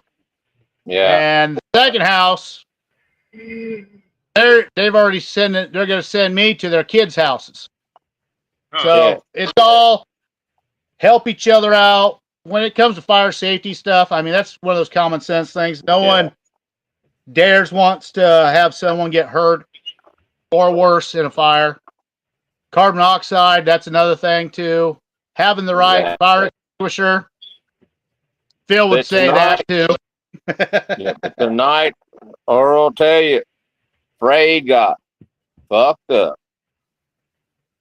Yeah, and between him and Toby, it Oh, was just shit, like me it is. going off about oh hell, what's his name? The one that can't shoot. Randy. Oh, Waterboy. Waterboy. Back when he was going off at him. The same way. It sucks that some of our brothers fucking just don't get along sometimes. We don't know what the core root of it is. It's not my problem. They're both my brothers, so it kind of hurts me a little bit but Yeah. I understand not everyone's going to get along. Yeah. We all have Right. issues sometimes with one Yeah. another. Or it could just be one fucking bad day. Like last week, I was having a bad fucking week. And shit happens. Yeah. I don't know the Toby guy or whatever his name is. You know. Toby's a great guy. Fred's a great Yeah. guy. It's just sometimes some people just don't get along, or there's just a hiccup. Exactly. Yeah. Your Well- business is your business. You know what I mean? That's the way I look Yep. at it. Keep your I'm business aside. Don't bring Oh, it yeah. into the community. You know what I mean? I mean, that's Yeah. just how I feel. Yeah, don't bring it into the community. You got a problem with this person, keep it yourself. You know what I'm saying? Yep. And most of the time it is that way. But there's other times where shit just happens. Unfortunately. Exactly. Yeah. It muddies up the water. No one wants to drink it, but we just got to deal with Yeah. it. Exactly. All right, I'm out, y'all. All Hey, right, Earl, brother. you have a good one. night. Take care. I'll Appreciate catch you, y'all on man. the flip side. Yep. Take care. And there she goes again. There she Yep. goes. Better go chase after her. I'll holler at y'all later. All right, later, brother. All right. Take care, Earl. Have a good one. Michelle did post on there. Michelle Moose with Honey. So if any of you have any questions, look her up, friend her, message her. Yeah. I'm gonna look on. I got a couple of messages here. I'm gonna talk with you, but I gotta kind of go through all this now. Yeah, go ahead, brother. I'm gonna go grab me a beer real quick. All right. Great. Mark was supposed to get this tomorrow too. Chilling it.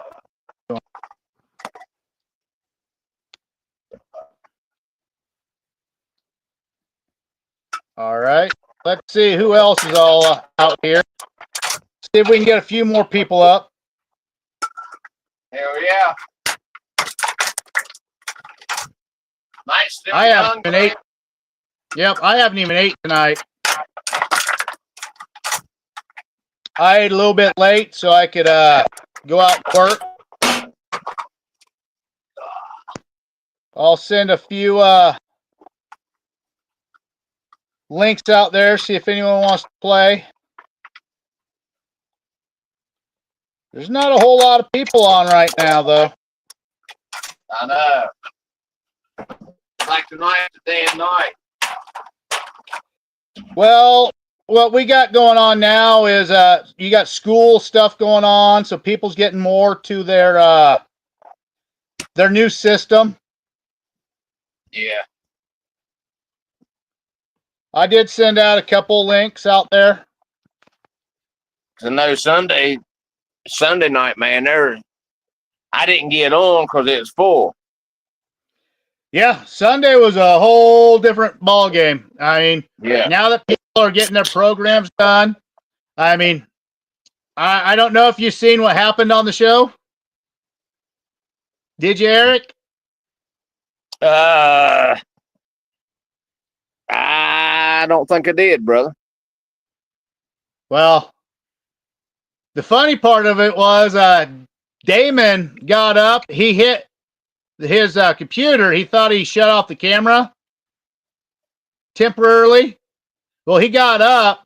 He just got done taking a shower. He was still butt naked, and we caught him on camera. Yeah, I seen that. Yeah, I seen that. He got up and I said, "Oh damn, he's fucking naked." Yeah, I That seen was that. awesome. Like, so, yeah. Everyone's I was getting a good watching the laugh show, out of that I one. wasn't over there. Oh yeah. What's happening? There's our good buddy Straight Jacket.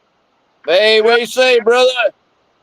I can't stay on too long. I just got back to the yard, and I'm headed to the house. All Hell right. yeah. I thought I'd just send a couple links out there to some of the regulars, just in case someone wanted to jump on real quick or something. All right. wanted to get on on Sunday, but didn't have a chance to, about the bourbon contest. Sunday was a very busy night. We had a lot of people that was backstage still couldn't get on there because we were 10 full. Especially, I don't know if you've seen what happened, but Damon thought he shut off his camera and got up. Well, he was butt naked. No, I saw that. Yeah. I was Yeah, able he's all too. So I was going down the road, but I didn't have time to, chime in. So. Well, I'm pretty sure we're going to have a good viewing this coming Sunday after that. Plus, we're going to have a special guest, Michelle Moose, on there. I'm working on getting one or two more people on the show that are very interesting people. What was her name, Mary? I ain't saying nothing. It's confirmed. I ain't saying nothing. It's just there's a possibility we'll have one or two special guests on there. Yeah. And if you're a friend, if you like watching swamp people, you might want to pay attention. That's all I'm going to say. What is the woman's name we just talked to? That was Michelle Mary? Moose. Michelle Moose. Michelle Moose. Yep. She's the honey goddess. Yeah. You want shirts, hat, anything embroidered, she can order it. She can do it. There you are. She does all sorts of custom stuff. Yep. You want to get some custom honey made? Yeah. Get a hold of her. I'd like to try that jalapeno honey. Oh, that jalapeno honey is good. But I said, you take 1 gallon of honey, right? You take those gallon jars. You can buy these gallon jars, gallon barrels, right? Yeah. That we buy, right? Yeah. And you could ferment the whole honey in it. Or whatever. Just store the honey in it for a year or whatever the fuck.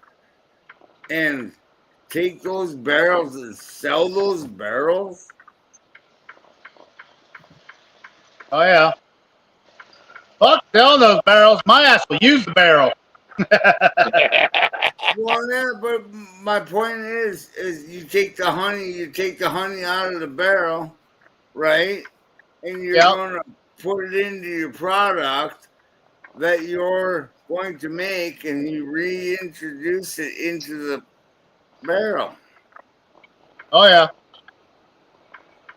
I mean, We got Cowboy showed up tonight. He says, "Good evening, fellow Shiners."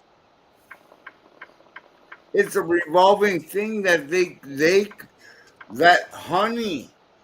I mean, you could totally use that.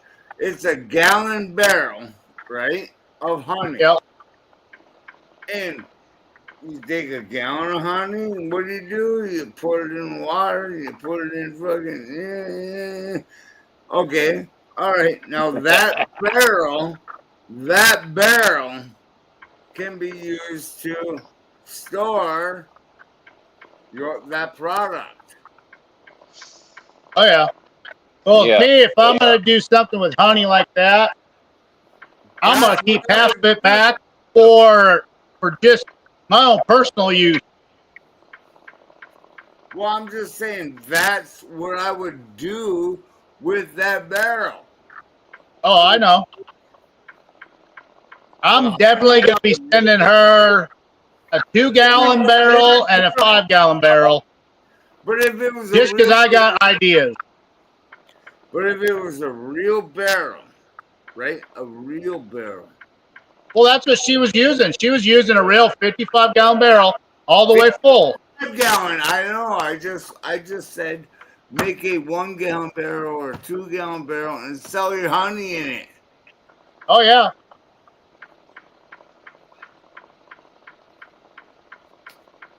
I imagine if you ask her, she can do that. Exactly. Double slap that right there.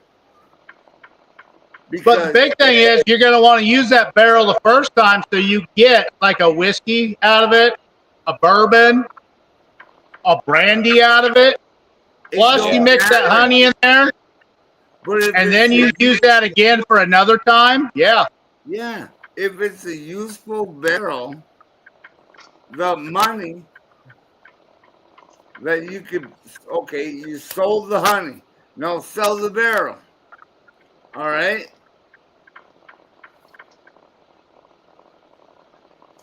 I would just use my own barrel. She sent me that back. I would use the shit out of it. Okay. See, what if you can make a scotch out of I it? don't have a barrel, right? I don't have a wooden barrel.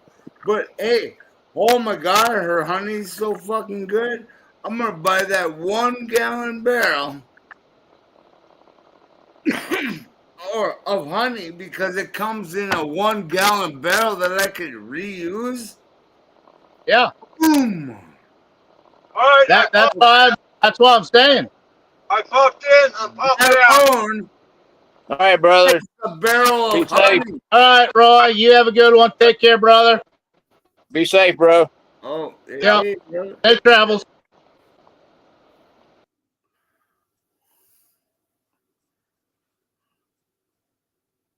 All right, now it's just us three again. I did send a couple more links out there, but again, there's not many people on whatsoever. And there's some people I know that got some things going on to where they're unable to jump on. I don't know. I watched the YouTube version. That's how I actually, I mean. Ding, ding, ding, ding, ding. Oh my God, what I got. Okay. Come on, bro. Go get some of that cherry there. I have to grab the big jug because I don't have anything near me with the little thing. You don't have no more cherry left? No, because that's in the next thing. Okay. I do have some, but no, this was closer. This is okay. Some bitch, it was open. I just spilled everywhere. That's a party foul. That's alcohol abuse right there. Yeah. Yep. If I drop a better go clean that up. If I drop a cigarette, I guarantee I'm gonna flame up in a fucking Molotov cocktail fast. That's what I'm saying. You better go clean that shit up. Or otherwise, we're going to be calling 911 from Minnesota. Yeah. No, yeah, we'll be a Molotov. That was insane. What the fuck? Where is my cap? The weirdest shit happened on these shows. Insane. I have never. Nope. Wow. That. Hey, Chris, were you watching Sunday when Damon got up where his ass was bare naked? Yes, I was. That was fucked up because I just got up and I was putting food away. I come back, everyone's laughing their asses off. And then all of a sudden I got a bunch of pictures from Jamie. I look at them like, what the fuck? Yeah. Damon come back with clothes on and he had no clue. It was like everyone's laughing at him like, dude, you were walking around bare ass naked. He's like, what? Like, yep. But think about it, when he first came on, he told everybody. He said, I'm sitting here in the seat. He said, I'm butt naked. You know, you can see. No one believed it. No one believed it until he saw it. Yeah. But then he got up probably, I'm going to say 20 minutes. But the show's going on. He got up and he walked. And I said, that motherfucker's naked. You know? He thought he pushed the button on there to shut the camera off, but he didn't push it good enough. No. Well, I'm not. But then he come back out. He had cause Shonda and Jason turned his head like crazy. there's Shonda and I can't remember the other girl's name, the other woman's name. They said, "Oh damn, we missed it. I need to see that. We need to do a replay." Oh yeah, it's getting a lot of views after that. A lot of people are rewatching that. It was April and Shonda. Yeah. What the fuck? How to say it properly? She did correct me when I was there, but none of you fuckers understand how my last name fucking is pronounced anyway. So, I mean, y'all call me Palin or Palin. No, it's pollen. Like the fucking tree pollen, or like the the pollen off the fucking pollen. Pollen, but it's spelled Pahlen. Well, some people play with you too a little bit, also. Oh, I know. Oh no, Damon always plays with me. Oh fuck. Well, now you have a button you can push back on him. Yeah, I always. Yeah. Are you wearing your thong tonight? Or are you just butt ass naked? Yeah, exactly. You could just what thong are you wearing tonight, Damon? Yeah, no. Yeah. No, brother. I mean, come on. Fucking A, dude. No, dude. Well, we still got quite a few viewers watching us right now. I know. So we're going to still stay live for at least another 15 minutes. Yeah, I just added a bunch of them. All right. So what you got going on now, Chris? Well, he's still trying to find his lid. Yeah. Find my lid so I don't fucking blow myself up. Fucking A. That was insane when I just did that. Holy fuck. I didn't even put a sock in it. Huh? Hell no. Put a sock in it. Put a dirty sock in it? Yeah, I am near Canada. But I'll guarantee you, yeah. You know what? You put a lighter in my leg, that fucker will light up like a motherfucker. It won't be just a leg. It's going to hit your beard and it's going to go. Oh, yeah. Well, no. Because my beard's dry. But it might be dry, but flames come up and that's going to grab that fucker. No, but yeah, I just doused my whole leg with fucking moonshine, dude. Woo! No, and well, you better find that fucking lid. And 120. Because I'm getting thirsty. So here in another minute, there's going to be another ding, ding, ding going on. Oh my God, yeah. All right. Hold on, brother. Let me go grab me another beer. We'll find that leg. Hang on. No, actually, it should be right up there. There was a lid on it before you fucking dumped it. Oh. What? You watched me There was a lid on it. You watched me take the lid off? Yeah. Well, then it should be right here. Is it underneath your couch? Did it roll underneath the couch? Oh my God. Oh my God.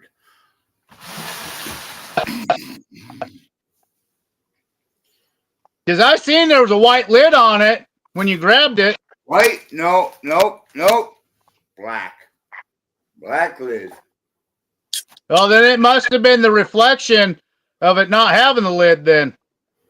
Yeah.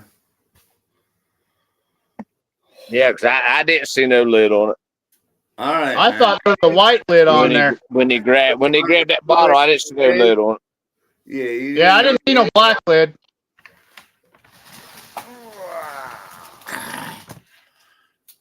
you know, you're on my coffee table, I can do that.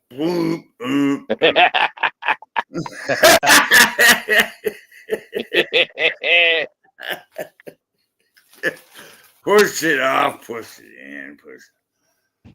Yeah, we got several viewers that are watching us from YouTube.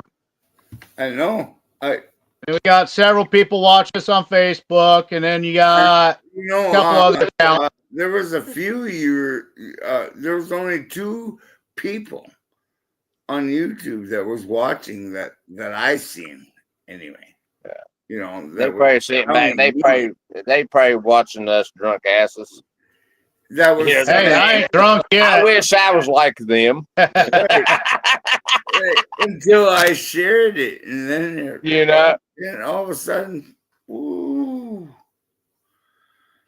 hey, Roy, you forgot it. No, I didn't. Yeah. Okay. Nope. Don't knock it over this time, Chris. Grab a beer and nope. Here it is. I gotta do that. It's 1:20.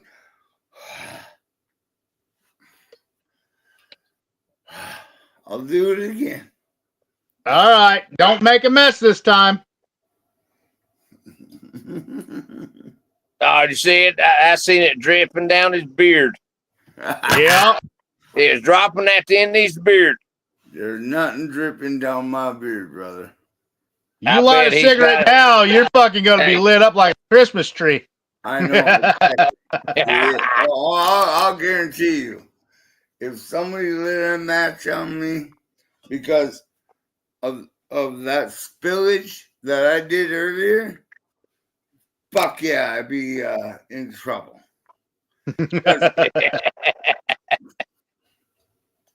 I'd be. Hey, it happens. It happens, brother. Fuck. Oh yeah.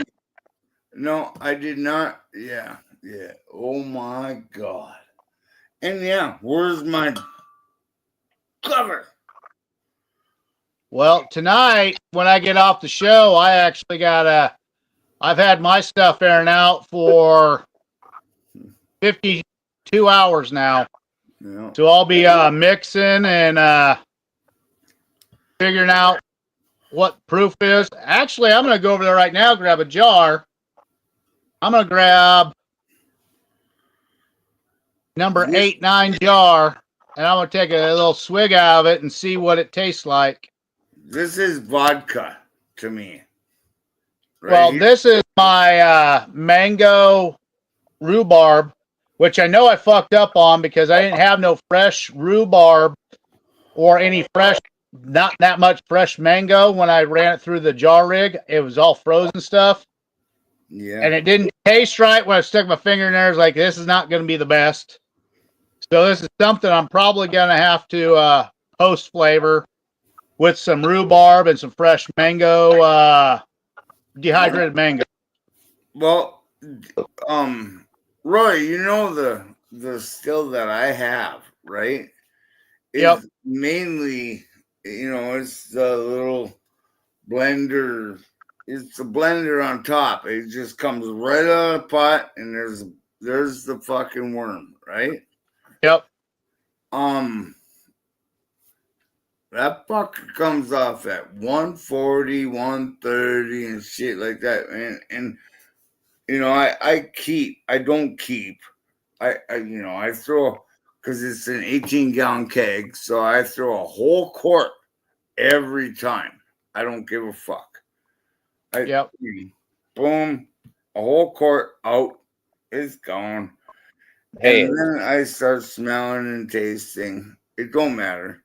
You know, after smelling and tasting and, you know, doing the vapor rubs and shit like that, that's when you know when you're getting your hearts, right?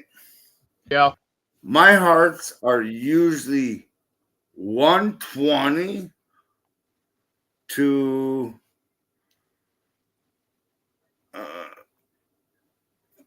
85, 120 to 85. That's where I'll keep. And then that's where I decide if I'm going to keep it. But I keep everything after it. You know, that sweet water. You can get sweet water out of that. Oh yeah. Oh my God. You need to, because there's, you know, even after 20%, there's no cardboard, there's no nothing, there's whatever. You can actually mix all those together, and if you have a thumper and a jar rig, you can fucking infuse any other flavor in there on that. Or you mix all those tails together, you taste it. Whatever taste comes closest to you, that's what you need to put in the thumper and the jar rig. Exactly. Bring out more flavor. I always, and then I'm gonna go grab a jar right now. Yeah, but yeah, that's what I do. Is I keep my hearts to my, you know, I hug them in. Boom. That's my shit. I'm gonna present to somebody or whatever. Hell yeah, brother. Look how clear that is. And all my tails and my heads or whatever else, they get thrown back in the motherfucking blender. Or oh wow, you know what I mean? In the still, and fucking they get recooked. And every time I do it, I get a better or a bigger. That's beautiful, beautiful jar right there, brother. That is rhubarb up front, followed very closely by mango. Now I'm going to do the taste. Right. And I've been doing, you know what I'm doing right now, right? It's my Uncle Jesse's 3rd gen. And damn. I only threw Uncle Jesse's 3rd gen, and I only threw in 4 pounds of sugar. But then I went like this with the rye, all right? Malted rye. And I went 1, 2, 3. As I'm pouring it in there. 1, 2, 3. Right? And I did that in my 4 pounds of inverted sugar. Okay? Yeah. Inverted sugar. Damn, that's good. This fucker has not, and then I put it into my Uncle Jesse's simple sour mash, 3 gen, right? And that's what I did. I took 4 pounds of sugar, inverted it, and then while it was at the 150 degrees area, I took the malted rye and I, you know, let it sit in there for a while and shit like that, right? Yeah. Just let it cool down to, you know, so I didn't kill my yeast. I let it cool down to whatever. Yeah. Right? Yeah. I put it in that fucking Uncle Jesse's simple sour mash. I put it in there, and then I added the, you know, topped it off with the water that you're supposed, you know, whatever that the bucket holds. What temp? That fucker took off like a fucking rocket. I couldn't believe it. It took off, and it's going off, and that fucker hasn't quit for a week and a half now. Shit. Like going off, dude. What temp do you throw your yeast? What? I said, what temperature do you throw your yeast? Well, less than 90. I do mine at 80. Because I use the 85. Red Star. I use the Red Star distillers. Daddy yeast. Yeah. Distillers. No, not the daddy. Nope. Not the daddy. Just Red Star distillers. Just regular Red Star. Distillers yeast, not the daddy. No nutrients or nothing. I have to, if I need nutrients, I need to add them. Yeah. No, I don't want the daddy yeast. No. Daddy yeast, it confuses young folks like me working on it, because You know, a lot of people like me, well, I'm way beyond that, but tomato paste, they are tomato paste. No. I personally have very good fucking water. I really do. I have very fucking good water. I mean, they sell it in fucking stores in the fuck. I was in Las Vegas, New Mexico, right? And Buell Water, yeah, from Minnesota, yeah, that's me. Buell Water from Minnesota, aquifer, yeah, that's Yeah. my water. That's selling in a fucking goddamn pop machine in fucking Las Vegas. Okay, that's my water. I am on the Buell aquifer. It's great water. I'm gonna tell you right now, it's fucking great water. I've tested it. We did it on the goddamn show.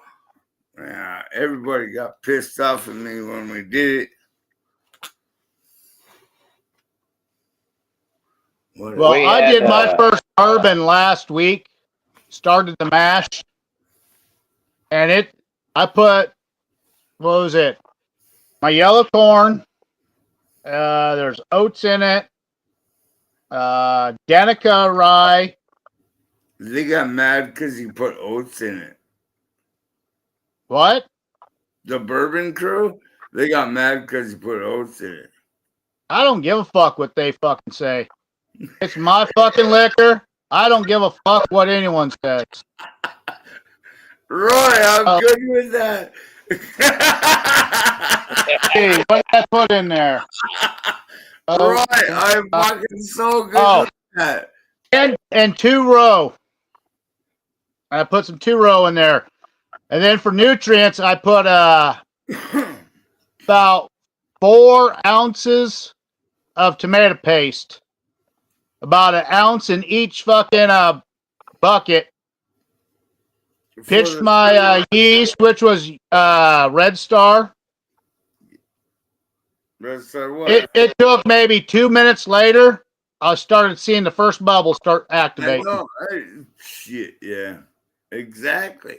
Now I got a hell of a cap on it, which is like 1.5 inch cap on it, on all of them. Every other day, I used my tank fucking mixer, and I mix it up so it drops back down, comes back up. Well, right now I'm just trying to make sure every flavor I can get in that whole thing is going to come out of it. Yep. What does tomato paste do? It adds nutrients to your yeast. The nutrient. Yep. Yeah. It's kind of like Miracle-Gro for plants. Raisins do the same thing too, don't they? Only if you blend the raisins up. If you only put whole raisins in there, it doesn't do shit. You have to blend the raisins up. And you only use raisins if it's whiskey, brandy, or brandy for fruit and vegetables. If you're doing grains or tomato, that's when you use tomato paste because you don't get no flavor out of it. It's just food for the fucking the yeast to fucking fart out at. Yep. And that's all the bubbles are. A bunch of fart. Same thing when you okay. I invert my sugar every time. It doesn't matter what I'm doing. It doesn't matter if it's a grain mash. If I'm adding sugar to anything, wine, beer, or whatever, I invert my sugar. That alone almost doubles your chances of proofing. Okay? I'll guarantee you, it does every time. If you make a beer, beer. You know beer. They say boil the water. Say you buy a can of extract, right? And you Yeah. want to make a beer.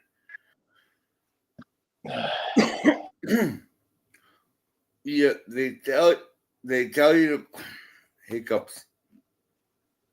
They tell you to boil it for so long. And it's the caramelized sugars and whatnot. Whatever. No, it isn't. It's to thin it out to put it in there. Because that fucking shit's fucking almost corn syrup. Yeah. They just want you to break it up. Oh my God, I got hiccups bad. Hey, it's better to have hiccups than fart ups or fart down. It's crazy. I got hiccups so bad. Why do I get hiccups so bad? Well, with this mango rhubarb, I had it. The starting was 1.1. Yeah. I blended some raisins up in there. It never stalled out one bit. After getting rid of my head and 4 shots, the starting that came out was 150. What? It's weird. I've only messed with mango one other time, but mango has a lot of pure sugars in it by itself. Now, rhubarb, that's going to be fucking sour. I already know how to make this better, so I'm going to be making a second run here in 2 weeks when the rhubarb's ready to be picked again. Let's say when you mentioned rhubarb, my mother back in the day, she had a patch of rhubarb, and I mean I love other pie stuff, but rhubarb pie is my damn favorite, brother. I love rhubarb crunch. I got a blueberry rhubarb jalapeno jam that I make. People fucking lose their fucking mind over it. Shit. I use mammoth jalapenos. So you get twice the size of jalapeno, no fucking heat with it, but you get all that extra flavor out of that mammoth jalapeno. Now you use the fucking fresh fucking rhubarb. And I have one buddy that has a blueberry patch. He moved on the property. It was his grandma's property. He don't use shit, nothing. So I get to fucking take as much as I want when I want. Damn, hell yeah. You know, I have, yeah. You want fucking rhubarb? Come and get it here. I've tried to fucking kill the fucking shit from places, and I can't do it. There's a lot of old timers around here that don't can shit no more. So they got just rhubarb growing in their patches, and they're like, we don't use it no more. But the more I get out there and talk to people, they ask what I make out of it, and I bring it. They just want 1 jar of that. Well, now a couple of them I figured out I've got this mango rhubarb shine. They're like, I want a pint of that. You can have my whole fucking garden. This one guy, he's got get no value, or he's got 2 strips of it. It's like 3 foot wide and 50-foot strips, 2 lanes of it. Okay, tell me what rhubarb tastes like. It's a sour tart. It's a sour tart. And it's so stringy. If you want to make something sweet and tart, that's the best fucking thing for it. Are you gonna make that sour tart fucking booze? If I wanted to do all rhubarb, I would, but I like different fruits in there to where I can get a sweet and a sour. How? You just blend it up. I would love that, brother. Now with the blender, you got to make sure with that blender you put in half liquid of whatever fruit you're going to use. Get a fucking good juice, pour in there, and then you use small chunks. Yeah, but what does About rhubarb 3 inches taste length, like? put in there about 5 at a time and blend it up because it's real stringy. It'll get fucking strung up in your blender if you put too much in there. Oh, hell yeah. But what does rhubarb taste like to you? It depends. If you want to add sugar to it, it can be a real sweet and a very tart. I can't give you a specific because I don't eat rhubarb by itself. Exactly. All it is a fucking sugar. Because I've made rhubarb wines. They don't taste like nothing but alcohol. Are you blending that stuff up? The structure of rhubarb is like celery. Yeah. Yep. Yeah. Yes, sir. To get the real flavor out of it, you have to put something sweet with it so it brings out that sweet and that tartness. Okay, what? Sweet and tart. That's what you're trying to pull out. Yep. Out of a rhubarb. No, you ain't gonna get it. I do. Right on this. This one is perfect. I know how to make it better. I know how to make it a little bit sweeter and a little bit more tart. Okay, But rhubarb. I'm going to do the same thing I did with my jam. I'm going to add a jalapeno to it. Yes, I've made rhubarb wine, which is pretty fucking good. But guess what? You have to cherry it up. Oh, yeah. Well, after I've done this mango one, I'm going to do one more mango rhubarb one. But next year's plan is going to be completely different. I'm going to do watermelon mango. Well, or a cantaloupe mango. It'll be a cantaloupe mango watermelon because you ain't gonna get no watermelon out of it if you putting all that in. Well, there's ideas. I know how to make this better because my jar rig, which you don't have right now, I do not. That does bring in a lot more flavor. Yes, sir. The jar rig, the jar rig does. I do not. Yeah, I have a above the thumper, so it goes about 8 inches, and it hits that thumper, mixes with whatever fruits I got in there, which was mango and rhubarb. Then it went about 1.5 feet to my jar rig, which had mangoes, a little bit of mangoes, mango juice, or mango nectarine, and fresh rhubarb in it. And then it boiled itself up to where it got all those flavors off of it. Went through there, you could smell the mango and rhubarb. But what I fucked up on was only half of it was fresh rhubarb. The other half that was in it was the frozen rhubarb, and that's where I lost some of my rhubarb flavor. So next time when I do this, I don't know where it's only going to be frozen rhubarb that's going to be in the batch, but it's going to be all fresh rhubarb and fresh mangoes and mango nectarine that's going to be in the above thumper and in the jar rig. You take a fucking bite of rhubarb. You take a bite of rhubarb. No, I'm gonna give you. Dip it in sugar. Take a right fucking bite of rhubarb. What does that fucking taste like? I've never done that before. Never done that. Fucking do it before you start making rhubarb root. Oh my god. Come on.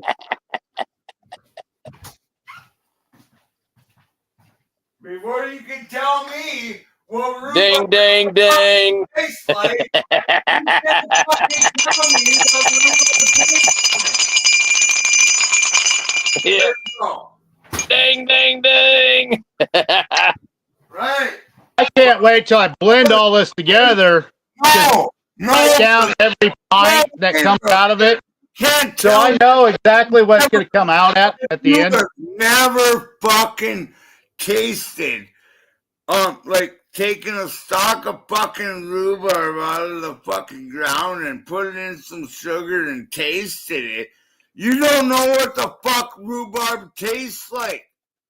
I've done rhubarb pie. I've ate rhubarb pie. It's the same fucking thing, Chris. It's sugar and rhubarb. You've never taken a stalk of rhubarb out of the fucking ground and bitten into it. You do not know what it tastes like. Am I If right? you take a bite of it, it has the crunch to like celery, but it's bitter. It's bitter and well, depends on how red it is too, because there is if you put sugar on it or salt on it, on it could actually make it sweeter. It has a bitter taste to it, but it's that's the why I stalks is like mix celery. mango the rhubarb, because mango is very sweet, and I want a tart. I want a sweet and a tart at the same time. Yes, sir. I agree. But have you said you've never tasted rhubarb? I've never cut a raw rhubarb and ate it before. Never have. Well, I have. you better fucking do it. So then you know more about I have. I'm saying. If you have a bush rhubarb growing out there, and when it's ready, because I remember my mom used to do it. Red stalks. You out there, it has a bitter taste to it. Red stalks. Well, with all this rhubarb I got that I can go get now, I'm gonna do a mango rhubarb. I'm gonna be playing with all sorts of stuff. I'm actually gonna brother, but you just play. I'm gonna actually make a sweet corn whiskey, and I'm gonna pair it up with a rhubarb. Yeah. Right. Hell yeah, brother. Brother Roy, you just told me you've never tasted rhubarb raw. No, we've cooked it a little bit and ate it that way, but never raw. Said you've never had it raw. Like my grandma told me, if you eat raw rhubarb, it can give you the shits. No, it won't. Exactly. If you eat the leaves, don't eat the leaves. No, not the leaves. The stalk. Eat the stalk. Grab the middle of it and taste the fucking thing. And you're gonna. Well, it's growing right now. I'm not gonna fuck with it. Oh my god. I gotta get, what is it, 3 more gallons of mango nectarine. They don't have enough of the mango nectarine. But a week before I harvest that stuff, before I harvest rhubarb, I gotta get some about 15 mangoes, have them sit out in my fucking outside kitchen so they can sweeten up and get real soft. I'll mix that in with all that. I have frozen rhubarb that's in the freezer, which I'll mix in with the mash, but I want fresh when I run the rig. Okay. The frozen rhubarb is the greatest idea ever, because it's already gonna burst up the strands that are in there. Yep. And burst out sugars. That is why rhubarb pie is so good. Okay. Yep. I think what you need to do is, I would take and just boil that in another pot for just an hour. You know, just let that. I don't need to. When I run it through the jar rig, it boils it, and I get all the flavors right then and there. Okay. Yes, but can I finish? I would just cover it with water and let it simmer for a little bit, and that will totally extract all kinds of sugars out of that shit. And then you can drain it because it's already busted out because it's frozen, right? Oh yeah. So you already bursted out all them cells. You put that in there, you almost, you bring it to the melting point, but then you bring it to the steeping point. All them sugars. You don't want to do that. Because once it's frozen, you let it just thaw out naturally. Then you add that to the warm mesh, like the mangoes, the mango juice that's at 150. Oh my God. That way it pulls the sugars into that instead of doing it the other way. No, you convert your sugars first, brother. You don't need to convert the sugars because you're watering it down. Why would you water that down when you can just You're use not the watering juices? it down. There's no watering down. You are fucking. You said to boil it in water. Why would I do that? But you're steeping it and you're boiling the water down. And you're making a concentrated sugar water. Yep. No. You do it for 100 and for. Okay, whatever. I'm not arguing. I've talked to a couple of the old timers that were in the Appalachian Mountains. I asked about the rhubarb, and they told me to do what I'm doing. They just threw the sugar in the fucking thing and fucking made it fucking work. There's no inverting. Yeah, right. They never. When I talked to this old guy around here and told him that it came out at 150 after all my heads and foreshocks, he's like, "Son of a bitch, you're doing something better than the rest of us." But I did use raw cane sugar too. That is a difference. Well, there's a huge difference in that. Yeah, just because a lot of the old timers, all they had was just regular sugar. All right, brother. But And that's why so much more flavor comes out of it, because you use that raw cane sugar. It's like Alfredo with his beer. He uses that raw sugar, cane sugar, mixes that with his beer. His beer is so fucking good because of it. He's doing something that other people don't think about doing. Same with me. Straight Jacket's back on. I'm just trying to say that inverting your sugar. Hey! Yeah, motherfucking Straight Jacket, get in here. All right, we've been on for 5 hours and 13 minutes. What I'm going to do is we're going to say good night to all our followers, everyone watching us live, wherever you're at. We appreciate you guys being on here, hanging out with us, drinking with us, having a good old time. We're going to end this stream. So if you want a link, send a message on Facebook to me, and we'll pull you back. Right now, we got Mr. Eric, we got Chris, we got Straight Jacket, and myself on here. And usually the last people that stand on the show are the Roys. So you all have a good night. You guys watching us, follow us again on Sunday. Take it easy. Safe travels. And shine on.